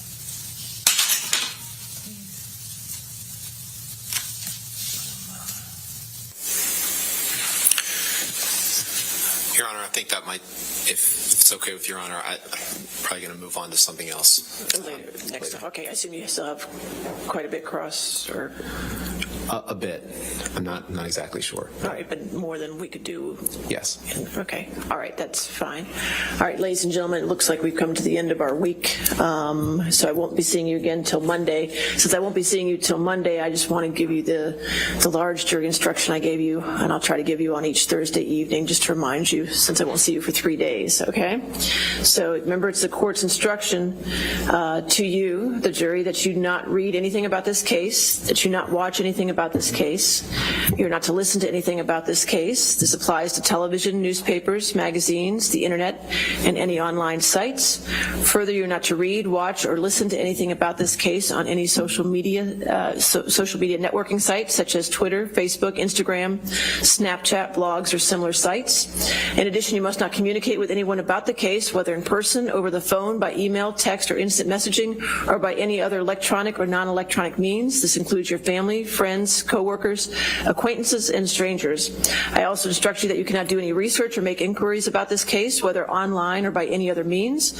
What you learn about this case is limited to what you learn in the four walls of this courtroom when proceedings are underway. All right, so I hope you have a safe and quiet weekend, and we'll see you Monday morning bright and early, okay? Thank you. You're excused for the weekend.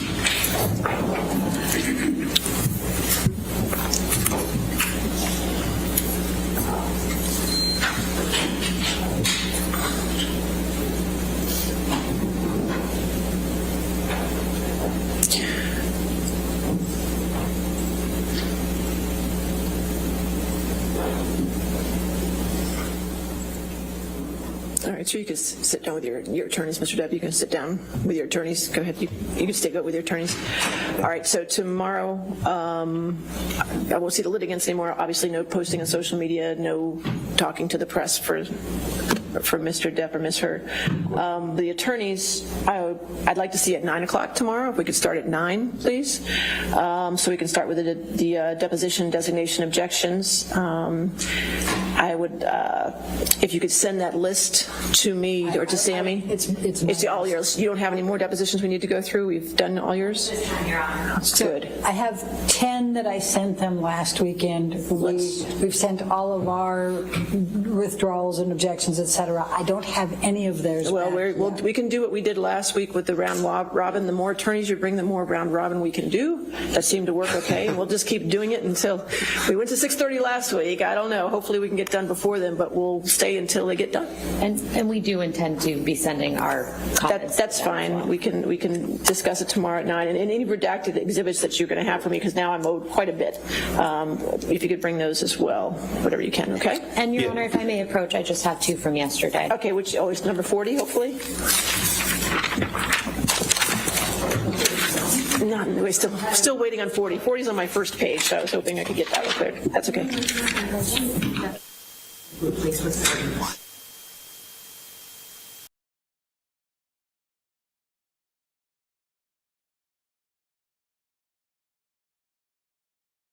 Okay. Which ones do you have for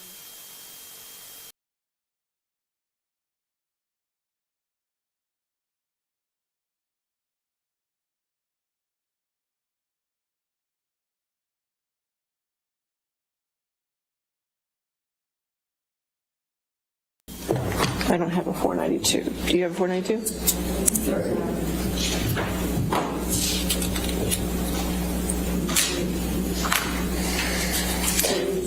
487A? 487, it is 487A. 487. All right, 487A, got it. Okay, we'll enter those into evidence. I think you gave those to me, right? Do you have them? Yes, we have those, and Your Honor, if you could just remind the witness that since he's still on the stand, he's not to discuss his testimony with anyone, including his counsel. And again, Mr. Depp, since you're still testifying, you can't discuss your testimony with anybody to include your attorneys, okay? Thank you, Your Honor. That's fine. Anything else? No, Your Honor. All right, we'll see you in the morning then. See you tomorrow. Thank you. All rise.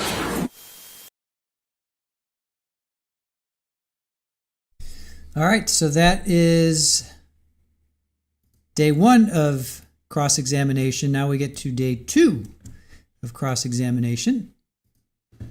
And we'll be done for the day then. So this is only about an hour. Uh-oh. This is not that long.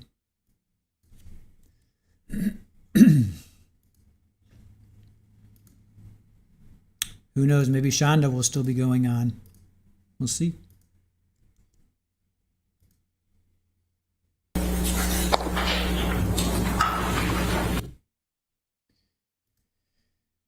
All right. Day 2, cross-examination.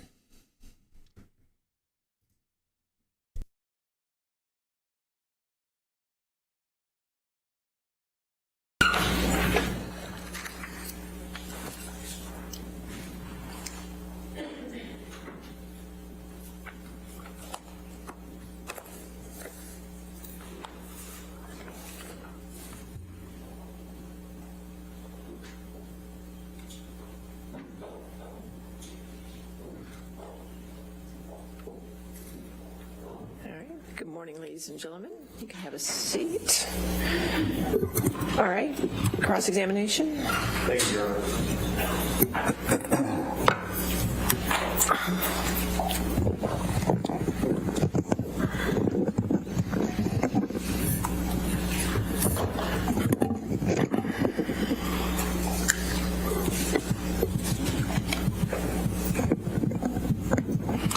Morning, Mr. Depp. Good morning, Mr. Rodenborn. Yes, 2 days ago, when you first took the stand, you discussed your upbringing and some of the abuse that you suffered at the hands of your mother. Do you remember that?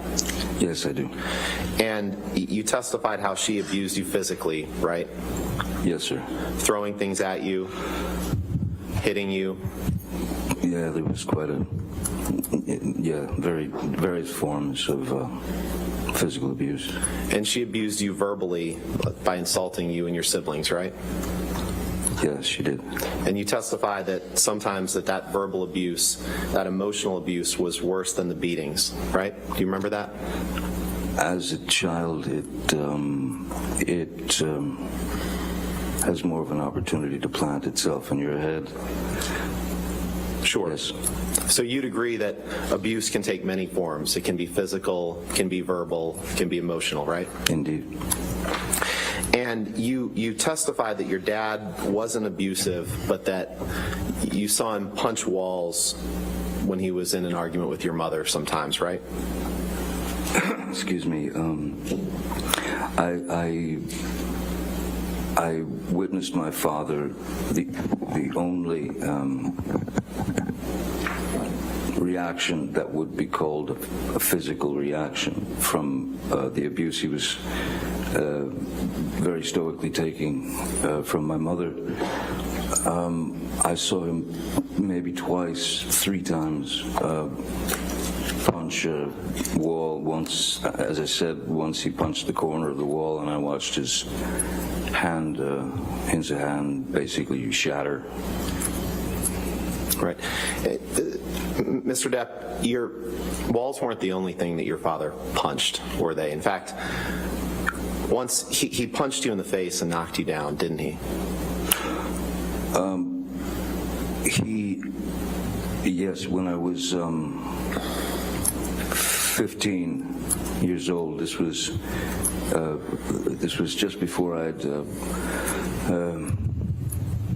dropped out of high school. One morning, yes, in my mind I was done with school, so he had asked me to, I believe it was something, it was very, he asked me to take the dog for a walk or something, or take out the garbage, something menial, something strange, and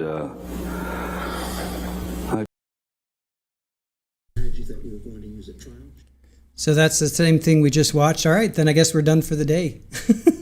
I think we're done for the day then. But he said, welcome back from, he said 2 days ago. So did we watch this already? Do they have the same outfits on?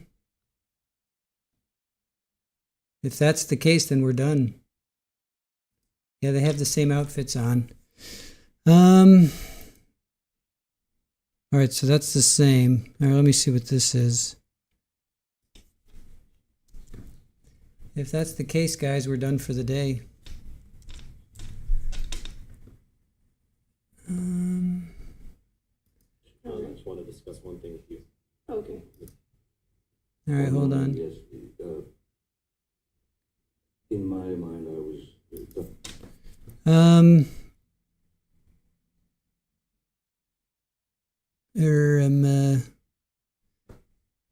All right, let me get.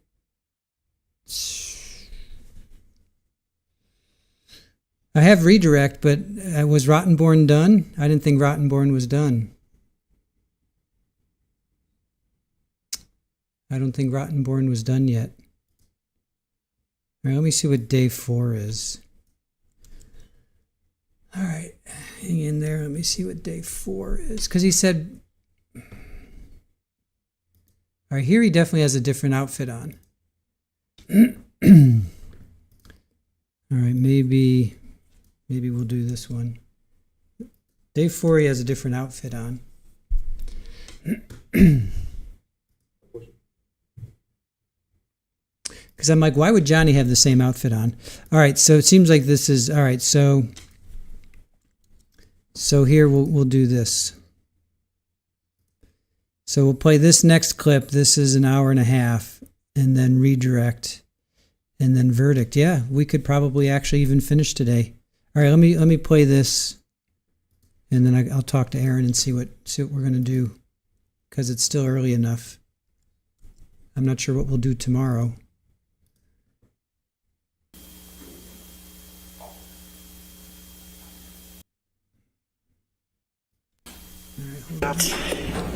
Good morning.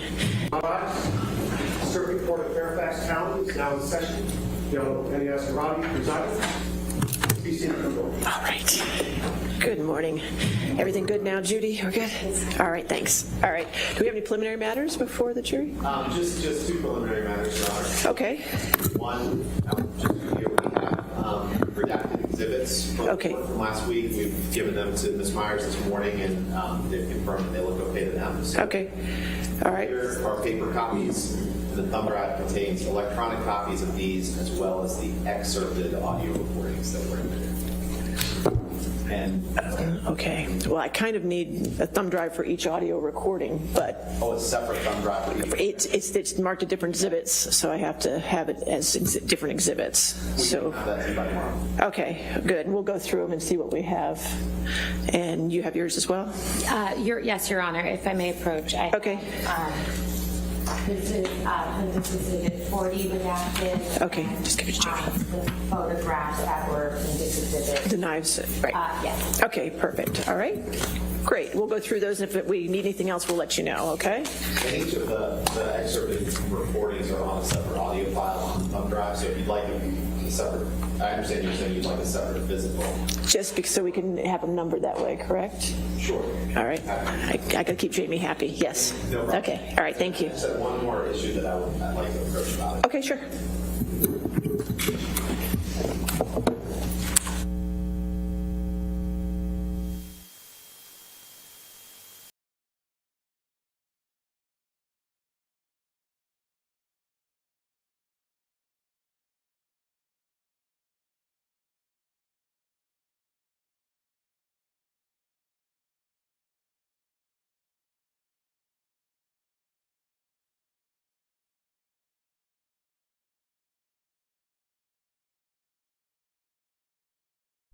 All right, we made an executive decision because this is going to be done in like an hour and a half.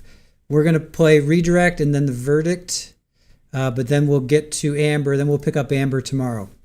So we're not going to push Amber until next month or whatever. So we are going to get to Amber this week. So there you go. So we're going to hear all of Johnny's testimony today.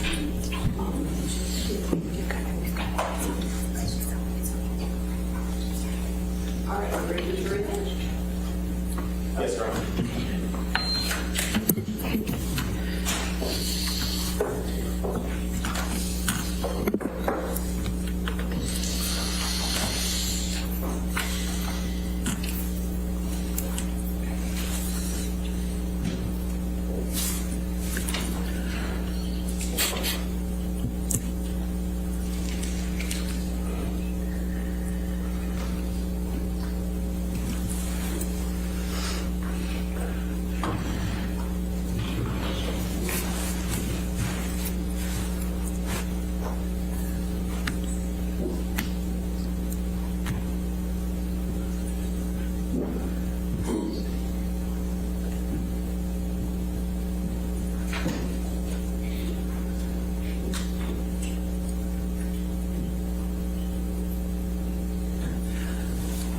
All right.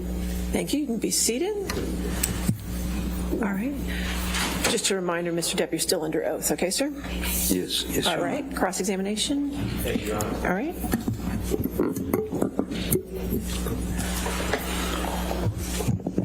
Morning, everyone. I hope you had a nice weekend. Mr. Depp, we've talked about this a little bit, but you've testified that abuse can come in many forms, correct? Physical being one of them, right? Yes, indeed. Emotional, Indeed. verbal, Indeed. psychological abuse? Indeed. Some of those sort of flow into the other. I'd like to talk, understood. I'd like to talk about some of that abuse. Can we pull up Exhibit 582, please?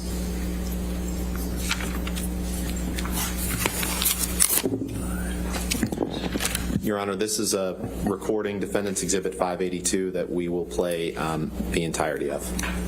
All right, any objection to 582? No objection, Your Honor. All right, 582 in evidence.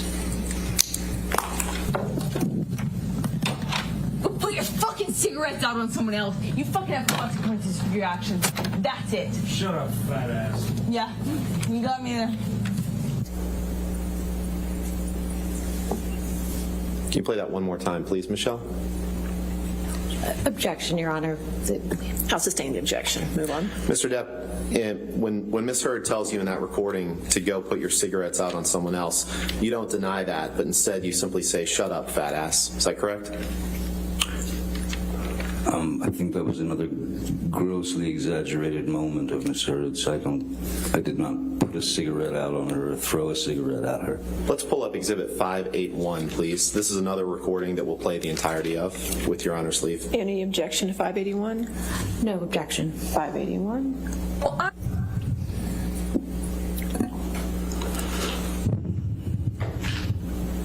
I fucked up and cried in my bedroom after I had dumped you a fucking week prior.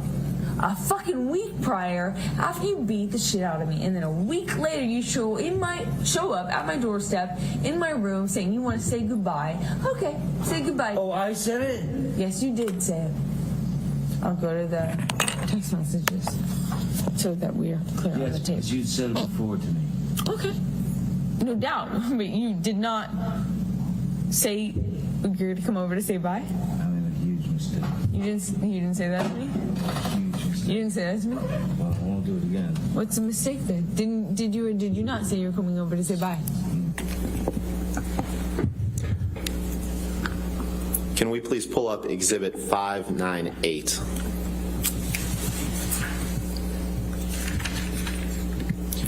All right. Is this another audio? It is, Your Honor. And I will give the excerpts that we propose to play. And I'll say, Your Honor, it's a lengthy recording where... Well, I already have 598A in evidence, so... Right, and I just wanted to clarify, spoke with Ms. Myers this morning. We're gonna speak at a break. We're trying to be very careful about whether there's a third party on the tape. This is one where at the very end, someone else comes in. But Ms. Myers and I will speak, and we may be, to the extent Your Honor's agreeable, we may be agreeable to just entering the whole thing as evidence. But for now, since there's a very small portion at the end that we're not going to play of a third party, I'll just give you the excerpts if that works. Well, then I need 598B, and I need Yes. to know what the time of the excerpts are. And We'll prepare that for you, Your Honor. Thank you. well, I need it now. I mean, I have the excerpts. So this would be 598B. Okay. And it's seconds 1 through 20. And then it's 30 minutes and 2 seconds through 31 minutes and 45 seconds. okay. All right. Any objection to 598B then? No objection, Your Honor. Thank you. What is it? Of not being able to do. No, I meant exactly what I said. What did you say? At least I'm not doing it behind your back. I'm telling you. You gave me shit that I was recording, and I said, yeah, I'm recording, but at least I'm telling you. Okay. And if you had asked me not to, I wouldn't. Well, record. Okay, so the next excerpt is 30 minutes and 2 seconds.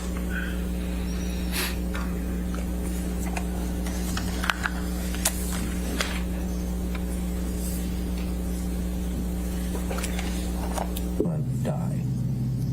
Walking away is necessary. Is necessary, especially between you and I. It is of utmost importance because the next move, if I don't walk away or just go out for a little while, it's just gonna be a bloodbath, and like like it was on the island, of course, like it was, it's not worth it now. It's not worth it. Yeah, Why be miserable? Can we just if the options are there. have some semblance of understanding for each other? Please, can we? Because I'm not trying to say, hey, by the way, no one in their right mind is going to choose bloodbath over walking away. Obviously, if you're given the option between the two, Then why has it been chosen so many times? it's that snowball. It is not a distinct choice that either one of us make at any discernible point. No, it's stubbornness and it's all And kinds it of shit. builds, right? Like you build, I build, it isn't like at one moment either of us sign a certificate of saying, or like sign the contract or say, okay, now I'll bloodbath. No. So acting as though there's a choice between the two is irrelevant. I'm not asking you to stay over having a bloodbath. I'm asking you, over walking away. I'm not asking you to have a bloodbath over walking away. I'm asking you to work it out over prolonging it and making it bigger.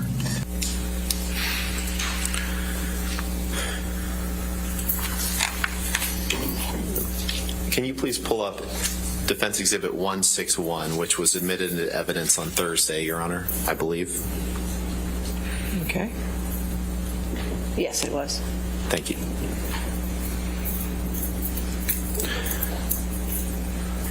Now, that recording that we just heard, Mr. Depp, isn't the first time that you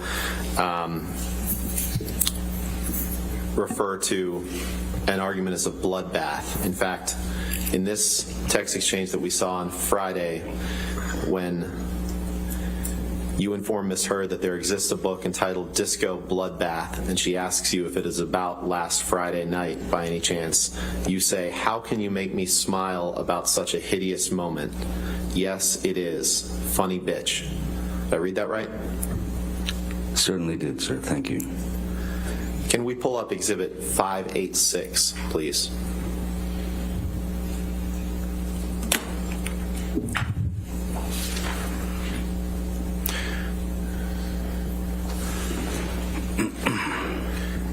Your Honor, the only the portion of this exhibit that we would plan to play, it's a recording, is minutes 7:35 to 8:20. Okay, but I already have a 586A. So this would be 586B, if 735 to what? 8:20. Thank you. No objection to 586B? No objection. All right, 586B. Oh, yes, you do, because you wouldn't have used that as a way to hit me. I was pouring my heart out to you. What do you do? Let me get it. Let me get it. Stab in here. That's what you saw, huh? You listen to me cry, and you're like, now I can get her. Is that what you think? You just do it without thinking. You do it without thinking, huh? You don't. Get him. Stab him when you can. You throw a swing when you can. And what win better than to win on the floor? Because that's when it's really good to hit someone.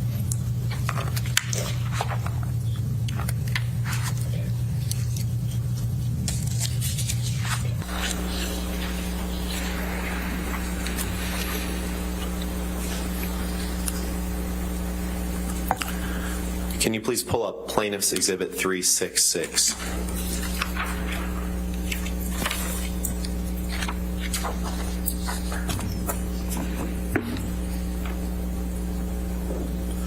This is another recording, Your Honor, that we would propose to admit all of, although we will only be playing minute 320 through 338.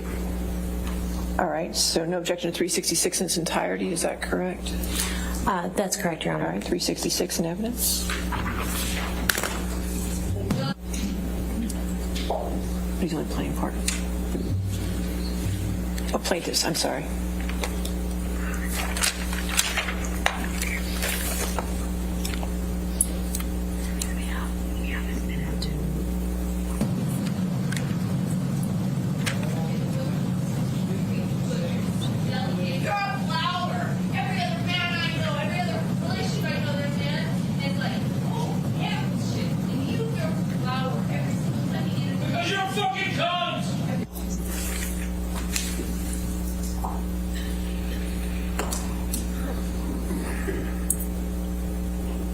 Can you please pull up Plaintiff's Exhibit 396?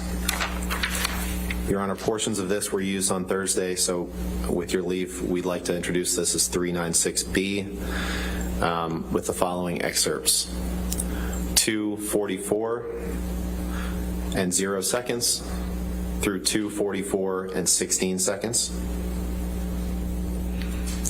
And then 2:49 and 30 seconds through 2:49 and 55 seconds. All right, any objection to 396B? No objection, Your Honor. 396B.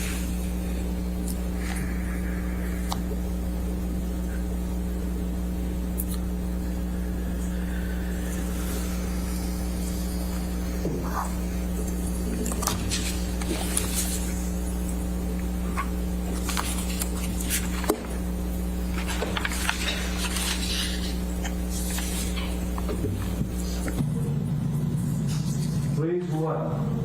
This is your last plea. This is your last plea. This is your last call. Last one. This is not helping! You stupid fuck! This is not helping! If you could please go to 2:49 and 30 seconds, please.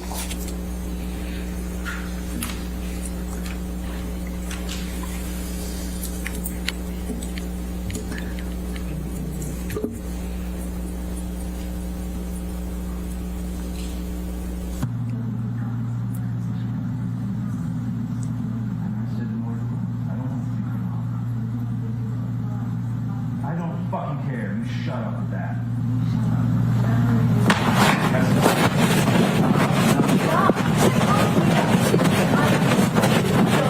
Impossible. I'll talk to you later. I'll talk to you later. Talk to you later. You heard Ms. Hurd say, "Get off me," right? No, I did not. I heard distant screaming, and I heard, "I'll talk to you later, I'll talk to you later." I was Look at Exhibit sounds like 857, me. please.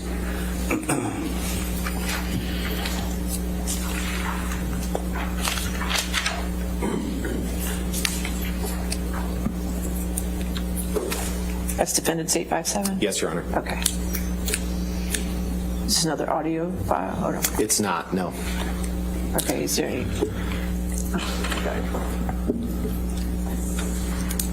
Mr. Depp, I'd like to direct your attention to the second to last text. Yes. On this is a text from you to your agent Christian Carino on August 15th, 2016, correct? That's correct. That's what it looks like, yes. Objection, Your Honor. Relevance and prejudice. If you could approach from almost. Make it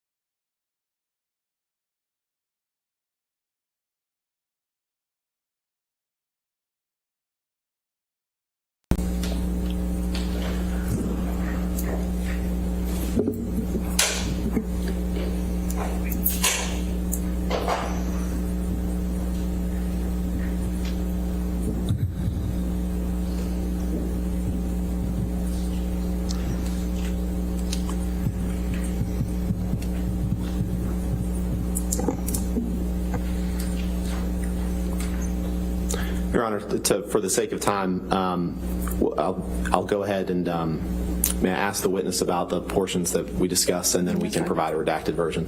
Okay.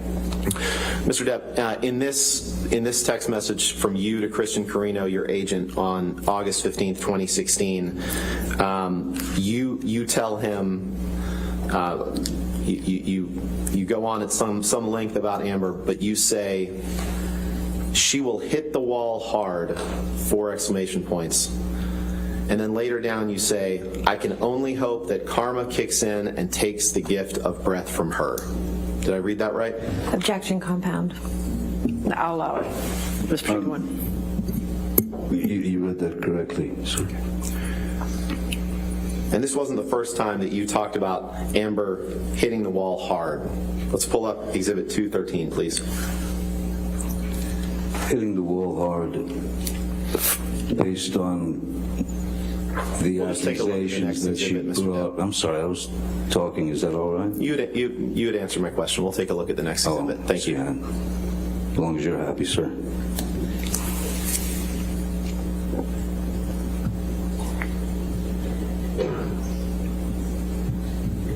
Mr. Depp, this is a text that you sent to Bruce Witkin on February 4th, 2014.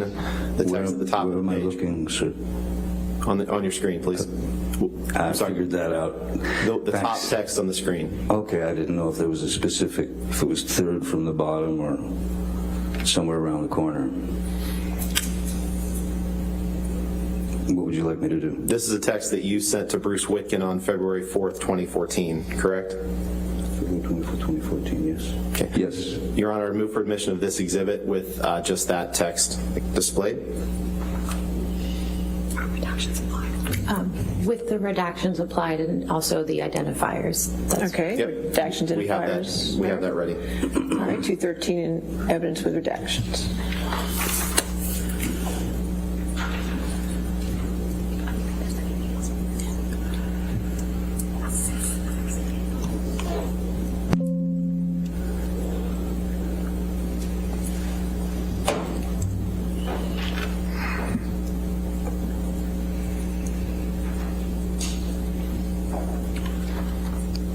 Move for the admission of this, permission to publish, Your Honor. All right, it is in evidence, Thank so you you. can publish it.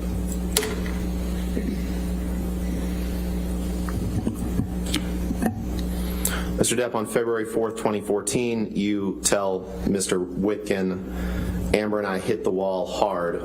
You see that? I do, sir. And that's the same phrase that you used in your text to Mr. Carino from 2016 that we just read, correct? They are similar words, but they have different meanings. If Can we pull I don't know if that up makes exhibit sense to you, but Exhibit 498, please?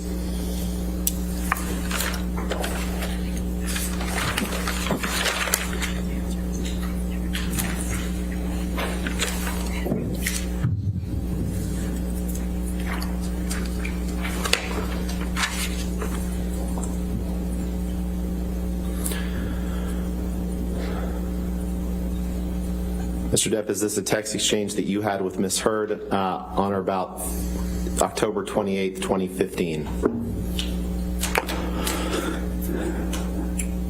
yes, sir. And I'd like to direct your attention to the third text down. Yes. Your Honor, I'd move for the admission of Defendants Exhibit 498 with identifiers redacted.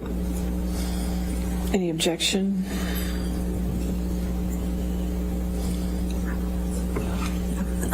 Relevance, Your Honor. All right, let's. May we approach? Okay, sure.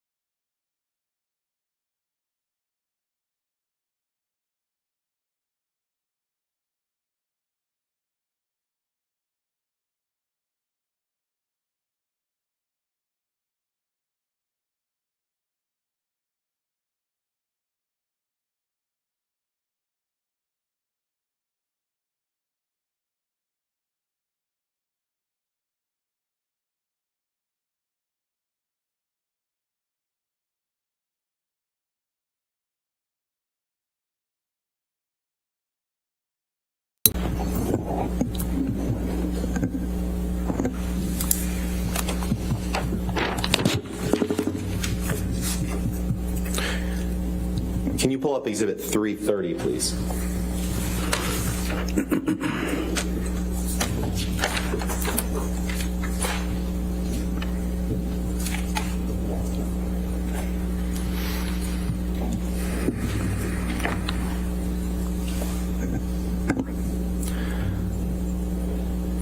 Mr. Depp, I'd like to turn your attention to the middle text on this page, which is a text from you to someone named Ryan A. On January 12th, 2015. Do you see that? January. The second one from the last. Yes. January 12th? Yes. Yes, sir. Is that Ryan Adams, the singer? Yes, it is. Your Honor, move for admission of defendants Exhibit 330. Just plan on asking him about that text. Objection relevance, Your Honor. Your Honor, I'm happy to approach if you want.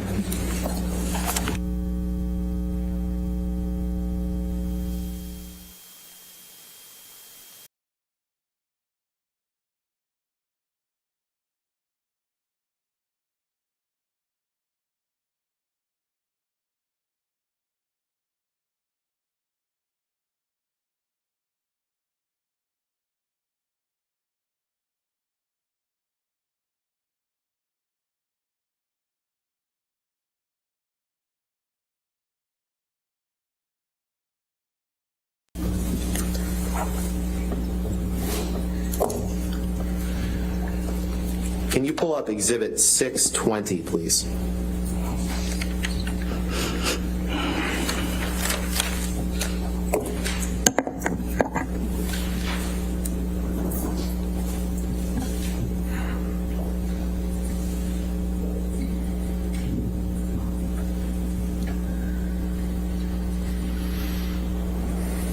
Mr. Depp, I'd like to turn your attention to text number 40. Okay. It's the third one down. Yes. This is a text from you to Malcolm Connolly. Is that right? That's correct. Your Honor, I'd move for admission of this document with the third text down. If I just... Sure. And I'm happy to approach to discuss if Your Honor would like.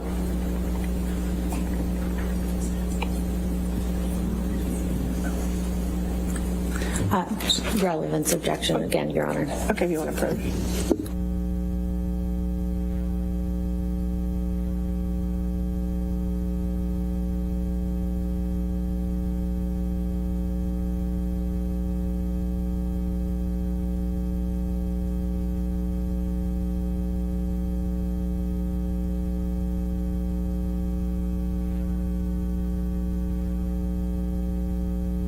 Redacted.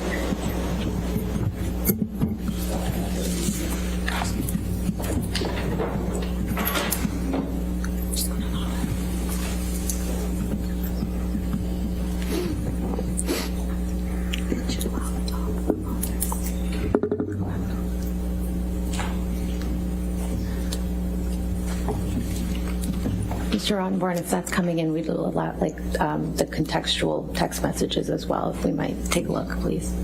I'm sorry. We would like to take a look and just make sure the contextual text messages are coming in with the one that you're directing Mr. Depp to.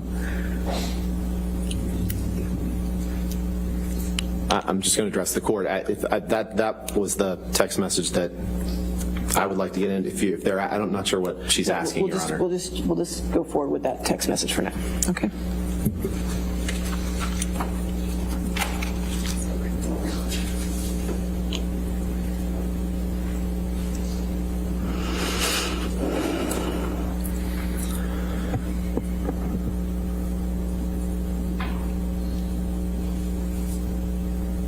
Mr. Depp, do you remember last week the jury saw the video of you, as you called it, assaulting the cupboards in that kitchen on Sweetser Avenue? Yes, sir, very well said. And that was on or about February 10th, 2016, correct? Objection calls for speculation. I'll allow it if you can answer. I don't know when that's from. I have asked for the metadata, I've asked for the date and received nothing. Okay. This text you sent on February 10th, 2016 to Malcolm Connolly. Malcolm Connolly is one of your security guards, correct? Yes, he is. And in this text, you say, "Thanks, dear Mal. I'm just at the point where I feel like I'm going to puke all the time. Once I get this shit moving and get myself out of her level of shit, I will never mention this cunt's name again, ever again. And the first prick that asks about her gets a warning. Should the single-celled prick decide to push it, he never forgets me and will always be remembered throughout his life as the guy that got his fucking nose bit off, chewed up, and swallowed by Johnny Depp. While I do have some civilized bones in my body, just on a matter of principle, I must force him to watch me fulfill this promise of mangling his motherfucker of a beezer. Love you, X." Did I read that right? You did.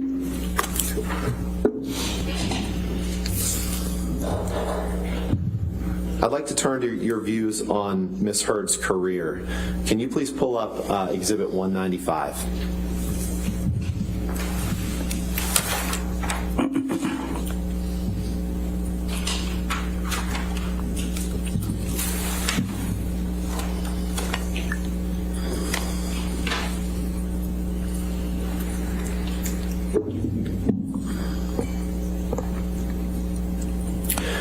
I'd like to direct your attention to the second to last text from the bottom.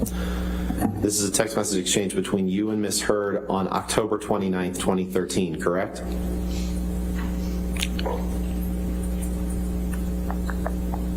It looks like it is, yes. Your Honor, I move for the admission of Defendants Exhibit 195 with the appropriate identifiers redacted. We would object on relevance grounds, Your Honor. Your Honor, this is him expressing his views on her taking a meeting about a movie, her career, his views.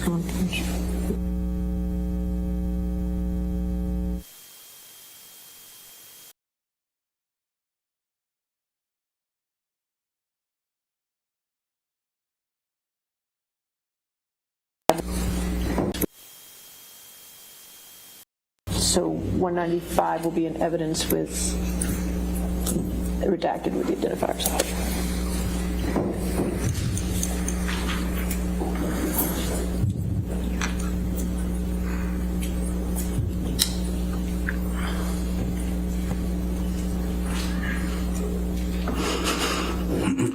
Mr. Depp, you see the text that from Amber that says, "I'm at a coffee meeting now." You see that? I do, sir. Right there. So she tells you at 12:41 p.m., "I'm at a coffee meeting now, we'll be home soon." And then you respond, "Holy crack whores, no goddamn meetings, no movies. Why? Why do you deviate from our agreement? What species of meeting? Fuck it, just tell me when you get home." Did I read that right? You did, but a coffee meeting. You didn't want her to take the meeting that she was taking that day, correct? It seems as though we had an agreement. What seems like we had an agreement to do something together. I'm actually asking what species of meeting. So this is not necessarily an angry text. It's just, why do you deviate from our agreement? It's not about her doing films. How do you think she got Aquaman, sir? You tell her no goddamn meetings, no movies, because you didn't want her acting. You wanted to control her career, correct? Objection compound. That's Hold patently on, untrue, and it's a great Depp, guess. sir. All right, yes, I'll sustain the objection. Next question. Sorry. We can move on. Exhibit 394, please. Defendant's exhibit. Thank you.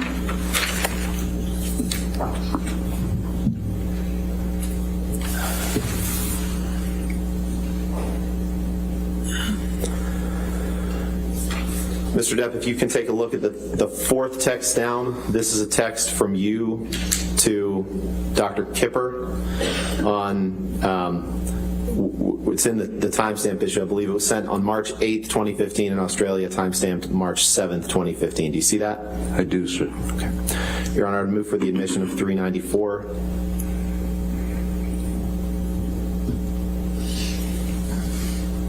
No objection with the proper redactions of the rest of the text messages and the identifiers. Okay.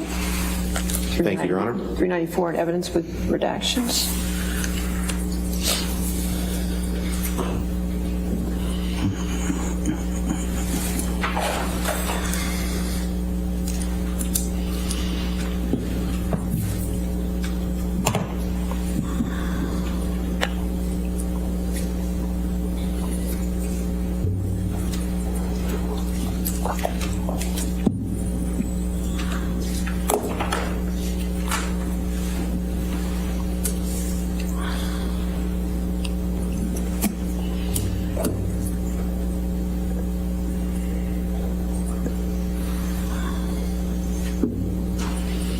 Permission to publish? All right. Yes, yes, sir.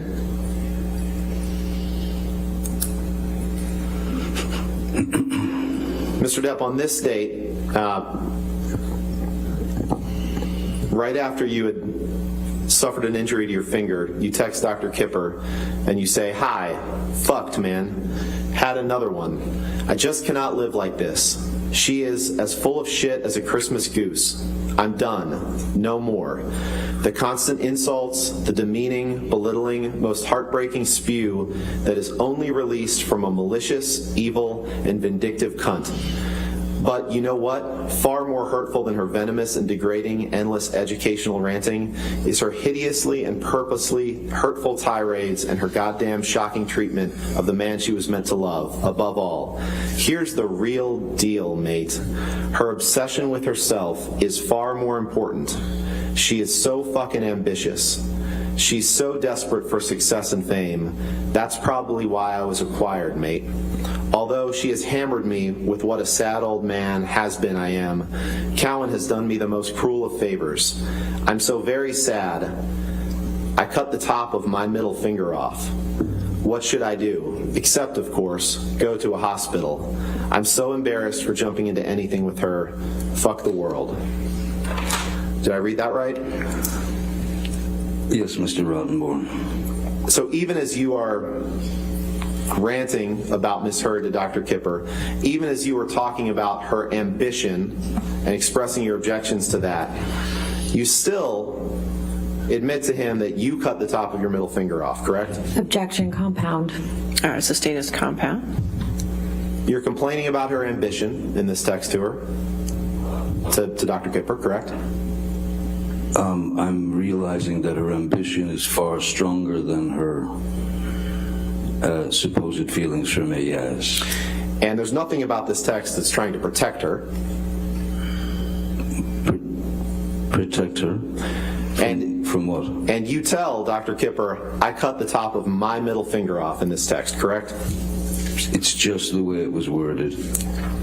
It doesn't mean that I actually literally cut my finger off after, at the age of 12, finding the only thing that gave me peace, which is playing the guitar. Very unlikely. Why didn't I start lopping off digits when I was 13 then? Just the way it was worded. Now, Ms. Heard wasn't the only one who had a problem with you can take that down. Ms. Heard wasn't the only one who had a problem with your drinking and abuse of alcohol, correct? Objection compound.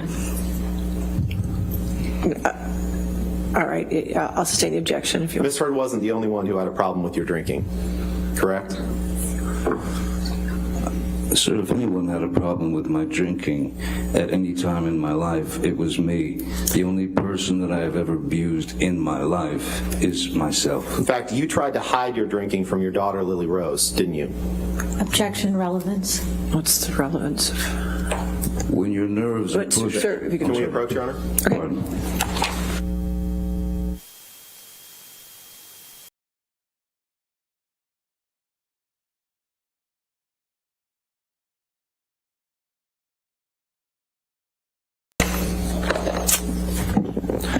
you pull up Exhibit 207, please?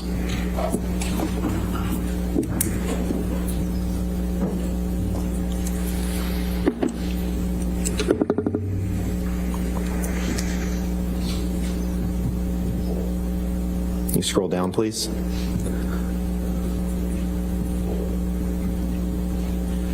Thank you. Mr. Depp, I'd like to direct your attention to the last text on this page. It's a text from you to Kevin Murphy. He was your estate manager, correct? He was. This is a text from you to Kevin Murphy on January 21st, 2014, correct? Yes, sir. Your Honor, I'd move for the admission of that portion of Defendant's Exhibit 207 with redactions. With the identifiers redacted, that's fine. Thank you. 207?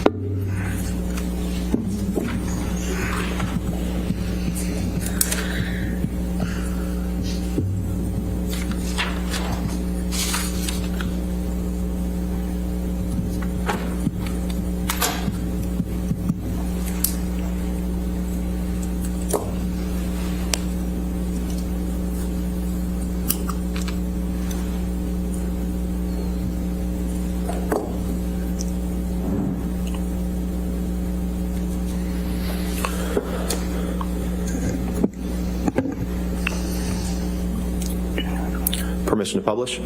Yes, sir. And in this text to Kevin Murphy on January 21st, 2014, you say, just trying to get over my shocking discussion with Vanessa that lasted 5+ hours. Vanessa's your former partner, correct? She's the mother of my children, yes. The mother of your children, that's right. And then you say, I feel ill and have invested my guts into some side corner. Now, Lily Rose hates me because she thinks I'm drinking, and she's right. But I can't admit, or I fucking die in her eyes. Thanks for that one, Vanessa. Come to master in main house. Did I read that correctly? You did, sir. Can you pull up Exhibit 1092, please?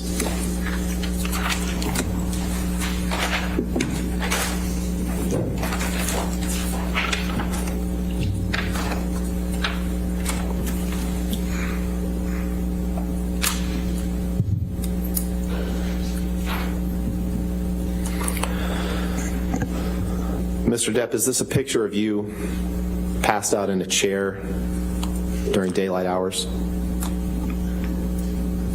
Again, isn't passed out, that's a very specific term. Sleep could be one, passed out. Let's try it this way. This is a picture of you in a chair, correct? That is correct. Move for the admission of 1092, Your Honor. Any objection? I'm relevance, Your Honor. Your Honor, I'm trying to move this along, and when we stopped with relevance, You want to lay a foundation? I just don't. this is a picture of Mr. Depp. We've introduced another on Thursday, another picture of that. What is the date of this photograph? I'm sorry.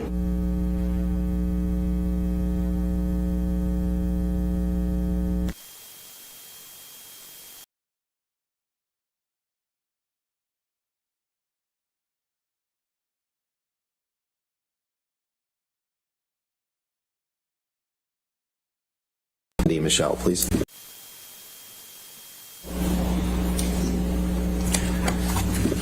Can you take that down and put up Exhibit 470, Michelle, please?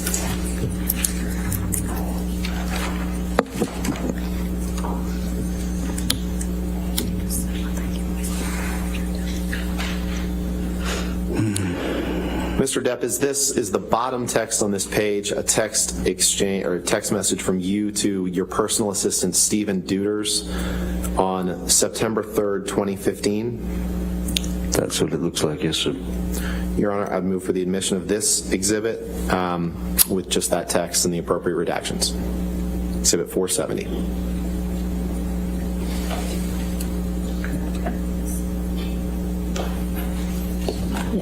Again, relevance, Your Honor. And cumulative. I'll allow this one if we Thank you, Your Honor. with redactions.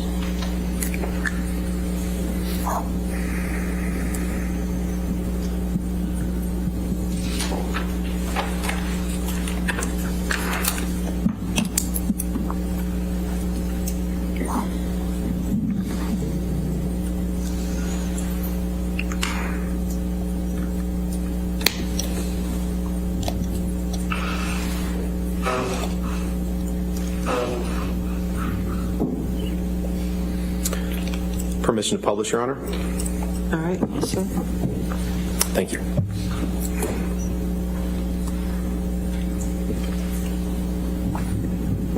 Mr. Depp, in the effort to move this along, I'm not going to read the whole thing, but I'm going to start with the word main bits, which is 5 lines down. You write to Mr. Deuters on September 3rd, 2015, main bits needed are Xanax and Adderall, and I want no judgment from Kipper or Debbie. Kipper means Dr. David Kipper, correct? That's correct. And Debbie means Debbie Lloyd, your sobriety nurse, correct? That is correct. Just found out from Joel last night how much I spent on having Kipper and Debbie around. Millions and fucking millions, mate. All the while, Debbie just hung around Broad, BCH, and gave me new meds like every 2 weeks. She was on set maybe 4 times. Wow. And 5 money symbols. Sorry, just how it is. Did I read that right? You did. Can we pull up Exhibit 587, please? This is a recording, Your Honor. And I already have 5787A, so this is 587B. 587B, Your Honor. The excerpts to be played are 1940 through 1953 and 2304 through 2329. Any objection? No objection, Your Honor. 587B in evidence.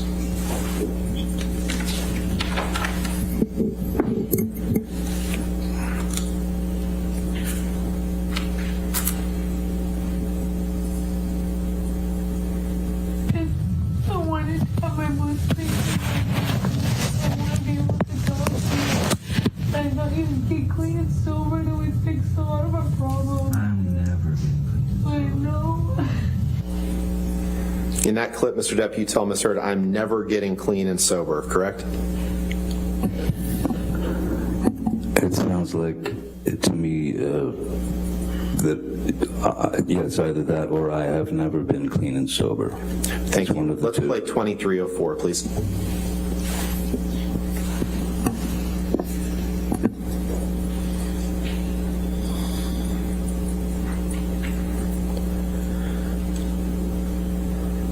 In the big picture, the big scheme of things, it does nothing but hurt us. And why? Because the coke and booze doesn't make it easier for you to see how clearly that is.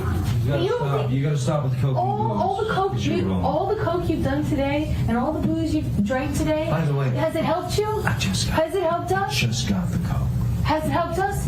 today. Yeah, I know because yesterday you were 1,000 times better. Yesterday did we?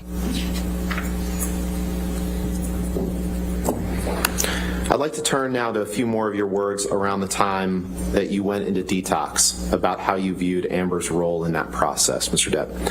Can you please pull up Plaintiff's Exhibit 120_40? And Your Honor, 120_41 was admitted the other day, but I'd like to introduce this as a separate exhibit. So 120B, and that would be _40, you said, 40? Yes, Your Honor. Okay. Any objection to that? If I may, it just came up on this. Okay. Mr. Depp, while they're looking at that, is the second text from the bottom a text that you sent to Amber's mom, Paige, on August 19th, 2014? Yes, that's correct, sir. And this is when you were either in the middle of or finishing up your detox process from roxycodone, correct? That is correct. All right. And no objection? No objection. Okay. 120B in evidence. You want to publish? Or, as is, correct? With the other Okay. That's fine. text messages redacted, please. All right. Thank you. Oh, with you, okay, yeah, sure.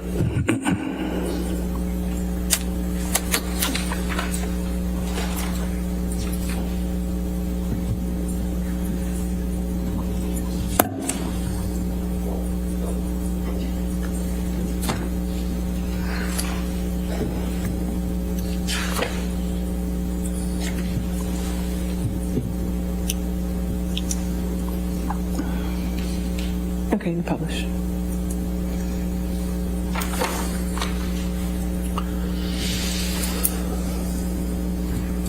And in this text message that you write Amber's mom on August 19th, 2014, you say, "My dearest Paige, how unbelievably kind and pure your message was. I am beyond thankful to have you in my life. There is no luckier man on this earth to have the strength that Amber gives me and the full support of each of you individually that I've gotten helps immeasurably. I don't need to explain the horrors to you. You know as well as I. What you do need to know that your daughter has risen far above the nightmarish task of taking care of this poor old junkie. Never a second has gone by that she didn't look out for me or have her eyes on me to make sure that I was okay. YN words are truly feeble in attempting to explain her heroism in a text. Suffice to say that I have never met or loved a woman or a thing more. She has the strength of 1,000 men, and that is due to no one or nothing but you, sweetheart. Thank you. I love you. Your son, Outlaw." Did I read that correctly? You did, sir. I'd like to take a look at another document. Exhibit 272, please.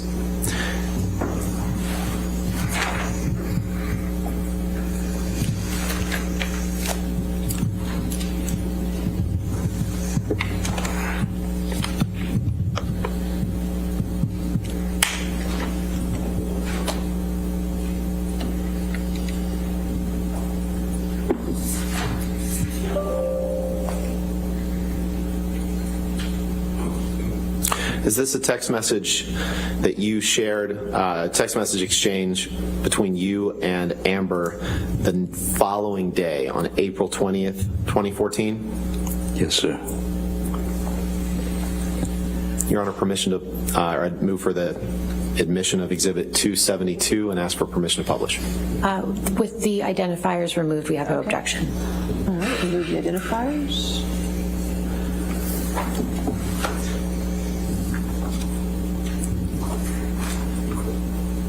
All right, 272 in evidence as redacted. Publish.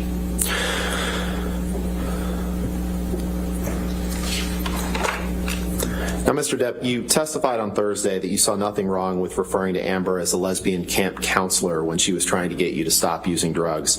But let's take a look at what you say in this text. She had used that term before. In this text, Mr. Depp, you say, "Just to let you know that I'm fine, my angel. I miss you, of course, but this was the right thing to do to speed up the process. I love you more than life. Yours, Steve." Did I read that correctly? You did. You can take that down. Now, you've brought this lawsuit about the op-ed specifically, but for years prior to the date that Ms. Heard wrote the op-ed, there were numerous negative news stories about you. You'd agree with that, correct? Objection, compound. All right, I'll sustain it to compound if you can. For years prior to 2018, when Amber wrote the op-ed, there were numerous negative news stories about you that were released into the public, correct? Objection calls for speculation. I'll allow it if you can answer. By 2018, you're saying? Correct. Yes, it all started with Ms. Heard going directly to a court to get a TRO, which is with a bruise on her face and paparazzi.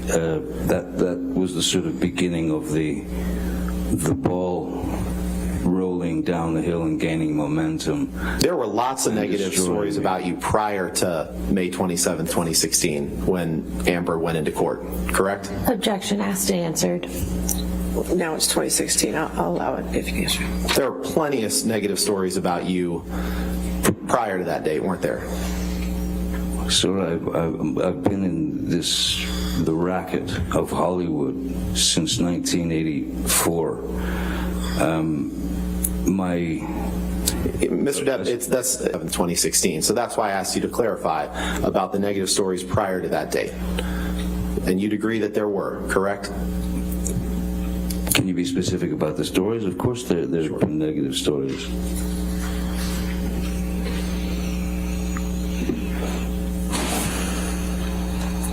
Permission to approach, Your Honor? All right.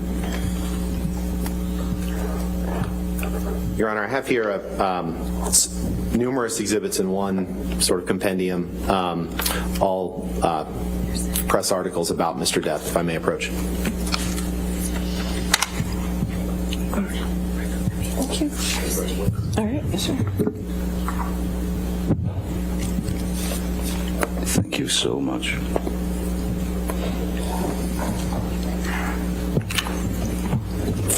Your Honor, having received this, I would like to preemptively lodge a hearsay, lack of foundation. And He hasn't got him in evidence yet. Are you moving? No, I'm happy to approach, but they're certainly not being admitted for the truth of the matter asserted. But I'm happy to approach and discuss if you'd like. Right.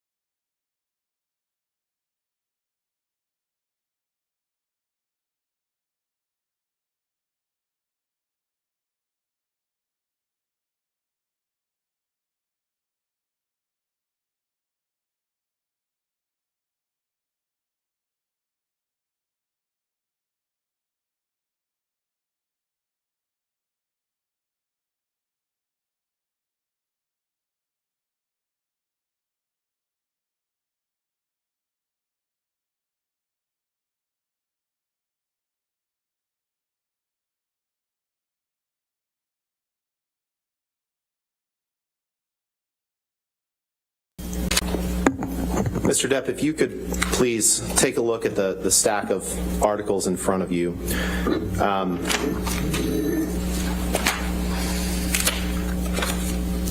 Yes, it's a stack of hit pieces. Yes, the first one is called by Ms. Heard's publicity team. Mr. Depp, we're going to try to get through this as quickly as possible. I'm going to ask you about the first one. Well, we're going to talk about them. The first one is entitled, it's from The Guardian. Do you see that? Apparently drunk. Yes, and this is an article from November 15th, 2014, entitled, Apparently Drunk Johnny Depp Cut Off at Hollywood Film Awards Ceremony, correct? That's what it says, yes, sir. And the next article is an article from May 7th, 2016. It's entitled, Johnny Depp, Friends and Family Seriously Concerned About Him, Here's Why. Yes, correct? How did they know? The next article from May 1st, 2017, before Ms. Heard filed for a restraining order, a year and a half before she published, this would be after May 1st, 2017. The headline is, Johnny Depp has a clear and epic sense of entitlement, ex-managers say. Yes. Published in the Hollywood Reporter, correct? I was in a lawsuit with him, sir. The next article from May 10th, 2017 is entitled, Johnny Depp, a Star in Crisis and the Insane Story of His Missing Millions. Did I read that right? That's straight from the same lawsuit, sir. The next article, also from May 10th, 2017, a year and a half before the op-ed was published, says, Johnny Depp reportedly drank heavily and was constantly late on the new Pirates movie set. Did I read that right? You did, reportedly. The next article, also from May 10th, 2017. Mr. Depp, this is a pathetic attempt. Mr. Depp, please just respond to the question that I'm asking you. What's your question, the next document, an article published in Vanity Fair on May 10th, 2017 Yes. is entitled Johnny Depp's Financial Woes Might Sink the Next Pirates of the Caribbean. Did I read that right? You did. I don't know The how next my article, financial woes would do May that. 25th, 2017, a year and a half before the op-ed was published, an article entitled, Where Did It All Go Wrong for Johnny Depp? After a string of flops and a ton of bad press, Johnny Depp's star power looks as wobbly as Jack Sparrow on a plank. Did I read that right? You read that very, very well. The next one, Hollywood Reporter, May 27th, 2017. Headline, Pirates of the Caribbean, The Diminishing Returns of Johnny Depp. Did I read that right? You certainly did. Hollywood Reporter were very nice to me at the time. July 12th, 2017. Why are all of Johnny Depp's movies bombing at the box office? Did I read that right? You certainly did. November 4th, 2017. A year and a month before Amber published the op-ed. Headline, Johnny Depp allegedly showed up drunk to movie premiere, reports say. Did I read that Allegedly, correctly? reports say. This is hearsay. is June it not? 21st, 2018, 6 months before the op-ed was published. Vanity Fair article, The Real Reason Johnny Depp Used an Earpiece on a Film Set. I think that was Did I read explained that in court the correctly? other day. Oh, you did, yeah. June 21st, 2018, 6 months before the op-ed was published, a Rolling Stone article entitled The Trouble with Johnny Depp, multi-million-dollar lawsuits, a haze of booze and hash, a marriage gone very wrong, and a lifestyle he can't afford inside the trials of Johnny Depp. Did I read that right? You did. You should read the article. It's And the last wonderful. one, June 22nd, 2018, the Daily Mail, vodka for breakfast, 72-hour drug binges, and spending sprees that beggar belief. Alison Boshoff reveals why Hollywood's reeling over what's being called Johnny Depp's career suicide note. Did I read that correctly? You did. Who's Alison Boshoff and how does she know? Mr. Depp, you can't name Oh, a it won't single answer, I see. actress who has benefited in her career by coming forward and stating that she was the victim of domestic violence, can you? I'm sorry, what was Objection that? calls for speculation. I'll sustain the objection. Next question. When Amber made abuse accusations against you in May 2016, fair to say it got a lot of press attention, right? Objection calls for speculation. All right, I'll sustain the objection. Next question. When Amber made abuse accusations against you in May 2016, you became aware that it got a lot of press attention, correct? Very quickly, I became aware. And she became associated with those abuse accusations that she made against you in May 2016, correct? To your knowledge. Objection calls for speculation. I'll sustain the objection. Next question. You became associated with those domestic abuse accusations that she made against you, correct? I think that's clear. And you understood that she became associated with those same accusations that she made, correct? You testified to that. Well, she had a choice, I didn't. And you've talked about the immediate impact that those accusations on May 27th, 2016 allegedly had on your career, correct? Yes. You testified earlier in your examination on direct that when Amber made those accusations in 2016, you said you lost, quote, nothing less than everything, correct? That's correct, sir. But you didn't try to get the restraining order lifted in 2016, did you? I don't. If she wanted a restraining It's a yes or no order- question. You didn't try to get the restraining No, order why lifted, would did you? I? And you didn't have a divorce trial where you could respond to Amber's accusations of abuse in 2016, did you? Objection calls for a legal conclusion. I'm asking him if he had a trial. That's All a right, fact. I'll allow- You didn't have a divorce trial where you could respond to Amber's accusations of abuse, did you? No, there were no charges pressed against You me. chose She didn't not tell to- the police that I had done anything. She didn't mention my name. And you didn't have a California divorce judge decide these facts, did you? Objection asked and answered. You chose not to try to clear your name at that time through any sort of legal proceeding, correct? Objection asked and answered. I'll sustain the objection. And you chose to sign a divorce agreement in which you stated that Amber had not made any false statements about you for financial gain. We looked at that, correct? Objection asked and answered. Asked and answered. I'll sustain the objection. Next In question. fact, you waited until Amber wrote the op-ed in the Washington Post in December of 2018 to file a lawsuit against her, correct? That is correct. Can you pull up Plaintiff's Exhibit 2, please? It was the only time that I was able to speak and use my own voice. You chose not to sue the Washington Post in this lawsuit, correct? Exhibit 2 is evidence. Objection relevance asked and answered. It's not been asked and answered. Hasn't been asked and answered, but I'm not sure what the relevance is. You chose to sue only Ms. Heard and not the newspaper that published this article, correct? Objection compound. All right, I'll sustain as to compound. You chose not to sue the Washington Post, correct? Objection relevance. I'll sustain the objection. Okay. You only sued the author of this article, Amber Heard, correct? Which seems she was the one making the statements. Yes, I had the opportunity to fight back. Permission to publish Exhibit 2, Your Honor. All right, Exhibit 2 is already in evidence, so we'll... Mr. Depp, you realize that the only job for this jury to decide, yes, sir, its only job is to determine whether this op-ed and this op-ed alone is defamatory.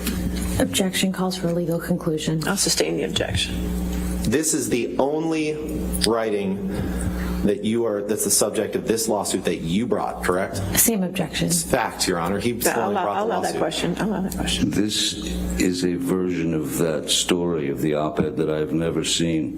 The one that was published before, the only one I've ever seen is the one that was published prior to this. They changed the title because they were in fear of trouble. Well, I'd move to strike that last testimony, Your Honor. Well, I mean, whether it's the online edition or this edition in the paper, this article is the only statement, the only publication of anything that's the subject of the lawsuit that you brought, correct? Objection asked and answered. I'll sustain the objection.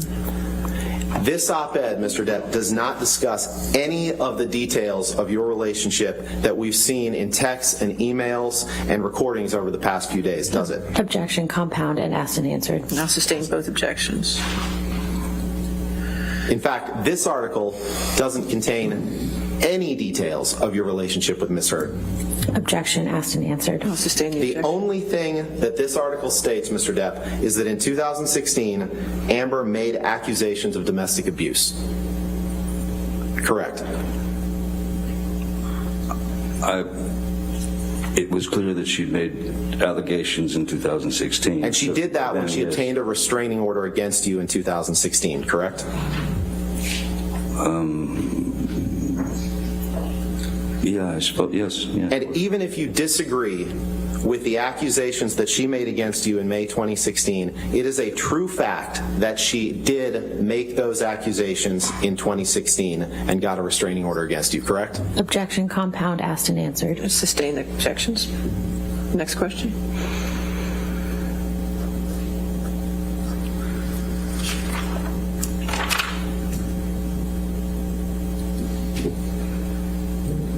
To your knowledge, the words that Ms. Heard used in this article about getting a restraining order against you in 2016, those are true, correct? I'm sorry? The words that Ms. Heard used. Document. All right, I'll sustain the objection. Can you go to the third paragraph? Pull up the third paragraph, please.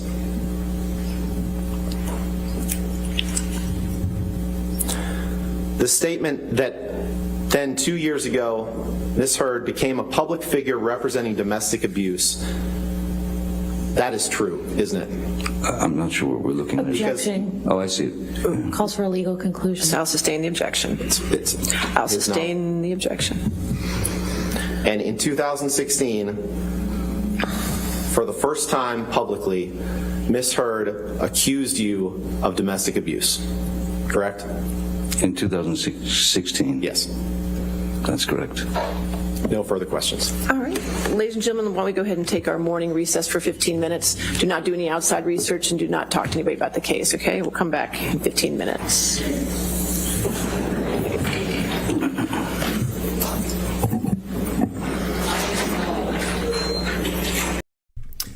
I didn't hear the mega pint either, you guys. Maybe we missed it. I don't know. I wasn't paying 100% attention, unfortunately. If it happened, I missed it. It was when he was talking, when they were arguing.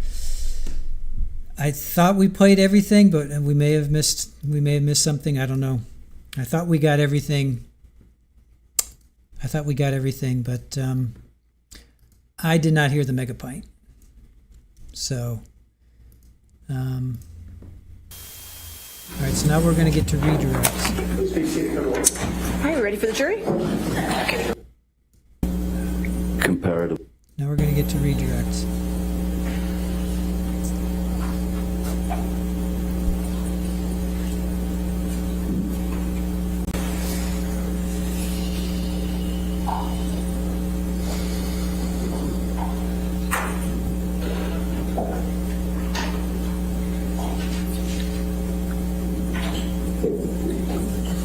All right, you be seated and redirect.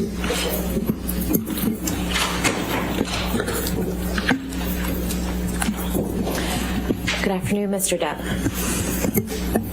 Hi. Could we please pull up Plaintiff's Exhibit 1?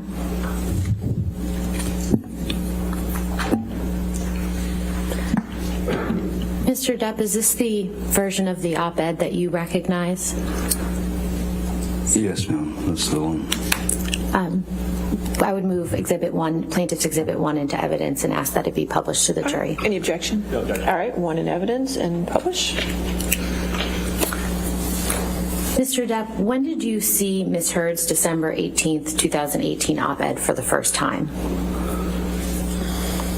It was,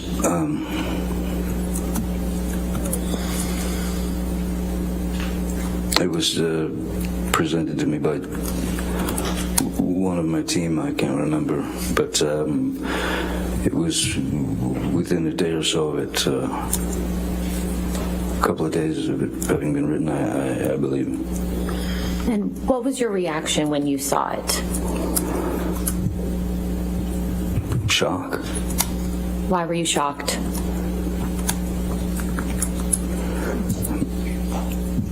Because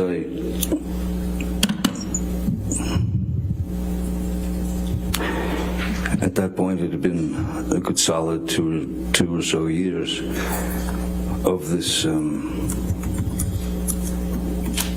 of the accusations, of the allegations, planted firmly on my back, so something that I had to carry with me. And I just couldn't believe that it was continuing.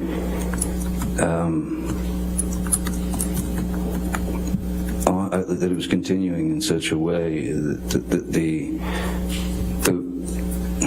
it was clear that the more bad press, the more hit pieces that came out on me, the more of these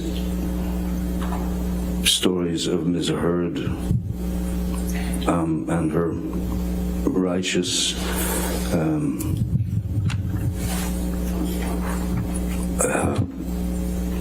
chase against me. It wasn't stopping, and it's difficult to once you've chewed on it for a couple of years, it becomes pretty difficult to swallow anymore. As it was completely untrue. How did you feel when you saw the op-ed for the first time? Objection asked and answered just now. My prior question was about his reaction. All right, I'll allow it. Hurts. Yeah, a blinding hurt. It was like somebody hit me in the back of the head with a 2x4. And as it said, I had no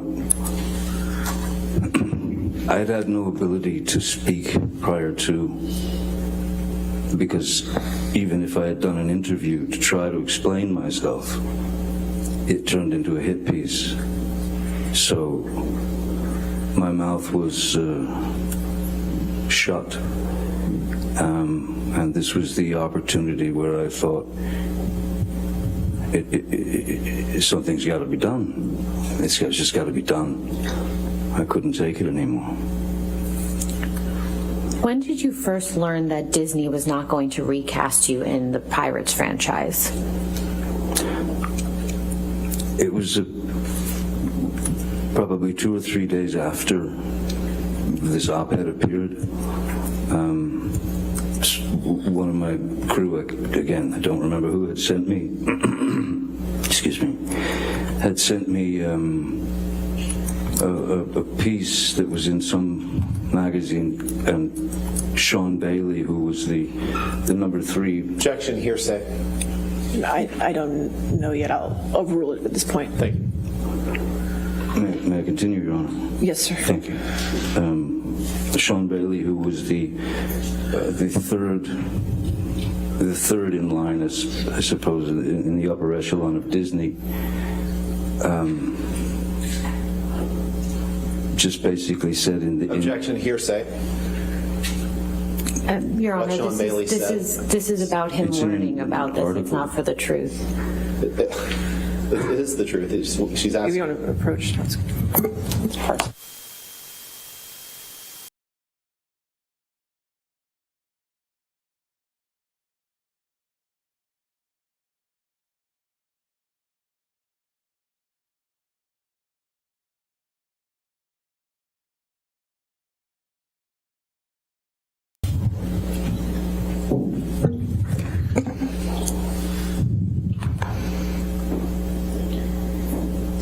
Mr. Depp, could you please explain to the jury who Sean Bailey is?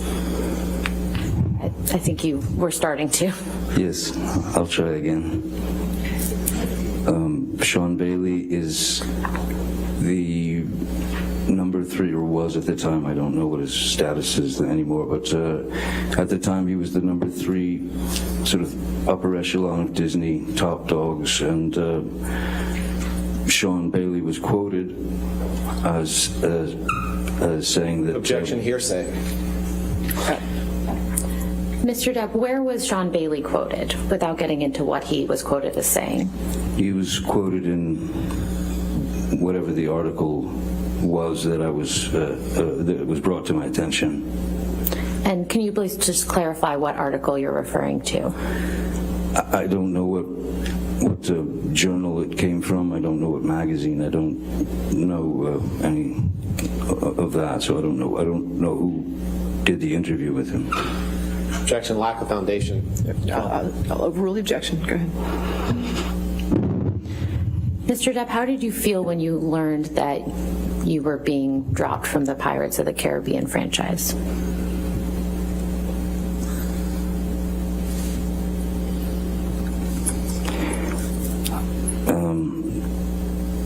Well, it was the Pirates of the Caribbean franchise. It was a character that Captain Jack Sparrow was a character that I had built from the ground up, and was something that I of course put a lot of as you do with all characters, but you put a lot of yourself into the character. So, and also having worked on these films with these people and having added much of myself, much of my own rewriting of the dialogue and scenes and the jokes and whatever they are, I didn't quite understand how after that long relationship and quite a successful relationship, certainly for Disney, that they would, that suddenly I was guilty until proven innocent. Up until the point that you learned that you were not going to be in the Pirates of the Caribbean franchise any longer, what was your intention with respect to future Pirates movies? The last thing that I knew from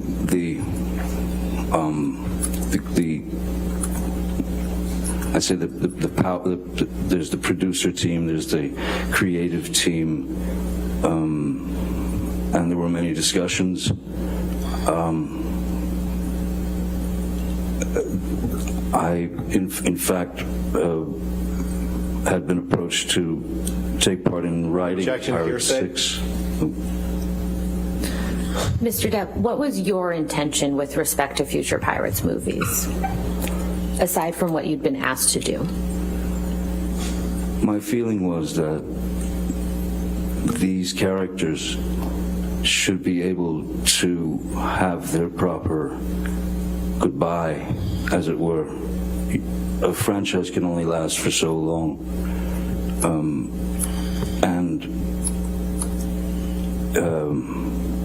There's a way to end a franchise like that, and I thought that the characters deserved to have their way out of to end the franchise on a very good note.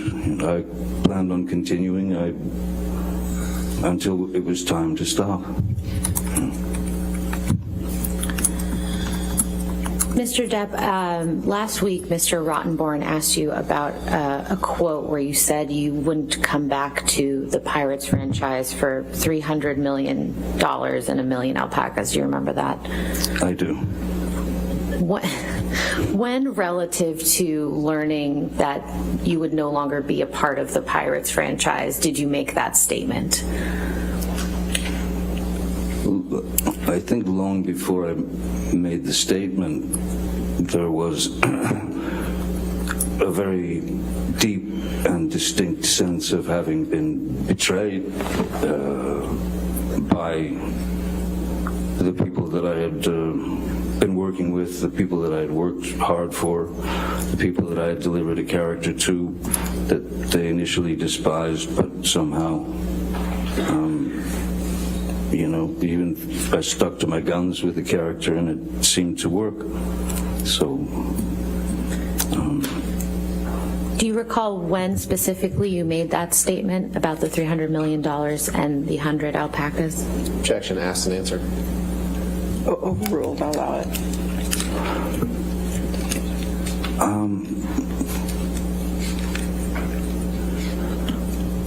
I believe I made that statement during a press conference in the San Sebastian at the San Sebastian Film Festival when I was asked about my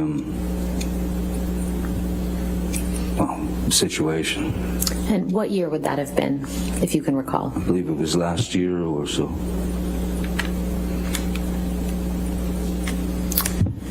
Can we please pull up Plaintiff's Exhibit 804?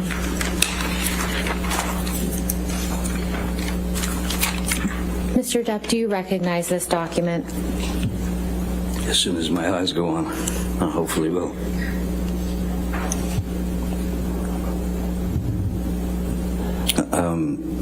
Scaramanga Brothers, yes. Pirates of the Caribbean 4 and 5, yes.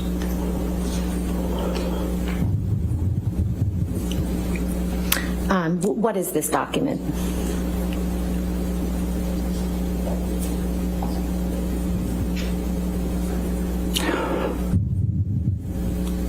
I don't quite know. I'd have to read it to get some understanding of it. Could we scroll through so Mr. Depp can look at the rest of this document? Oops.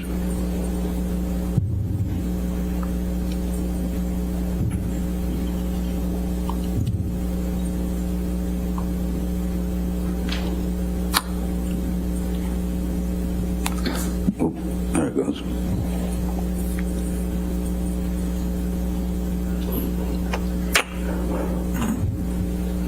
It looks, this appears to me to be some species of contract. You know? Is this a contract that you entered into?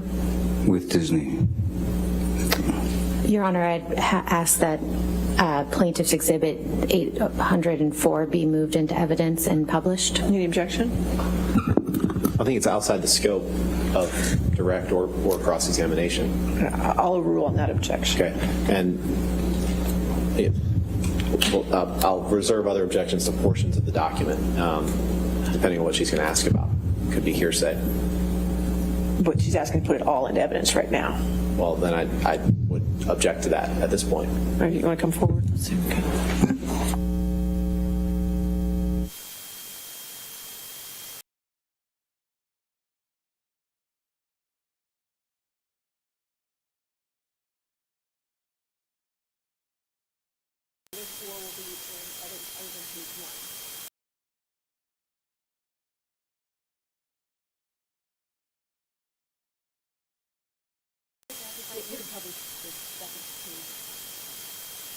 If I could just get a redacted copy of that at some point. Okay, thank you. Mr. Depp, if I could direct your attention to Section 6 of the contract, which is on pages 8 through 10 of the document.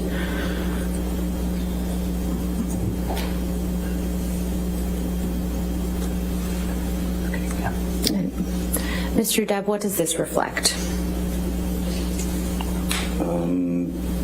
Sorry. It appears to be the agreement of Pirates 4 and 5, compensation and merchandise. Mr. Depp, at this time, how many other franchise films had you been a part of? At that time, Alice in Wonderland,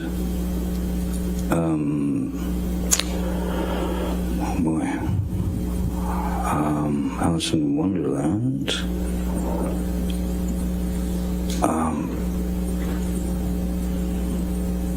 I'm so pathetic when it comes to knowing what movies I've done. I'm sorry. I just, I don't watch them. I feel better not watching them. I couldn't, what was the question again? How many Order in the court, or I will have you removed. Understood? Thank you. How many other franchise films had you been a part of at the time of this contract? There was a third. There was Pirates. There was with Warner Brothers, Fantastic Beasts and Where to Find Them, and then Crimes of Grindelwald. And how does the compensation reflected in this contract compare to that what you receive for the other franchises that you've been a part of? Objection, Foundation. He just established that he was a member of other franchise films at this point. And he hasn't established a foundation that he knows how he was compensated for this. I'll overrule the objection if you can answer.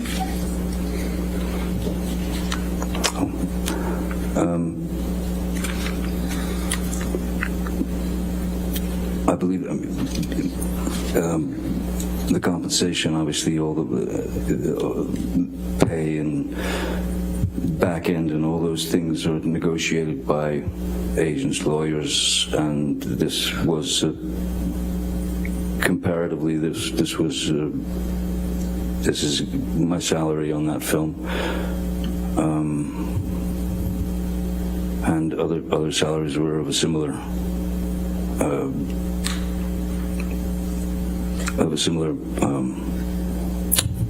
status, I suppose. If I could direct your attention to the 12th page of the document.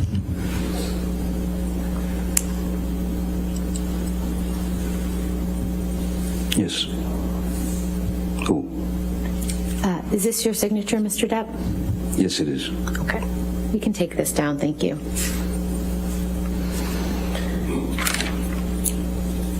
Mr. Depp, I recall that you testified that you don't know during a given period what movies you were working on.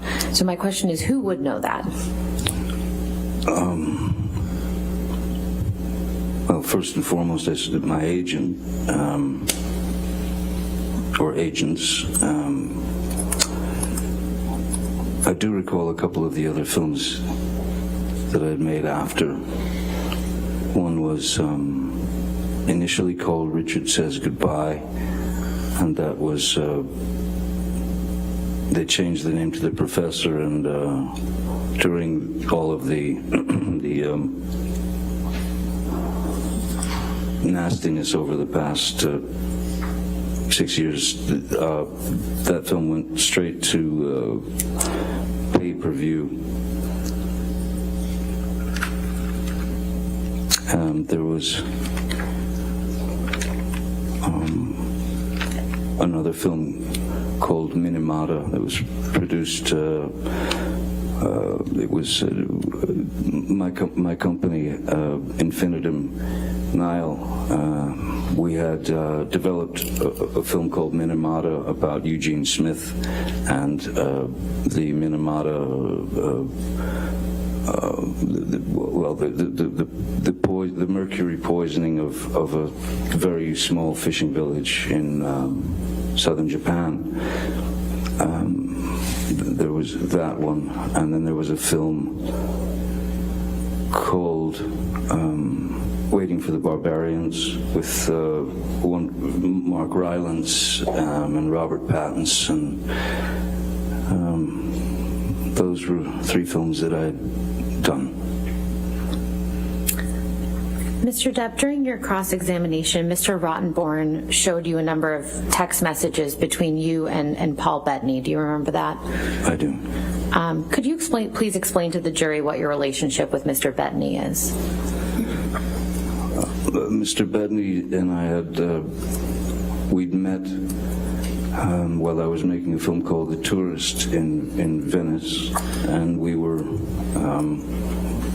it was an instant connection. He's born and bred in the UK and has that English sort of dry, kind of obtuse, abstract sense of humor, and that was one of the things that we connected on. Is,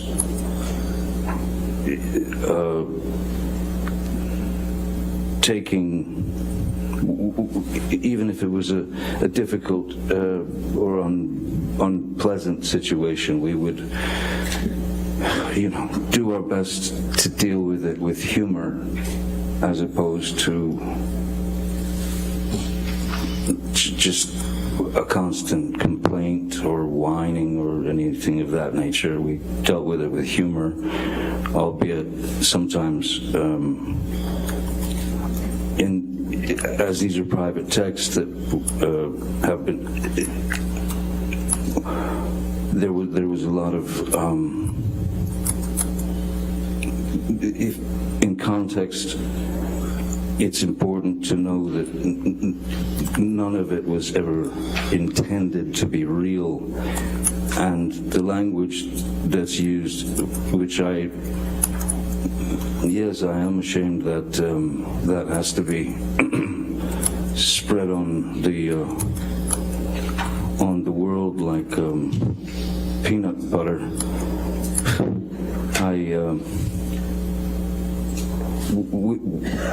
For example, the text that is about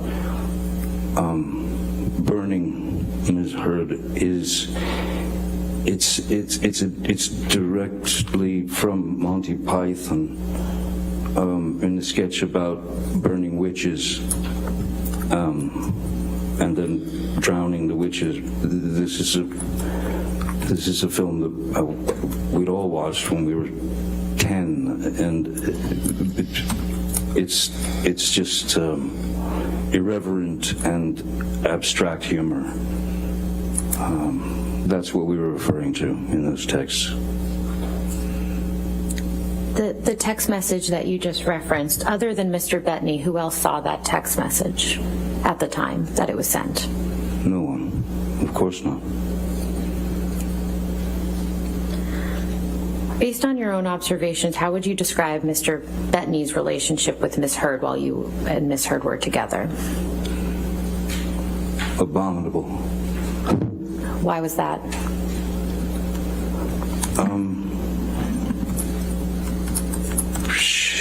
Ms. Heard despised Mr. Bettany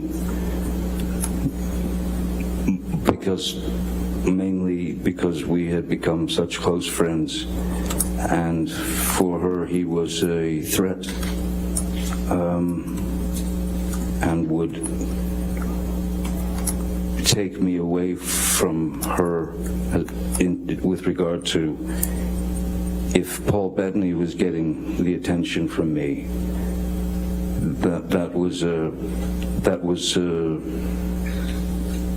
showstopper. It would cause all kinds of unpleasantries, to the point of where when we were on the island with Mr. Bettany, his wife, and his 4 children, Ms. Heard and Mr. Bettany got into some debate over lunch, and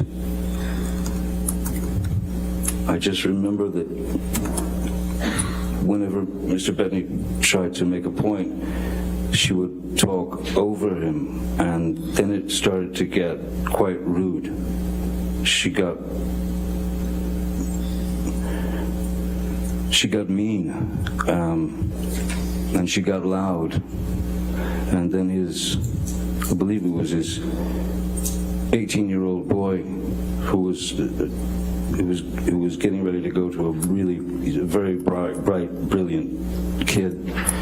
He entered the conversation because this was something to do with what he'd studied in school, and he knew quite a lot about it, and he voiced his opinion, and Ms. Heard demeaned that young man to the point of where he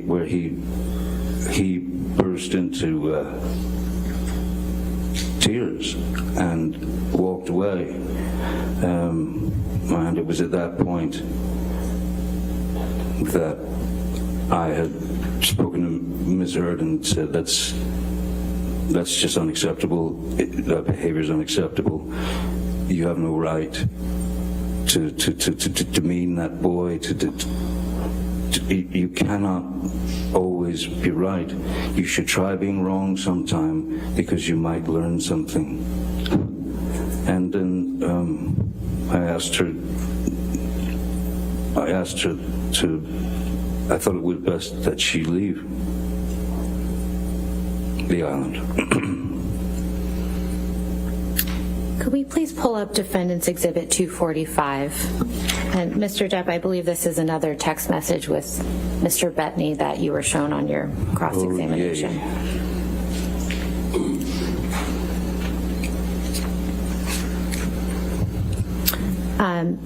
And directing your attention to the text message at the top of the page from May 30th, 2014. Do you recognize this text message you sent to Paul Bettany? Yes, I do. And could you please describe to the jury what you are conveying to Mr. Bettany in this message? This again I suppose, an example of the way that I write and express myself. That is to say, you stretch your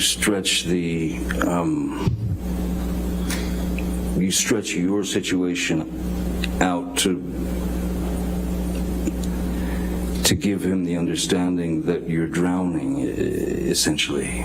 So everything that I say here is, in fact, an impossibility for the human body. I would have been, well, I would have certainly at least had to be rushed to the hospital for a stomach pump. There's a line here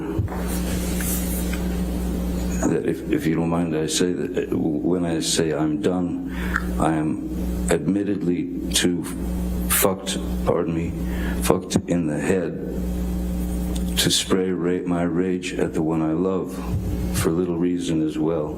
I'm too old to be that guy, but pills are fine. The pills that were referenced were the pills that that I was coming off of, and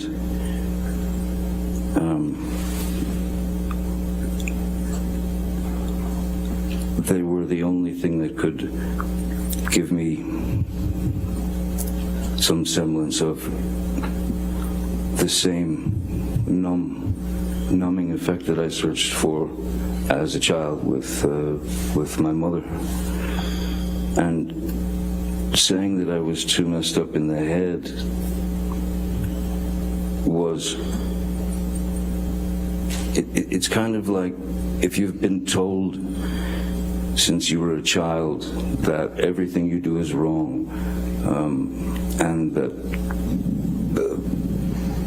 I shouldn't have even been alive, or whatever, joyous little treats that my then very sick and very ill mother brought to me. Ms. Heard was well aware of my past, my childhood, therefore was very adept at knowing exactly which buttons to push. So at this point, I felt like, well, I was that little boy again in my head, like, I guess I am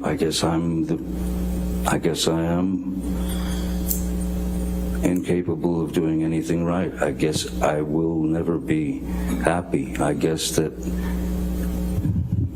this is who I am. I can't get along with this person. But it's confusion, it's nothing that you can,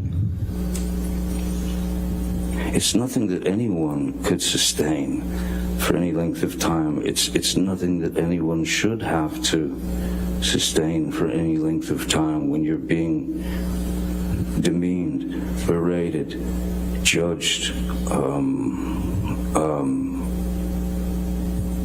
and treated like a lesser animal. I'm treated as if I'm only surrounded by yes men, and that I'm a bad father, and that these things are endless. They were endless, and there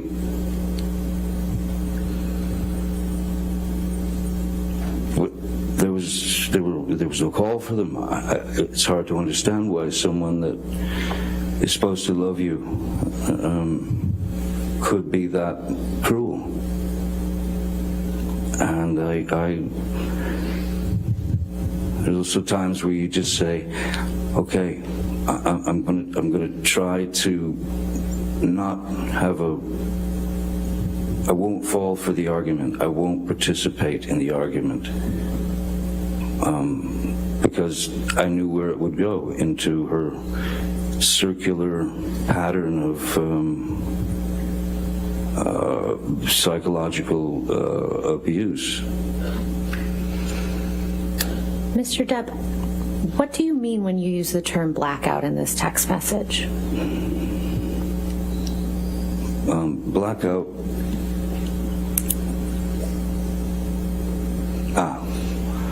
Yes, because I'm talking about 1,000 Red Bulls and vodkas, 1,000 of them, 2 bottles of champagne,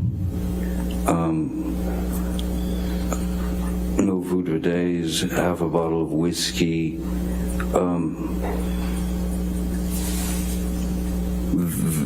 those things, had that been all absolutely true, would have not only caused a blackout, but it would have caused a severe alcohol poisoning, overdose, I would have had to have gone immediately. If that were true, I would have had to have been taken to a hospital, or I'd just die.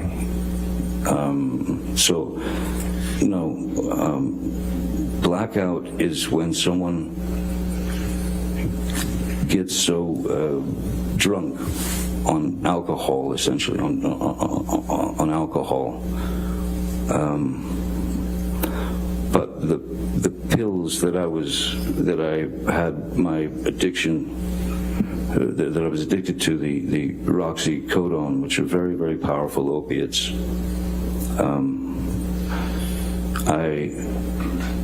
Two of those would knock me out. That is to say, so there's blackout, which is you can be a person could be wide awake and wreaking havoc, or having a giggle in a blackout and never remember it. But when you are and when you've taken the prescription medication, it knocks you out. You are certainly not, well, you're not in any condition to, first of all, swing at anyone. You are out. You go on what's called the nod, and then it takes you away into sleep. It's just very deep sleep, and I found that much more accepting than having to hear constant badgering and insults. Mr. Depp, I'd like to show you Defendant's Exhibit 153, which I believe Mr. Rottenborn also showed you last week. Yes. Do you remember seeing this during Mr. Rottenborn's examination of you last week? Yeah, yes, I do. Okay. Now, I'd like to show you the full text exchange, which is in Plaintiff's Exhibit 120. And since there's been a number of text messages drawn from this document, this would be Plaintiff's Exhibit 120C. And which page would that be, or underscore? This would be 4 and 5, Your Honor. 4 and 5, thank you.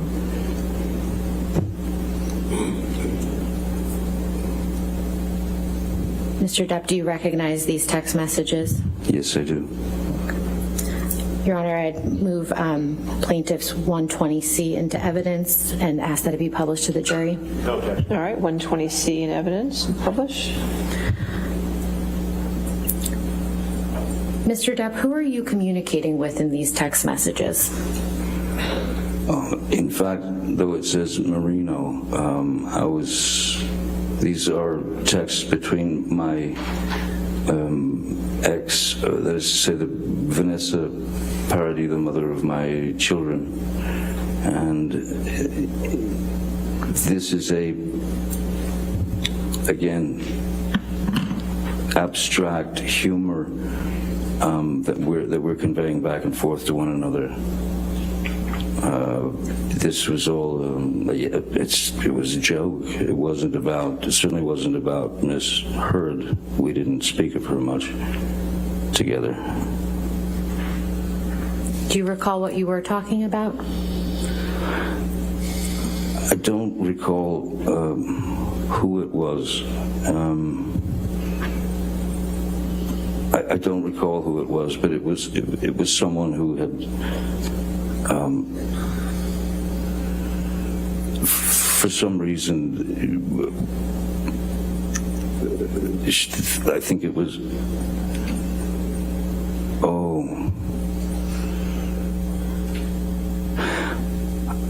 I think that the possibility is that 2013, it might have been, we had a nanny at one point, who in fact, we had,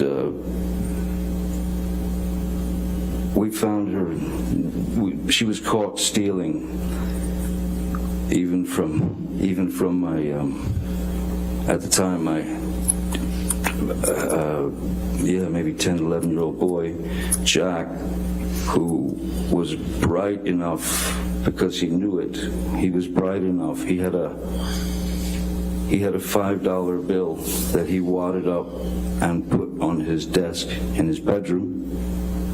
And when he came home from school... Your Honor, I'm just going to object on relevance. The question was, who was this about? Yeah, we can move on. Okay. Mr. Depp, I'd also like to show you Defendants Exhibit 143, which I believe Mr. Rottenborn also showed you last week. Do you remember seeing this email exchange?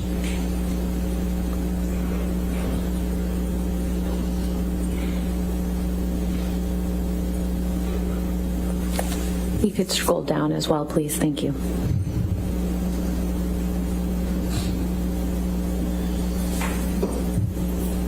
Oh, yes.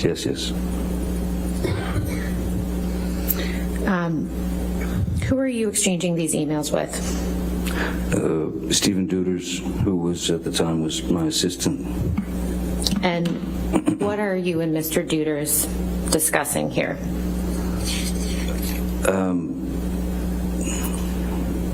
Gobbledygook, essentially. It was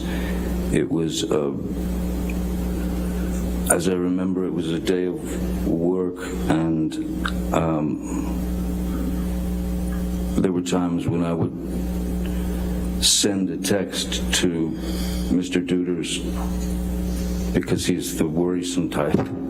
I would send him a text in jest, of course, and to get a rise out of him, to get some reaction out of him. So, I would tell him things like, I woke up and I'm bleeding profusely from the inside of my ear. Is that normal? It would be things like that. So this is exactly the same kind of thing. I think we were even referencing The Hangover, the film The Hangover, in part of this, about the Mike Tyson and sort of bizarre circus that I was telling him that I had in my room, and that there was blood everywhere. It was a joke to just sort of throw him off, worry him, and ultimately it was a joke, and we were laughing about it. Mr. Depp, what, if any, portion of this email exchange is literally true?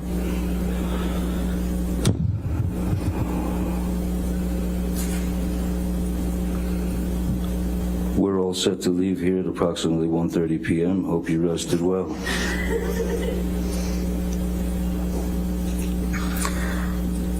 Mr. Depp, I'd like to talk to you about some text messages that Mr. Rottenborn showed you where you refer to the monster, and this is in the context of in conversations that don't include Ms. Heard. Do you remember seeing some of those communications? Yes. Okay. First, I'd like to show you Defendants Exhibit 427, please, which is a text message from you to Jerry Judge.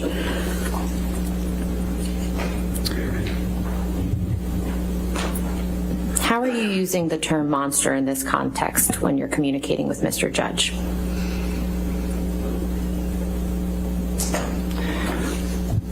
The monster could essentially, it could be two separate things. The monster in her eyes was my Objection as to what the monster was in Ms. Heard's eyes, Your Honor. All right. Let's just stay as to her eyes, if you want to. Okay. Yes. Rephrase. The monster was defined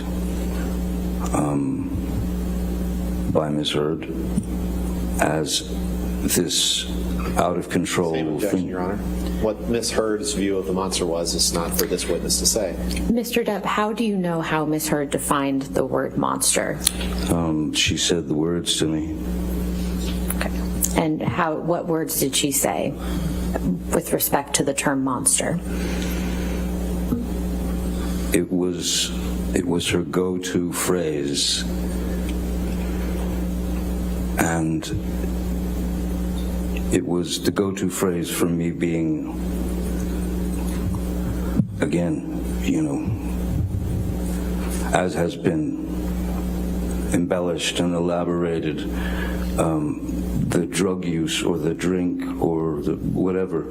But the monster was, for me, and again, you start to think about these things and you put it in your own head, what the real context is. The monster was sobriety.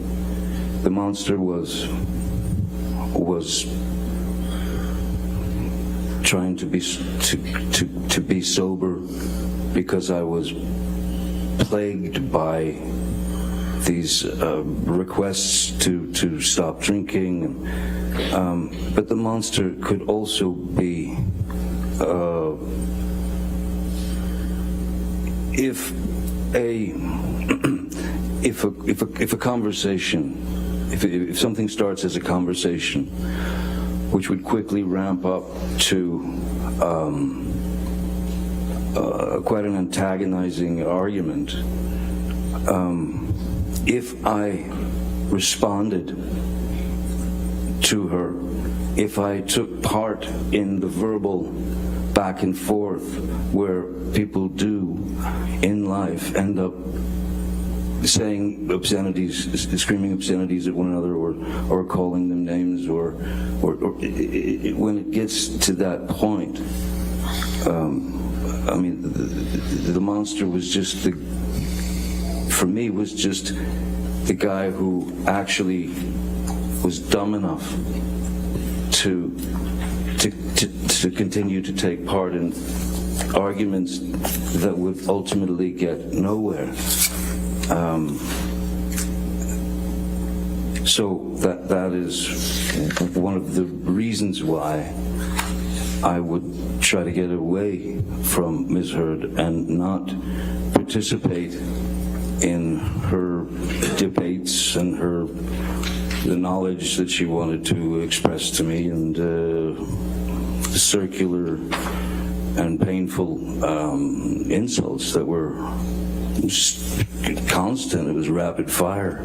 So I stopped participating in those. I tried to walk away.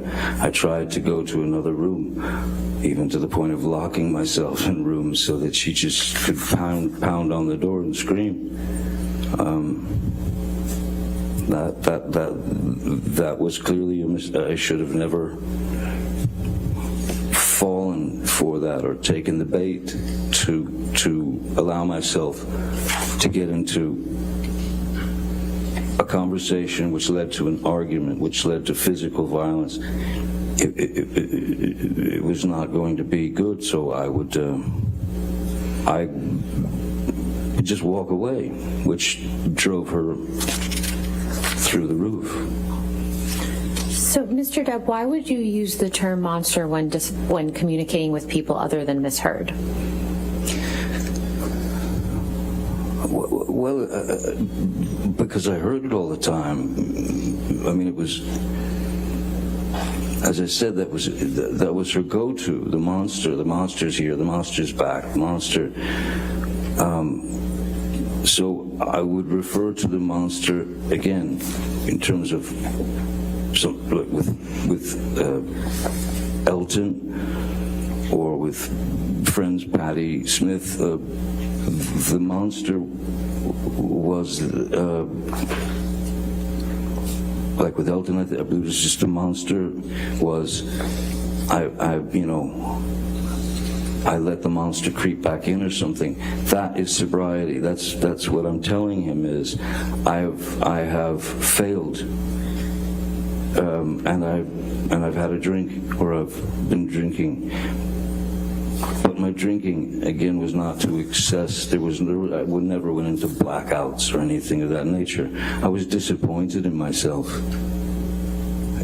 for not staying there. Although when you are constantly in a position to be harassed by your beloved other,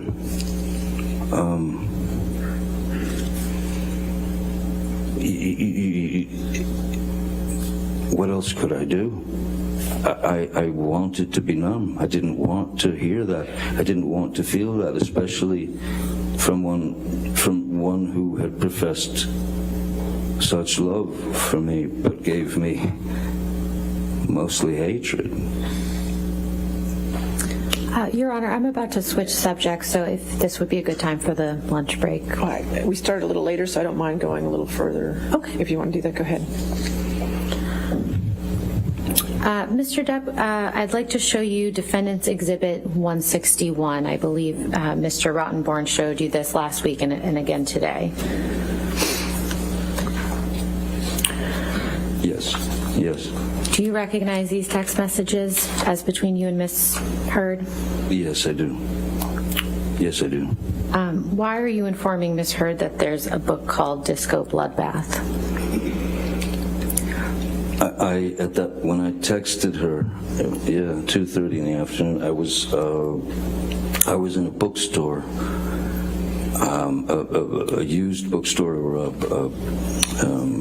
bookstore that had a lot of first editions and things like that, which was sort of a passion. And I saw a book called Disco Bloodbath, and I thought it was a funny title. I can't say that I was necessarily referencing anything other than I thought it was a funny title, Disco Bloodbath. It sounded like a sort of a bad slasher movie to me. So I said, just thought you should know that there exists a book titled Disco Bloodbath. That's all. And then she said, we need that book. And then she asked me, is it about last Friday night by any chance? And then my answer to her, how can you make me smile about such a hideous moment? The fact is, this is a light-hearted exchange that she's even saying, we need that book. Then she makes a reference to last Friday night, which I don't recall what last Friday night was or whatever, so I just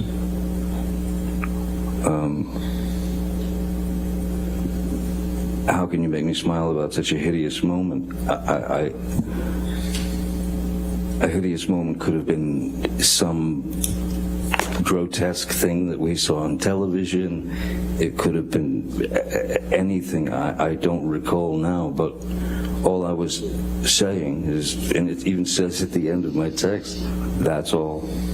Disco Bloodbath, you know. So this was not we were not butting heads in this exchange whatsoever. It was very lighthearted. Mr. Depp, I'd like to show you Defendants Exhibit 375, which is another document Mr. Rottenborn showed you last week. Yes. Could you please remind the jury what's reflected in this photograph?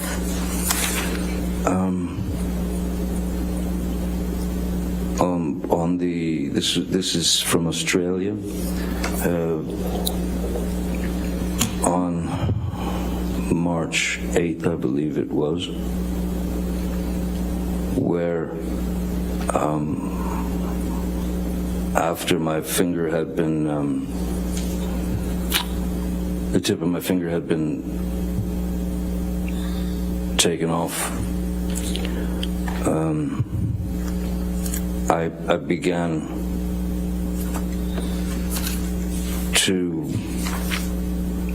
I was in such shock, I just started writing on the mirror, on walls, and basically what these were for me to Ms. Heard were reminders of moments in our past where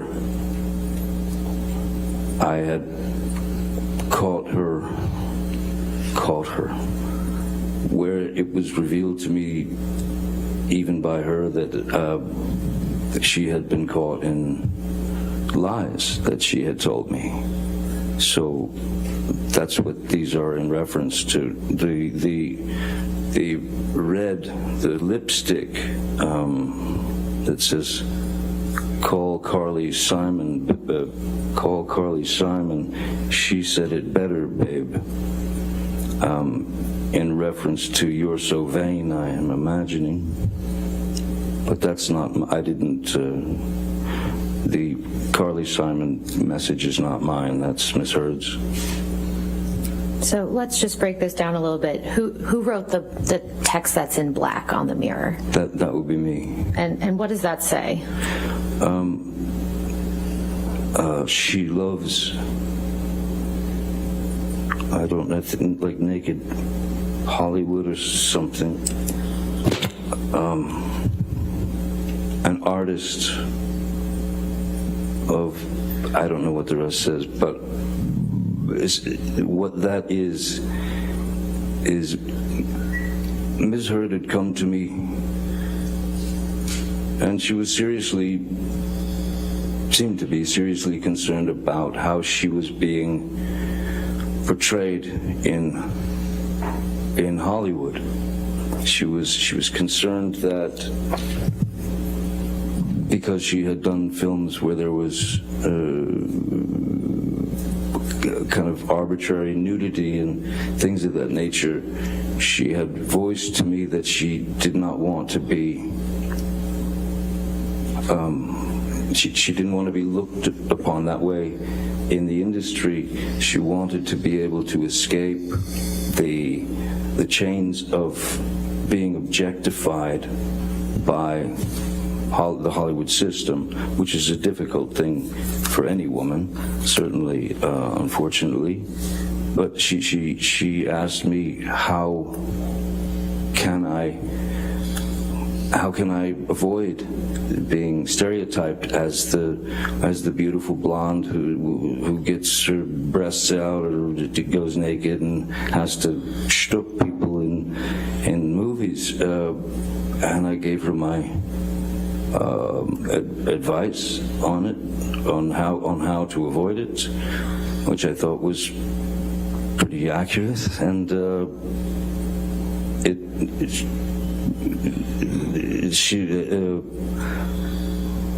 her ambition was stronger than what she received from my advice is what it was. My advice that I thought long and hard about, because I did care for her and I did understand.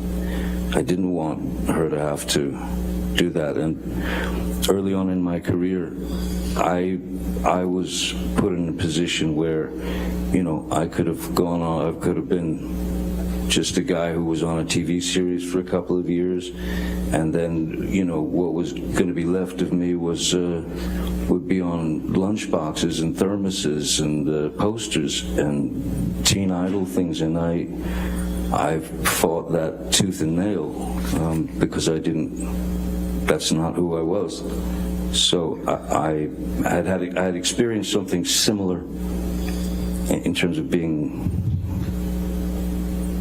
looked upon as something that you're not, and so I fought against it in the very beginning, and it worked out for me for a while there, and I was giving her basically the same advice. Now, Mr. Depp, you said that you did not write this portion that's in red here that says Carly Simon said it. Call Carly Simon, she said it better, babe. Is that right? Yes. No, that's not mine. How do you know that it was Miss Heard that wrote that? Objection, lack of foundation. Overruled, though. You can answer it. There are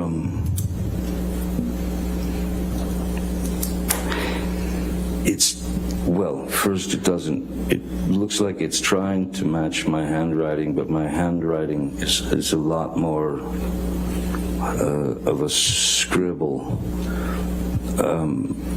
And also there's another photograph of this where she went in to make sure that there were, that red was more prominent. I believe there's also a napkin down there where someone... On a lack of foundation, he's referring to exhibits that aren't in evidence and All right, have no idea whether they even exist. I'll sustain the objection now. Next question. Do you recall whether the lipstick writing was on the mirror when you wrote in the black paint? No, of course not. No.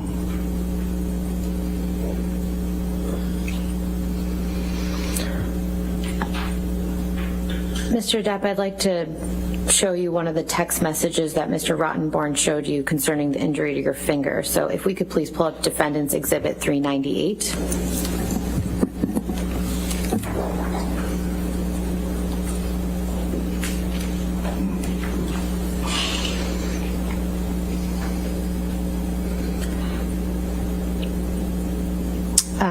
This is a text message from you to Dr. Kipper that I believe Mr. Rottenborn showed you on cross-examination. Do you remember that?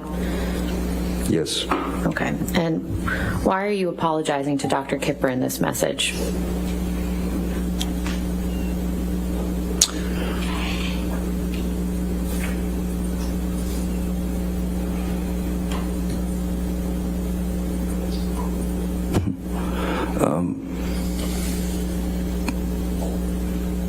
I believe that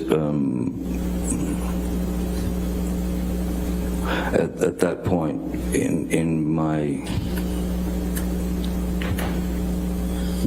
brain and in my life and in my heart, I was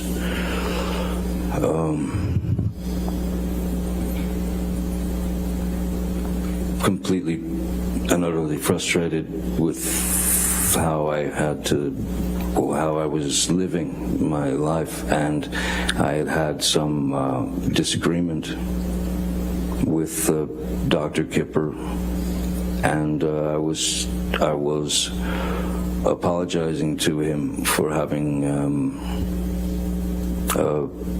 gone against his wishes, or gone against his advice, let's say. What did you mean when you said, I have chopped off my left middle finger as a reminder that I should never cut my right finger off again? It's my way of dealing with a painful situation. It's my way of dealing with a painful situation where I resort to humor. So I had lost the tip of my right finger, and so I'm saying to him, I've now cut off my left finger to remind me never to cut my right finger off again. That's not, I mean, when you say I got my finger cut off, or I cut my finger off, or this or that, it doesn't necessarily mean that you did it yourself. And again, I'm a guitarist and have been since I was 12, and that was the only piece that I found in my life at the age of 12 where I knew what I knew who I could escape into music and learn music. And the last thing, I'm a guitar, I mean, I still play the guitar it's still my first love, aside from my children, it's still my first love. There's no reason in the world why I literally would cut my own finger off to ruin this beautiful opportunity that I was given at 12 to learn how to play the guitar.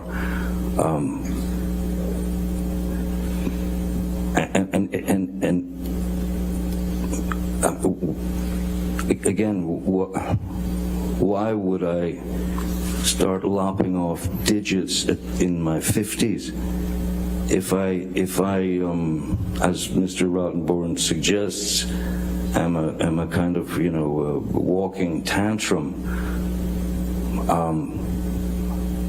when I was younger, why wouldn't I just start chopping off fingers and or some kind of, why would I ruin the only thing that was really good in my life aside from my children? So when this finger went, the tip of this finger went, the only thing I could think in my mind was, thank God it wasn't the left hand, which is the fret hand. I'm right-handed, so that's the fret. That's where the fretboard is. If you lose a finger from your left hand, you know, I'm not Django Reinhardt, who had only 2 fingers to play with. If I'd have lost a finger from here, I would have had to relearn how to play the guitar all over again. It's just not the case. Even though I say I've chopped my finger off, it's like saying, you know, I bumped into a knife or something. You know, it's not.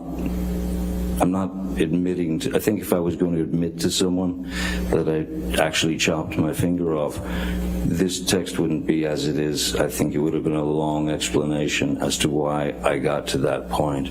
But no, I can't take responsibility for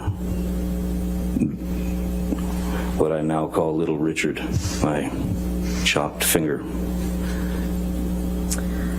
Mr. Depp, at the time that you sent this text message to Dr. Kipper, had you told him what had actually happened to your right finger? Oh yes, yeah. And when did you tell him that? He was aware of that day, the day that it happened. Malcolm was aware of it. Jerry was aware of it. Stephen was. Everyone was aware of it. And of course, yes, when I went to the doctor, the emergency room, I lied to them because I didn't think it wise to cause a ruckus, implicate Miss Heard, and then have 8 million stories out in the press about how she'd thrown a bottle of vodka at me and it smashed all the bones in the tip of my finger and cut off about, well, it was all sliced down through. You've seen the pictures. It was pretty horrible.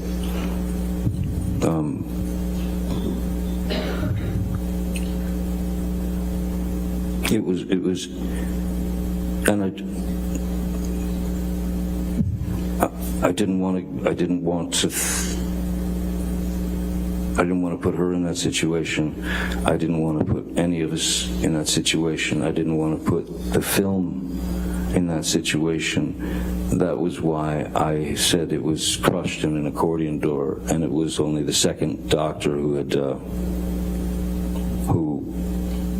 actually told me what he was. Your Honor, hearsay? I haven't finished my sentence. How do you know? I'll over for the moment. Go ahead. Yeah. Go ahead. Should I? Thank you. It was the emergency room doctor was first.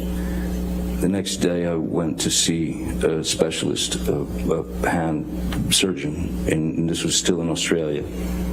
And he had recognized that my excuse for the finger being gone. Objection, Your Honor. Hearsay, what the doctor conveyed to him about his thoughts on the finger injury. That's classic hearsay. Your Honor, it's in the context of medical treatment. No, I'll sustain that objection. Okay. Your Honor, I think this is a good stopping point. All right. Yeah. All right, ladies and gentlemen, we'll go ahead and take our hour lunch recess. Again, do not do any outside discussions, and don't talk to each other about it, okay? And we'll see you after lunch, okay? If everybody in the courtroom could still be quiet, please. Court is in session. Thank you.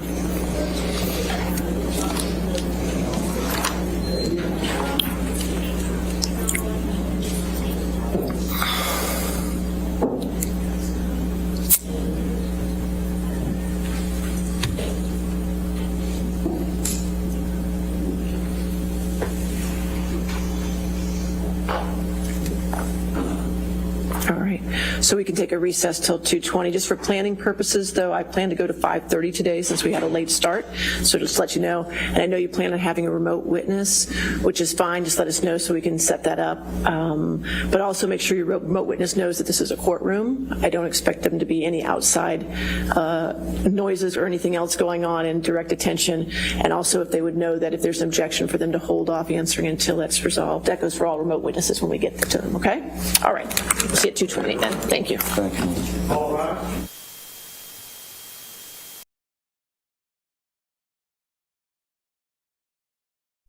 All right, one last little bit to go. Well, hour and a half, not a little bit, but one more chunk to go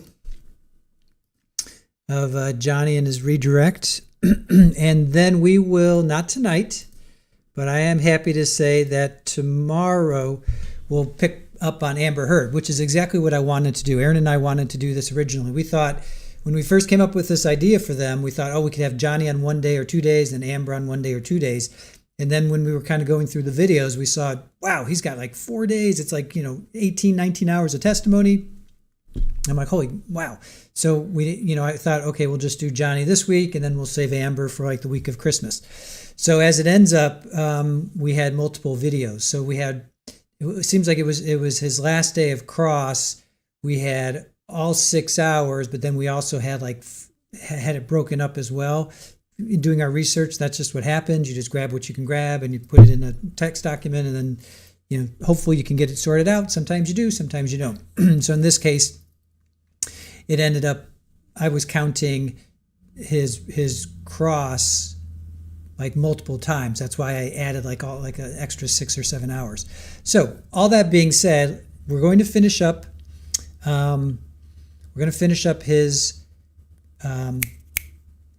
direct now, and then we're going to pick up on Amber tomorrow and Friday. So then you'll be able to, ideally, then you'll be able to watch it all in one shot. So let's get to the last of his redirect.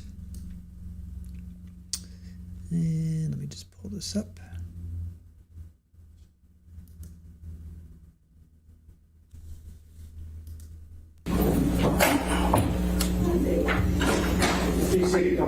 All right, we ready for the jury? Sure, yes ma'am.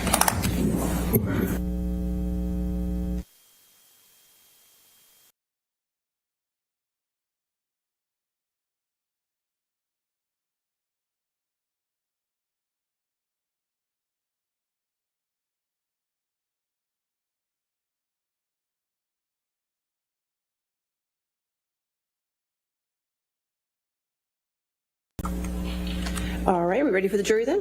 Yes. Okay.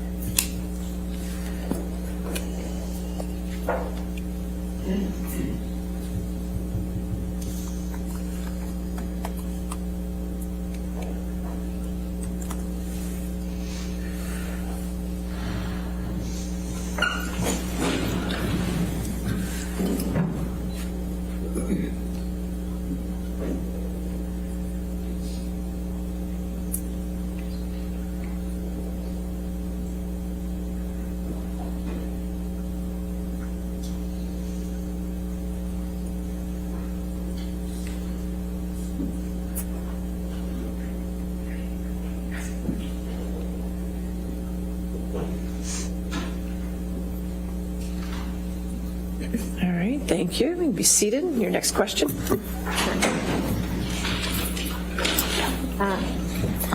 Mr. Depp, before the break, we were talking about how your finger got injured in Australia. Do you remember that? Yes. Okay. I'd like to pull up Defendants Exhibit 394, please. Mr. Depp, do you recall Mr. Rottenborn showing you this exhibit during your cross-examination? Yes, I do. And Can you please explain when, relative to your finger injury, you sent this text message?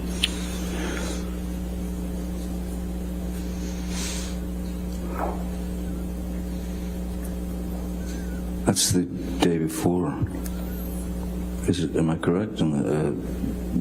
At the bottom it says, I cut the top of my finger off. What should I do? Except, of course, go to a hospital. Australia, exactly. The time difference, sorry. Yes. That's what I said. And so when, relative to when your finger was injured, did you send this text message, to your best recollection?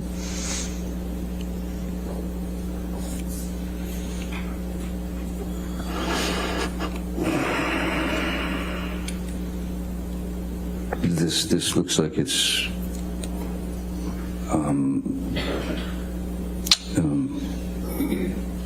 at the time to me.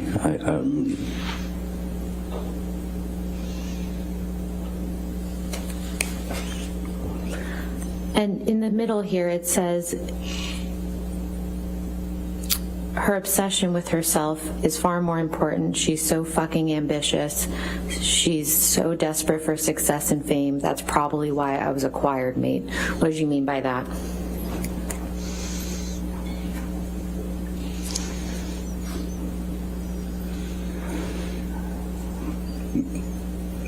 Unfortunately, I meant exactly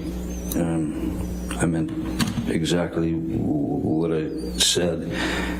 In this text, it seems it had become clear that there were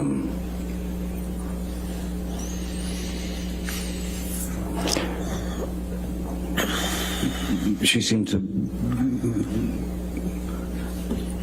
take more care and importance in going on auditions, going to the Met Ball, or going to any sort of premiere or opening or whatever, where she could be Objection beyond the scope of the question, Your Honor. Sorry? I believe he was responding to what he meant by what he wrote in his text And message then to he said Dr. I meant exactly what the word said, and now he's going beyond. All right, I'll sustain objection. Next question. Thank you, Mr. Rottenborn. Sir, if you could just answer the question, Mr. Depp, please. Certainly, Direct your sir. attention just to your attorney, okay? Sorry, Your Honor. Mr. Depp, last week, Mr. Rottenborn showed you an audio recording where you referenced your finger getting cut off in Australia. Do you recall that? Yes. Okay. I'd like to play a different portion of that recording that came before the portion that Mr. Rottenborn played. So if we could please pull up Plaintiff's Exhibit 343, and we will be playing the portion from at 1 hour, 54 minutes, 11 seconds to 1 hour, 56 minutes, 10 seconds. It's early, it's quick, it's so not, you're not interested in not fighting. You are guaranteeing a fight. When you do that, and I've told you this so many times, you guarantee, if you were interested in not fighting, you would be respectful if you needed the space to make, you would be careful not to perpetuate the fight longer by saying, I need a few minutes, and then actually honoring that. How can I trust you that it will be a few minutes when you've done this in the past and disappeared for hours? You know, I got mad at you in Australia about this. I said, baby, I want to trust you. It's hard for me not to try and work it out. If you want to be the person that's like, I need to cool down, help me do that, give that to you. But I can't give it to you if you always let me down and fuck up and forget. Because I gave you a time limit, because I said I'll be back in 3 minutes. So I'm just... No, it's different. If it happens... It's different. You never... If it happens, I'm just going to say, look, I need some time. That's it. I'm telling you, that will make it worse. No. I guarantee you it will. If you're fucking throwing punches... I'm not talking about throwing punches. I'm talking about an argument. Right. In arguments, you tend to throw punches. I'm talking about arguments. I'm not talking about the times when it's got physical. I'm talking about arguments. I'm talking about arguments. I'm talking about arguments. Yes, and our argument. Earlier and earlier and earlier. Now you split. You take off right away. You don't deal with the issue. You don't deal with the confrontation, and you split. Whether it is, and then you do it for an undeterminate amount of time. You do it without actually respecting. When you do give me a time, like say I need a few minutes, you never. Mr. Depp, whose voices can you hear in that audio recording? Ms. Hurd and myself. And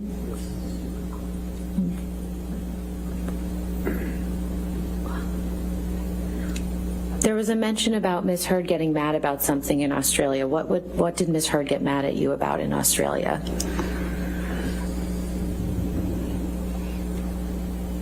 There were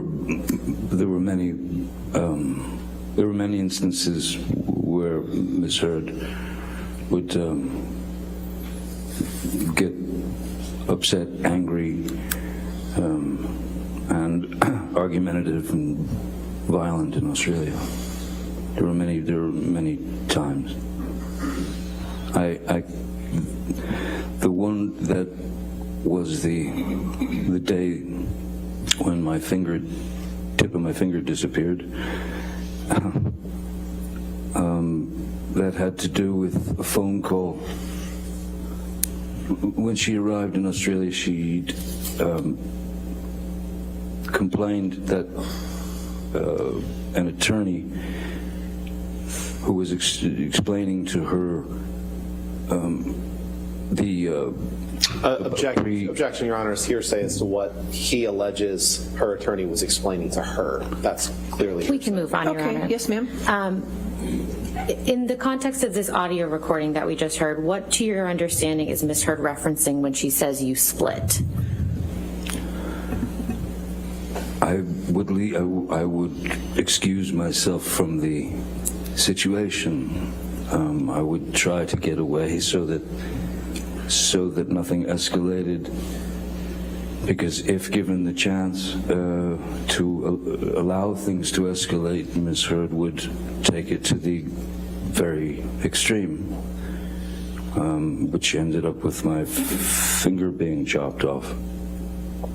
So I rather thought it was the best idea to avoid things like that. Mr. Depp, I'd like to show you what's been marked as Defendants Exhibit 272. I believe this is another document that you saw during your cross-examination. Do you recognize these text messages?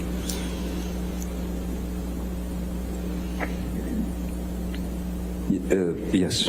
And these were after your detox on the island, is that right? That's correct. Now, where it says here, this was the right thing to do to speed up the process, what are you referring to there?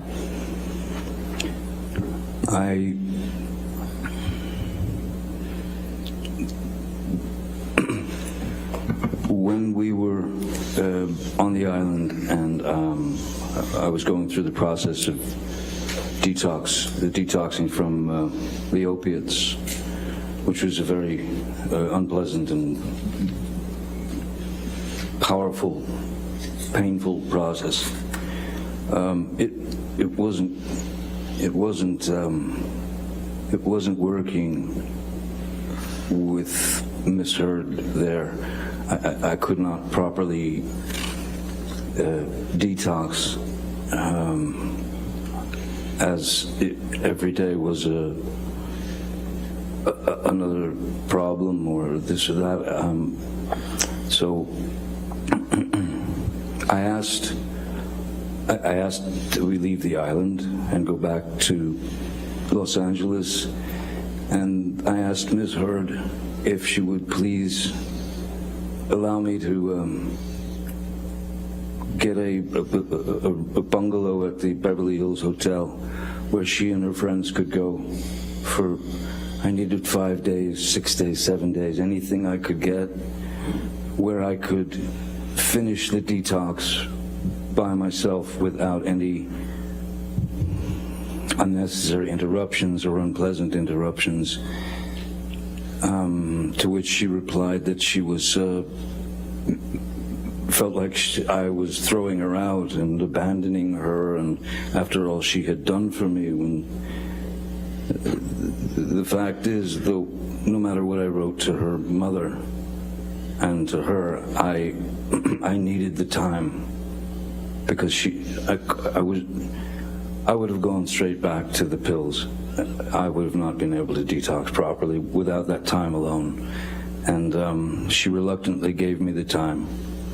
And I sent her and her friends to Beverly Hills Hotel and in a bungalow, and went through the detox by myself in Penthouse 3 for the next 5 or 6 days. Mr. Depp, last week Mr. Rottenborn showed you a video that was taken of yourself where you're slamming some cabinets. Do you recall that? Yes, I do. First of all, where are you in that video? That's the kitchen at a house that I've on Sweetser that I've lived in since mid-90s. And do you recall what you were upset about in that video? Objection leading. Overruled. I don't recall, as I don't know the date of, there's no metadata that I'm aware of for that tape. Also, apparently looking for any metadata is impossible, as it is now owned by... I'll sustain the objection. Do you want to ask the question again? Mr. Depp, what do you remember, what, if anything, do you remember being upset about that resulted in what was seen in that video? I can't recall if it was bad news about my mother's health. I can't recall if it was something to do with my former business managers, finding out that they'd taken me for a very nasty ride. I don't recall exactly what it was about. What I do know is that it didn't have anything to do with her. Objection beyond the scope of the question. Overruled, I'll allow it. It's fine.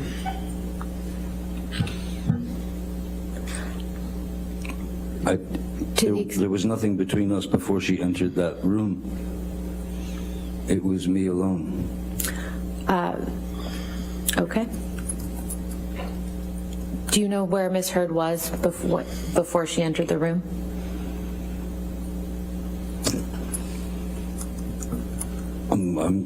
I assume that she was up in the, she'd gotten out of bed and gotten dressed and come downstairs.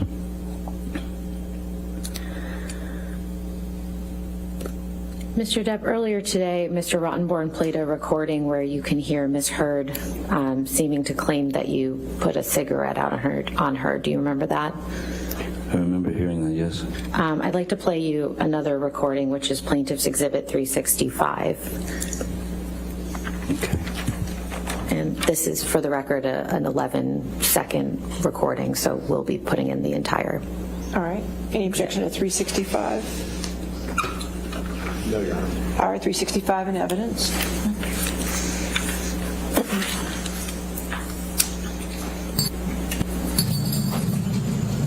Couch. You give me one couch. I gave you 3 other couches. Two couches. What do you want? Please? Please, give me a couch. What do you want? Couch. Couch, right. What do you want? I want couch. We don't have to shake one. I want couch. Agreed, please, though. You said you agreed before we started talking. I want to stop fighting. Have I been fighting? Yes. Your Honor, she said this was 11 seconds. It's been nasty and provoking and mean-spirited. Not you. No, I'm not saying that. You asked. I'm sorry. I think I misspoke. I may have been 45. I may have misremembered. It's 11 seconds long, and that went way longer. I apologize. I misremembered. All right, it's in evidence. It may help if could we ask them to move the media player so we can see it too, because we just have a blank screen, so. Okay, it's 45 Well, that's just seconds. probably because we didn't publish it. There you go. Okay. Can we play that? Thank you. Couch. Couch. Couch. You give me one couch. I gave you 3 other couches. Two couches. What do you want? Please? Pay attention to it. Please, give me couch. What do you want? Couch. Couch, fine. What do you want? I want couch. We don't have to speak now. I want couch. Couch. Agree, please, though. You said you agreed Couch, before we agree. started talking. I'm gonna stop fighting. Have I been fighting? Yes. Everything you've said has been nasty and provoking and mean-spirited. Not yours. And no, I'm not saying that. You asked me yours. By the way, you just threw a fucking cigarette on me. Mr. Depp, do you recognize what's in that recording? Do I recognize what's in the recording? Yes.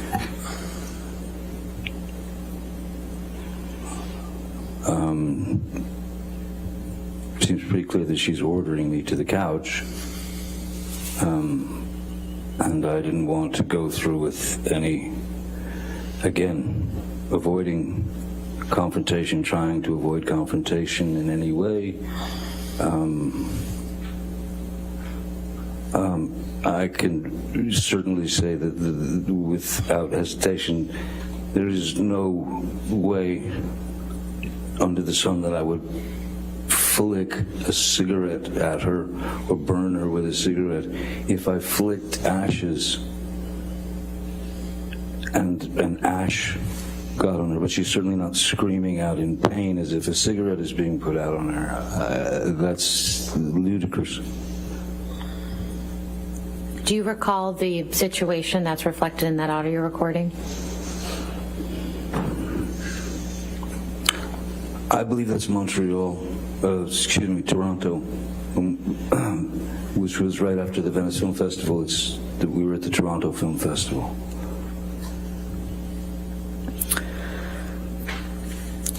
Mr. Depp, I'd like to ask you about a couple text messages from May 22nd, 2016 that Mr. Rottenborn asked you about earlier. Yes. And before I do, could you please remind the jury what was going on between you and Ms. Heard on May 22nd, 2016? On May 22nd,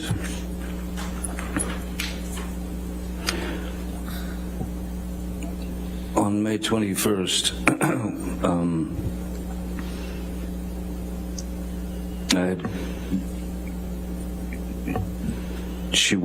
I hadn't seen her since the 22nd of April, her birthday, which was when I left at 4:30 in the morning.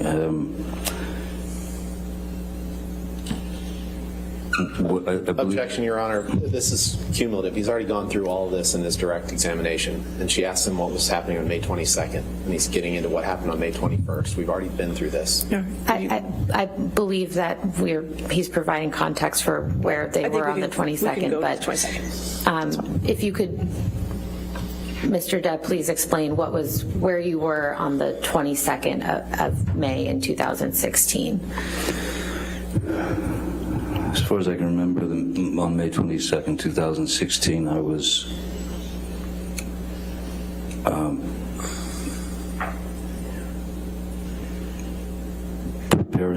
preparing to leave for New York for rehearsals and then a tour with the Hollywood Vampires. I was either preparing to leave or I had left. Could we please pull up Defendant's Exhibit 736, please? And do you recall sending this text message to Ms. Heard on May 22nd, 2016 at 6:19 p.m.?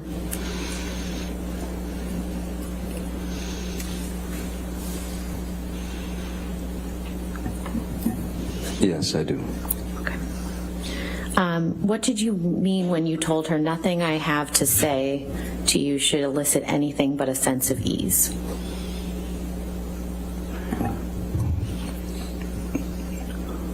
It was essentially, for me, I was bringing up what I'd spoken to her about before, which was a peaceful resolution to the problems, a peaceful resolution in terms of a peaceful and private and quiet and calm divorce. And so that's why I say it shouldn't elicit anything but a sense of ease, because it was not about, I didn't want to argue. I didn't want anything but to end the marriage in the kindest way possible for all, her family, my family, her, myself, etc. And what did you mean when you said all my love and profound apologies? Profound apologies is that it just didn't work. We just could not work. There was no way. And I had to try to put a peaceful end, a peaceful stop to the endless opportunities for these constant arguments. If I didn't put a stop to it, then, I mean, if I didn't try to put a peaceful stop to it, a peaceful end to it, then if you don't stop it yourself, it'll stop you. It'll stop you, and you don't know what that could be. But it was horrific, and I wanted her out of it, and I wanted out of it. No one deserves to live like that. No one deserves to live like that. Not her, not me, not anyone. So I just wanted a smooth exit for both of us. That's all I was looking for. Mr. Depp, last week, Mr. Rottenborn played a clip from an audio recording where Miss Heard told you that you vomit in your sleep a lot. Do you remember that recording? Yes, I do. And what's your response to that?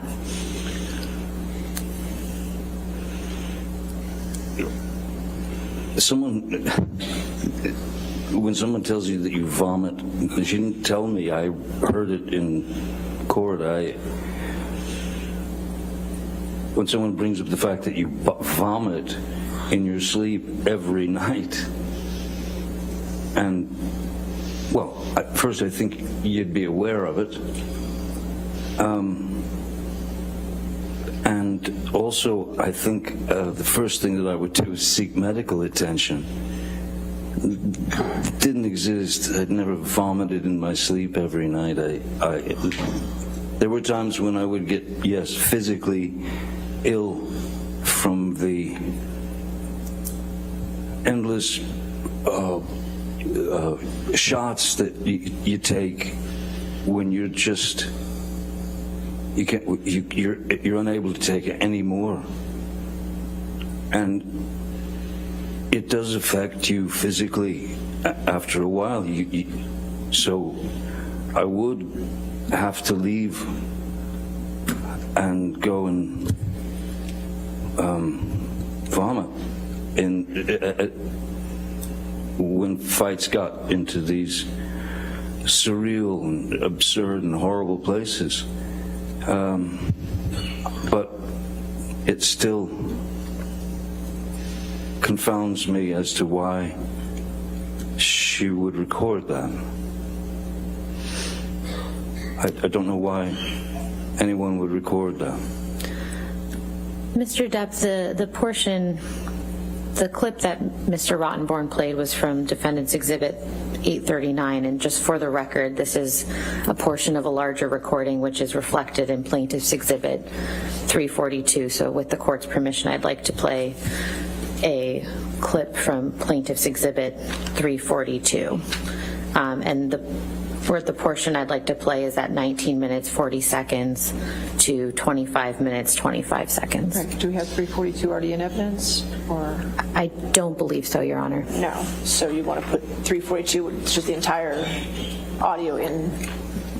Yes, I don't Evidence. believe that there's anyone else in this audio recording, Your Honor. I don't believe I hear this before. Okay, 342, any objection? As long as there's no one else in the audio recording, no objection. We can confirm afterwards. So if Your Honor would, if it's more comfortable, we can put it in as 342A. Okay. And what was the, let's put 342A, and what's the part that you're going to? It's 19 minutes, 40 seconds to Okay. 25 minutes, 25 seconds. All right. And there's just the two of them in this excerpt, is that correct? That's correct. All right. That's 342A in evidence, then. Thank you. I don't care. Do you understand why 10 minutes downstairs I don't didn't care. seem real? I don't care. Did you hear what I said? I don't care. I don't care. You do. There's plenty of things you've done, plenty of things you've fucking done that were absolute fucking lies. I didn't I'm not ever. even fuck with you about it. So anyway, I'm leaving. So I'll see you in a bit. Yeah? Is that what matters? Your lies? Is this what matters to you, your party? Your lies, I understand. I never led you. And what we're talking about tonight is what?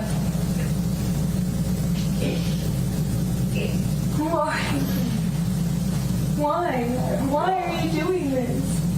I'm leaving. I'll be back. Why? What is it that is so important always to run away to? Why? It's a runaway, yeah. I run because I'm a cop. Why don't you stay? You asked me once not to leave, and I'm asking you. So why every 5 seconds do I get, I'm leaving because there's a fucking movie party I gotta go to? I have never prioritized you behind that. And you, of all people, all this talk about not being that guy, you have done nothing but over the last 2 days but tell me that your movie parties were more important, including the night before last. When I said to you the same thing, stay. And today you apologized, said I love you, I'm so sorry, and then today it takes you 2 seconds. It takes you 20 seconds at most to go, fuck that, I hate you, I don't want to be with you, goodbye, I'm leaving, I'm running away, but I'm not running, I'm walking away. Well, the one thing is for sure, I don't want to be with you. I don't. I really don't. Then if you don't want to be with me in life, Goodbye. then you need to actually do it. You need to actually take off your ring and forget that 5 hours ago you said the opposite. Otherwise, you can't keep throwing that around. You can't keep saying to me that this is something you care about.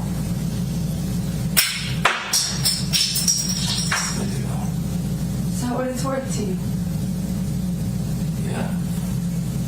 Yeah. For you, from all this bitch, from all these rules, all these... Rules? Because I asked you to stay? Because I asked you to stay. No, because you're fucking What was it? What was it when you asked me to You're a stay? pain in the ass. What was it when you asked me to I can't stay? stand it, no. What was it when you asked me to stay? In Australia, you said you promised me not to leave. You said you promised me not to leave. What did I do? I thought you would change. What did I do? Not change. What did I do? Not change. Did I stay or did I leave? You changed. Did I stay or did I leave? You stayed and you didn't change and you were a fucking I stayed. pain in the ass and you were a cunt. So I stayed, and I've been a cunt ever since, which is why you told me about every other day how you couldn't imagine your life without me, including today. So, which guy, does that seem normal to you? Does that seem normal to you? You told me tonight that you couldn't imagine your life without me, and now you're throwing your ring on the ground. Does that seem normal? That's how you tell me That seems sober? You seem normal? The definition of normal, you. Does that seem normal?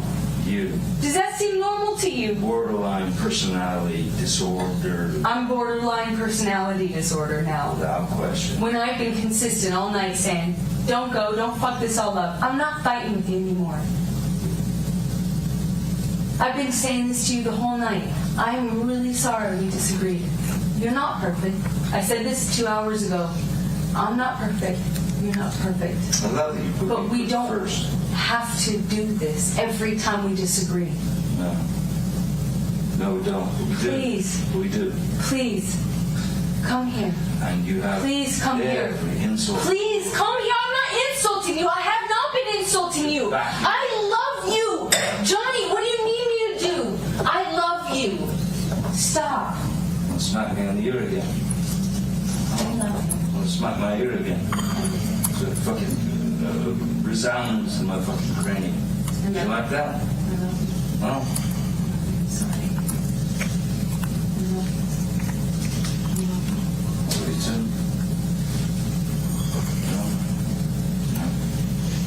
I don't love you that much. No, I don't. I do not love you that much. To give of myself? No. Do not. I will not give of myself. And you want me to fucking be some kind of cursed goddamn parrot or a fucking weird frenzied dog? No, I won't be it. No? Frenzied dog? I'm trying to talk to Or your goddamn fucking lover. Fantasia. I'm not gonna be that shit, man. Baby, stop. No, I don't want to be with you. These are the fucking rules. Fuck that. Rules, you're making this whole thing. You're doing this whole thing.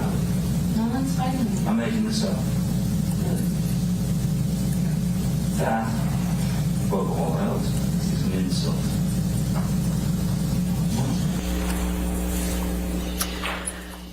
Mr. Depp, what are you and Ms. Heard discussing in this recording?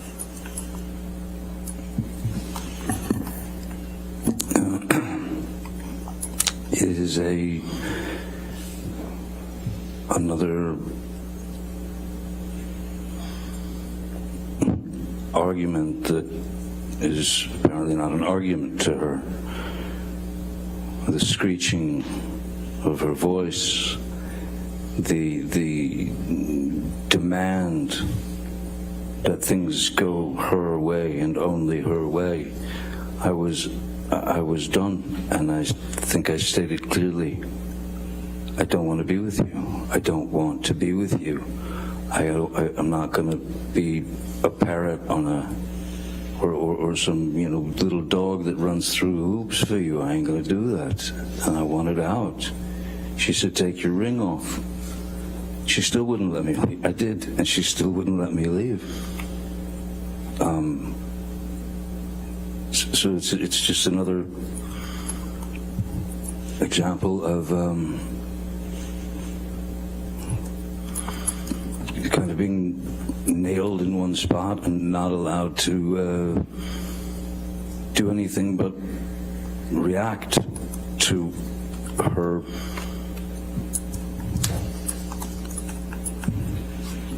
screaming and screaming like a banshee, and then telling me to calm down when I had been pretty calm, I thought. Where were you trying to go, if you can recall? Anywhere. Away. And why did you ask Ms. Heard if she wanted to smack you in the ear again?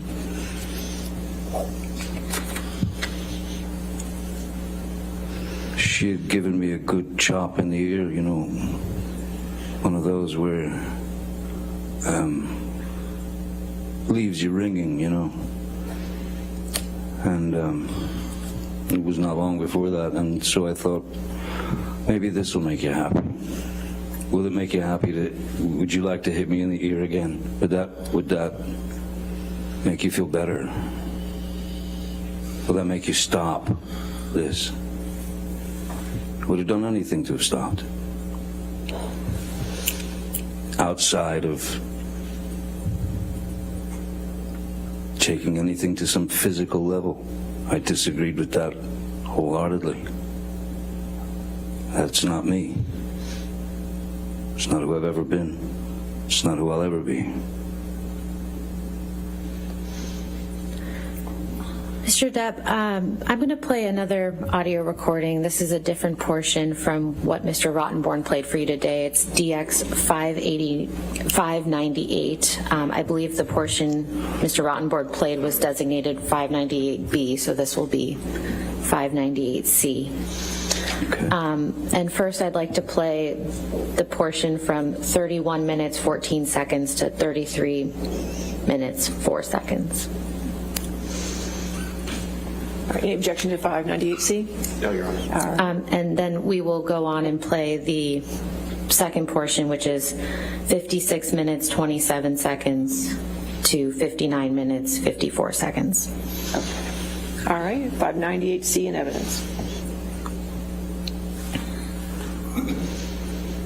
You know, and it builds, right?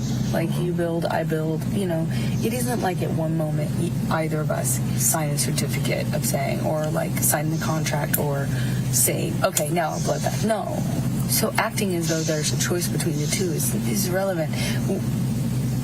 I'm not asking you to stay over having a bloodbath. I'm asking you, over walking away. I'm not asking you to have a bloodbath over walking away.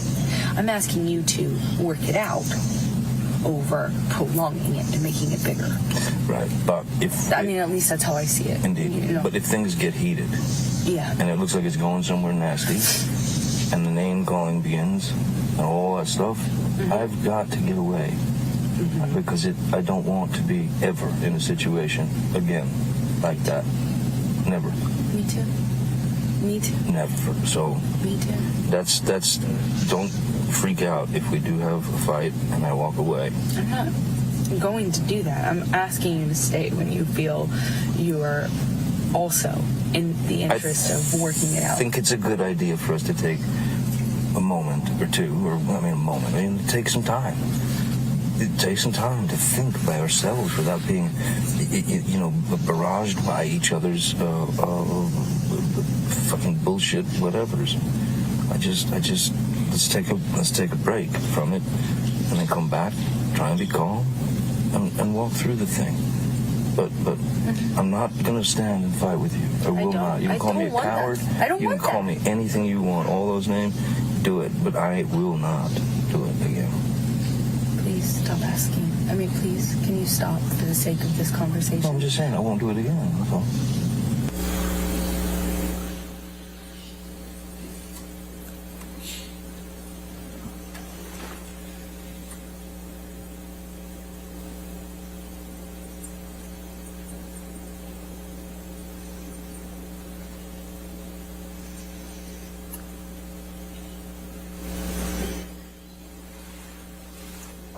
Okay, great. Then let's take our space and let's not do this anymore, because I'm really getting frustrated. And I'm really, really, really sick of this argument. Stop, I'm sorry. Okay, so let me go, and you go, and I'll speak to you in a couple hours. Okay? Okay? Stop. Okay. Why are you saying stop? May I go? Please, it causes me so much stress when you leave, when you walk away from me with that. It's like you don't understand how much worse you're making this. I can't believe this. Please, you're making it worse for me. Okay, I'm sorry for you.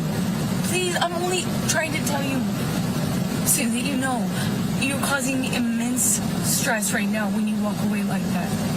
There's no reason to be mad. Well, then say goodbye. I haven't walked away. You're not saying goodbye. You won't let me fucking leave. Let me leave. Stop rushing me! Stop pushing me in the corner and then poking me with a stick and then saying, why are you saying the words you want me to say? Stop poking me! Stop rushing me! Stop throwing me against the wall and going, what? You don't like that wall? You don't like the fucking wall? Stop pushing me! Remember, I'm not pushing you. I'm not rushing you. I said, I need space. I don't want this conversation anymore right now. I need space. And I will take my space, whether you like it or not. I will take it. And you will take your space. But if you keep halting I'm not doing anything this to you. and continuing I'm with not the rhetoric. continuing it. I'm begging you to stop. I don't. Okay, stop. I'm stopped. Stop.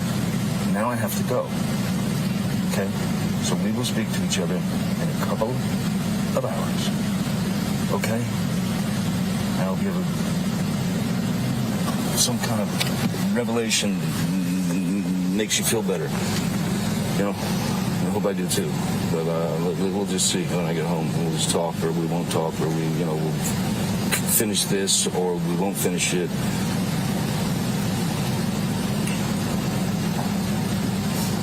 But this is not love. This is not happiness. This is not. Please stop doing this. Please, you're causing so much fucking stress. I'm gonna die at this age. I'm gonna fucking die. You're causing me so much stress. Please stop. Please, I feel like I have a heart attack almost every day. Please stop. Please stop doing it. Please stop. He's so fucking mean. Why are you with me? Bully. Stop.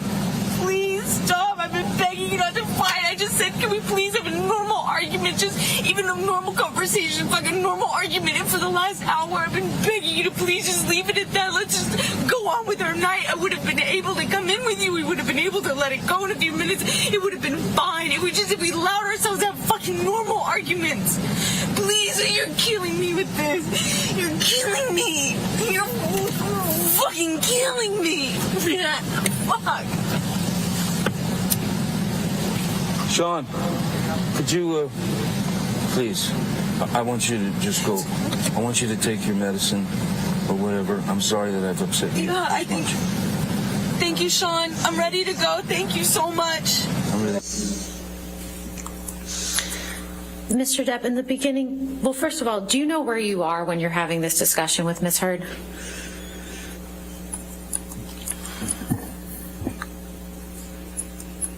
The only, excuse me, the only clue that I have is that Sean is being called. I'd called Sean and said to drive her home, or I believe it was probably at Sweetser, so then she could drive back, he would drive her back to downtown Penthouse 3 she didn't seem in any shape to drive to me. And earlier in the clip, there was a reference to a bloodbath. What does that mean in the context of that conversation? I don't know. Again, it seems like some word that was it became Objection, part Your of Honor. He said he doesn't know. All right, I'll sustain objection. Next question.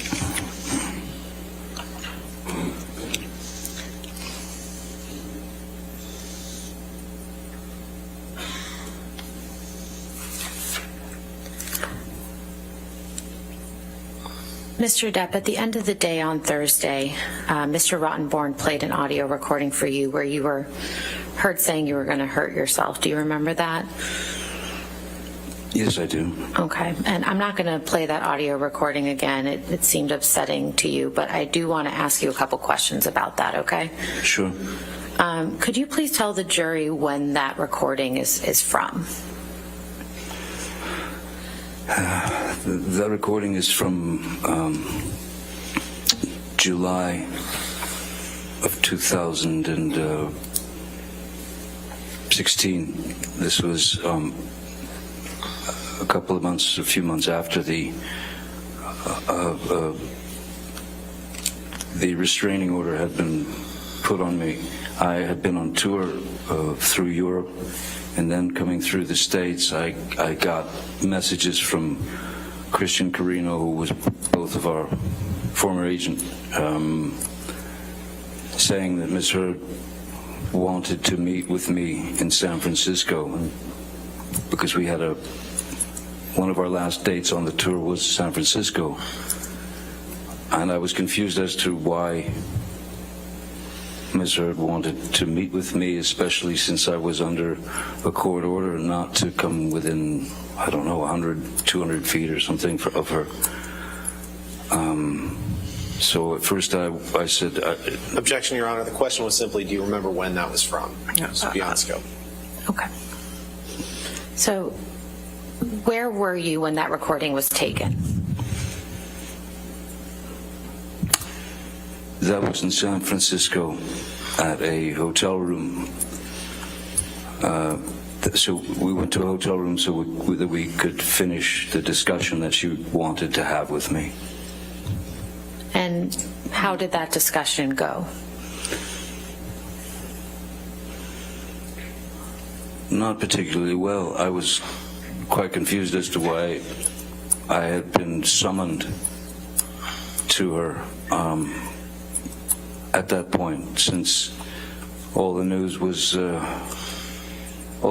just about the fact that I had allegedly done all these horrible things to her, and so I was talked into going there. I went and met with her in hopes that she would retract her lies that the world was now fed, had been fed, and in no way was she ready to do that. And I couldn't understand why I was there. Everything had been taken from me. My children couldn't escape the fact that all this had gone down. So Objection, I was. Your Honor, the question was, how did the discussion go? And he's talking about his children. It's way beyond the scope. Just talking. Sir, just wait for the objection.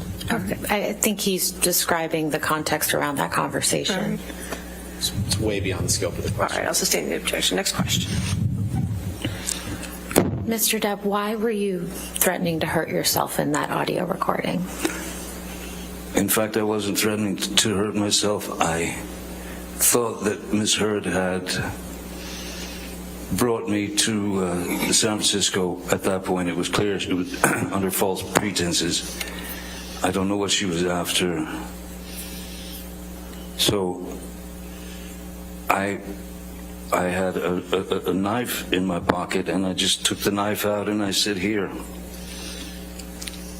cut me." That's what you want to do. Ultimately, you've taken everything. You want my blood? Take it. Have my blood. And then she said, no.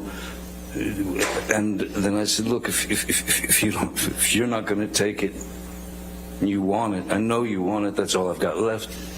Take it. If she wasn't going to do it, I would have done it. Because that's psychologically, emotionally where I was. I was at the end. I was broken.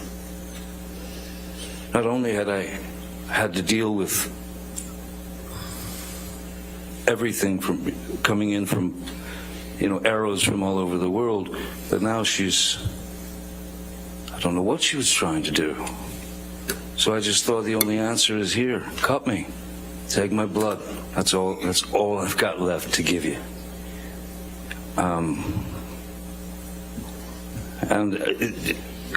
Obviously, there was no threat to Ms. Heard with that knife. It was about spilling my blood, because I thought that's what the only thing she didn't have at that point. And I was broken and really just at the end. I couldn't take it anymore. I thought, everybody, I know that that's his job, but that was quite a cruel... Objection, Your Honor, we're well beyond the scope. I'll sustain the objection. Next question. Finally, I'd like to play a portion from Plaintiff's Exhibit 357, specifically the portions at 18 minutes 43 seconds through 21 minutes 46 seconds. 357, is that correct? 357, yes. All right, so is this going to be another one where it's going to be an A, or is this going to be all that's going to be offered? Why don't we go with A to be safe? We're going with A. Okay, could you give me the numbers again, just so I have them for the record? What are you going to play? It is 357, beginning at 18 minutes 43 seconds through 21 minutes 46 seconds. All right, any objection to 357A? No, Your Honor. All right, 357A in evidence. It's been going on too long, Albert. We just gotta stop this. Just gotta stop it. I don't know how to get my reputation back. We write a letter together. That means Saying that we're going to take this out of the public eye. Saying that we're going to try and work this out on our own. Saying that the media has created such a fucking hateful storm that it's sickening, that we love each other, and that we want to make sure each other is okay. Have we had fights in the past? Have we had this or whatever? Fuck it, they already know all that shit. Don't matter. Here's the deal. no, it matters. It makes. You have no idea. Every ounce of my credibility has been taken from. I mean, and done so in a dishonest way. You know. Amber, the abuse thing is we've got to deal with that. Yeah. We got to deal with that, I don't have Amber. any way of my credit. It's my credibility. You know what? And why did you put that out there? I did not. You forced me. Your team forced me to by going on the offense. I didn't force you to. From the very beginning. I promise. Look up the timelines to these things. Everything is. Forget it. Forget it. You don't believe what I say. You don't believe what I say. But I did not choose this. Every step of the way has been an offense. I did not put this anywhere. I didn't. Let me talk to the fucking team. I did not call the cops. I need them to state that. IO called the I did not cops. call the cops. You told IO to call the cops. I did not call the cops, and I did not give them any statement when they came. I've been trying to protect you. You told IO to call the cops. While it was happening? Yeah. Oh, I'm sorry, because the last time that it got crazy between us, I really did think I was going to lose my life, and I thought you would do it on accident. And I told you that. I said, oh my God, I thought the first time. Amber, I lost a fucking finger, man. Come on. I had a mineral can of mineral spirits thrown at my nose. You can please tell people that it was a fair fight and see what the jury and judge think. Tell the world, Johnny. Tell them Johnny Depp. Johnny Depp, man, I'm a victim too of domestic violence, and yes. I know it's a fair fight. And see how many people believe or side with you. It doesn't matter if it's a fair fight. My ass. Exactly, because you're. Mr. Depp, when did you have the conversation reflected in this recording with Ms. Heard?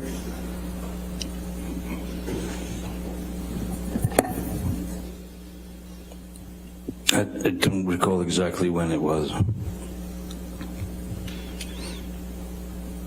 What's your best estimate?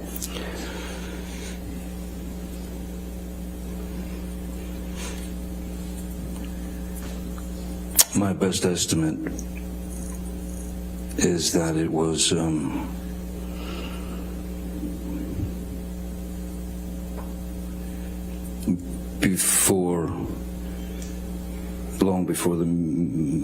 quite a while before the meeting in San Francisco in July.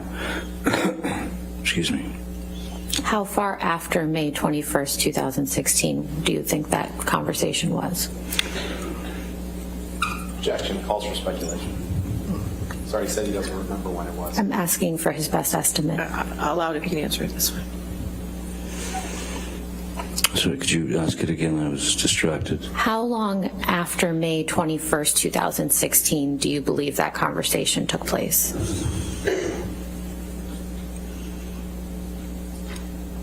I would say that it was not too far, maybe a couple of months. It was far enough to where the world media was already bombarding me.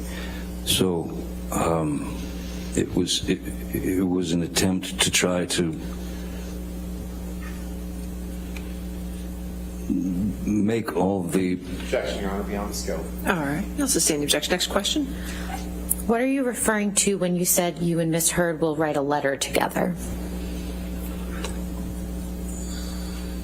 I was trying to make a peaceful settlement. And what are you referring to when you say you lost a finger?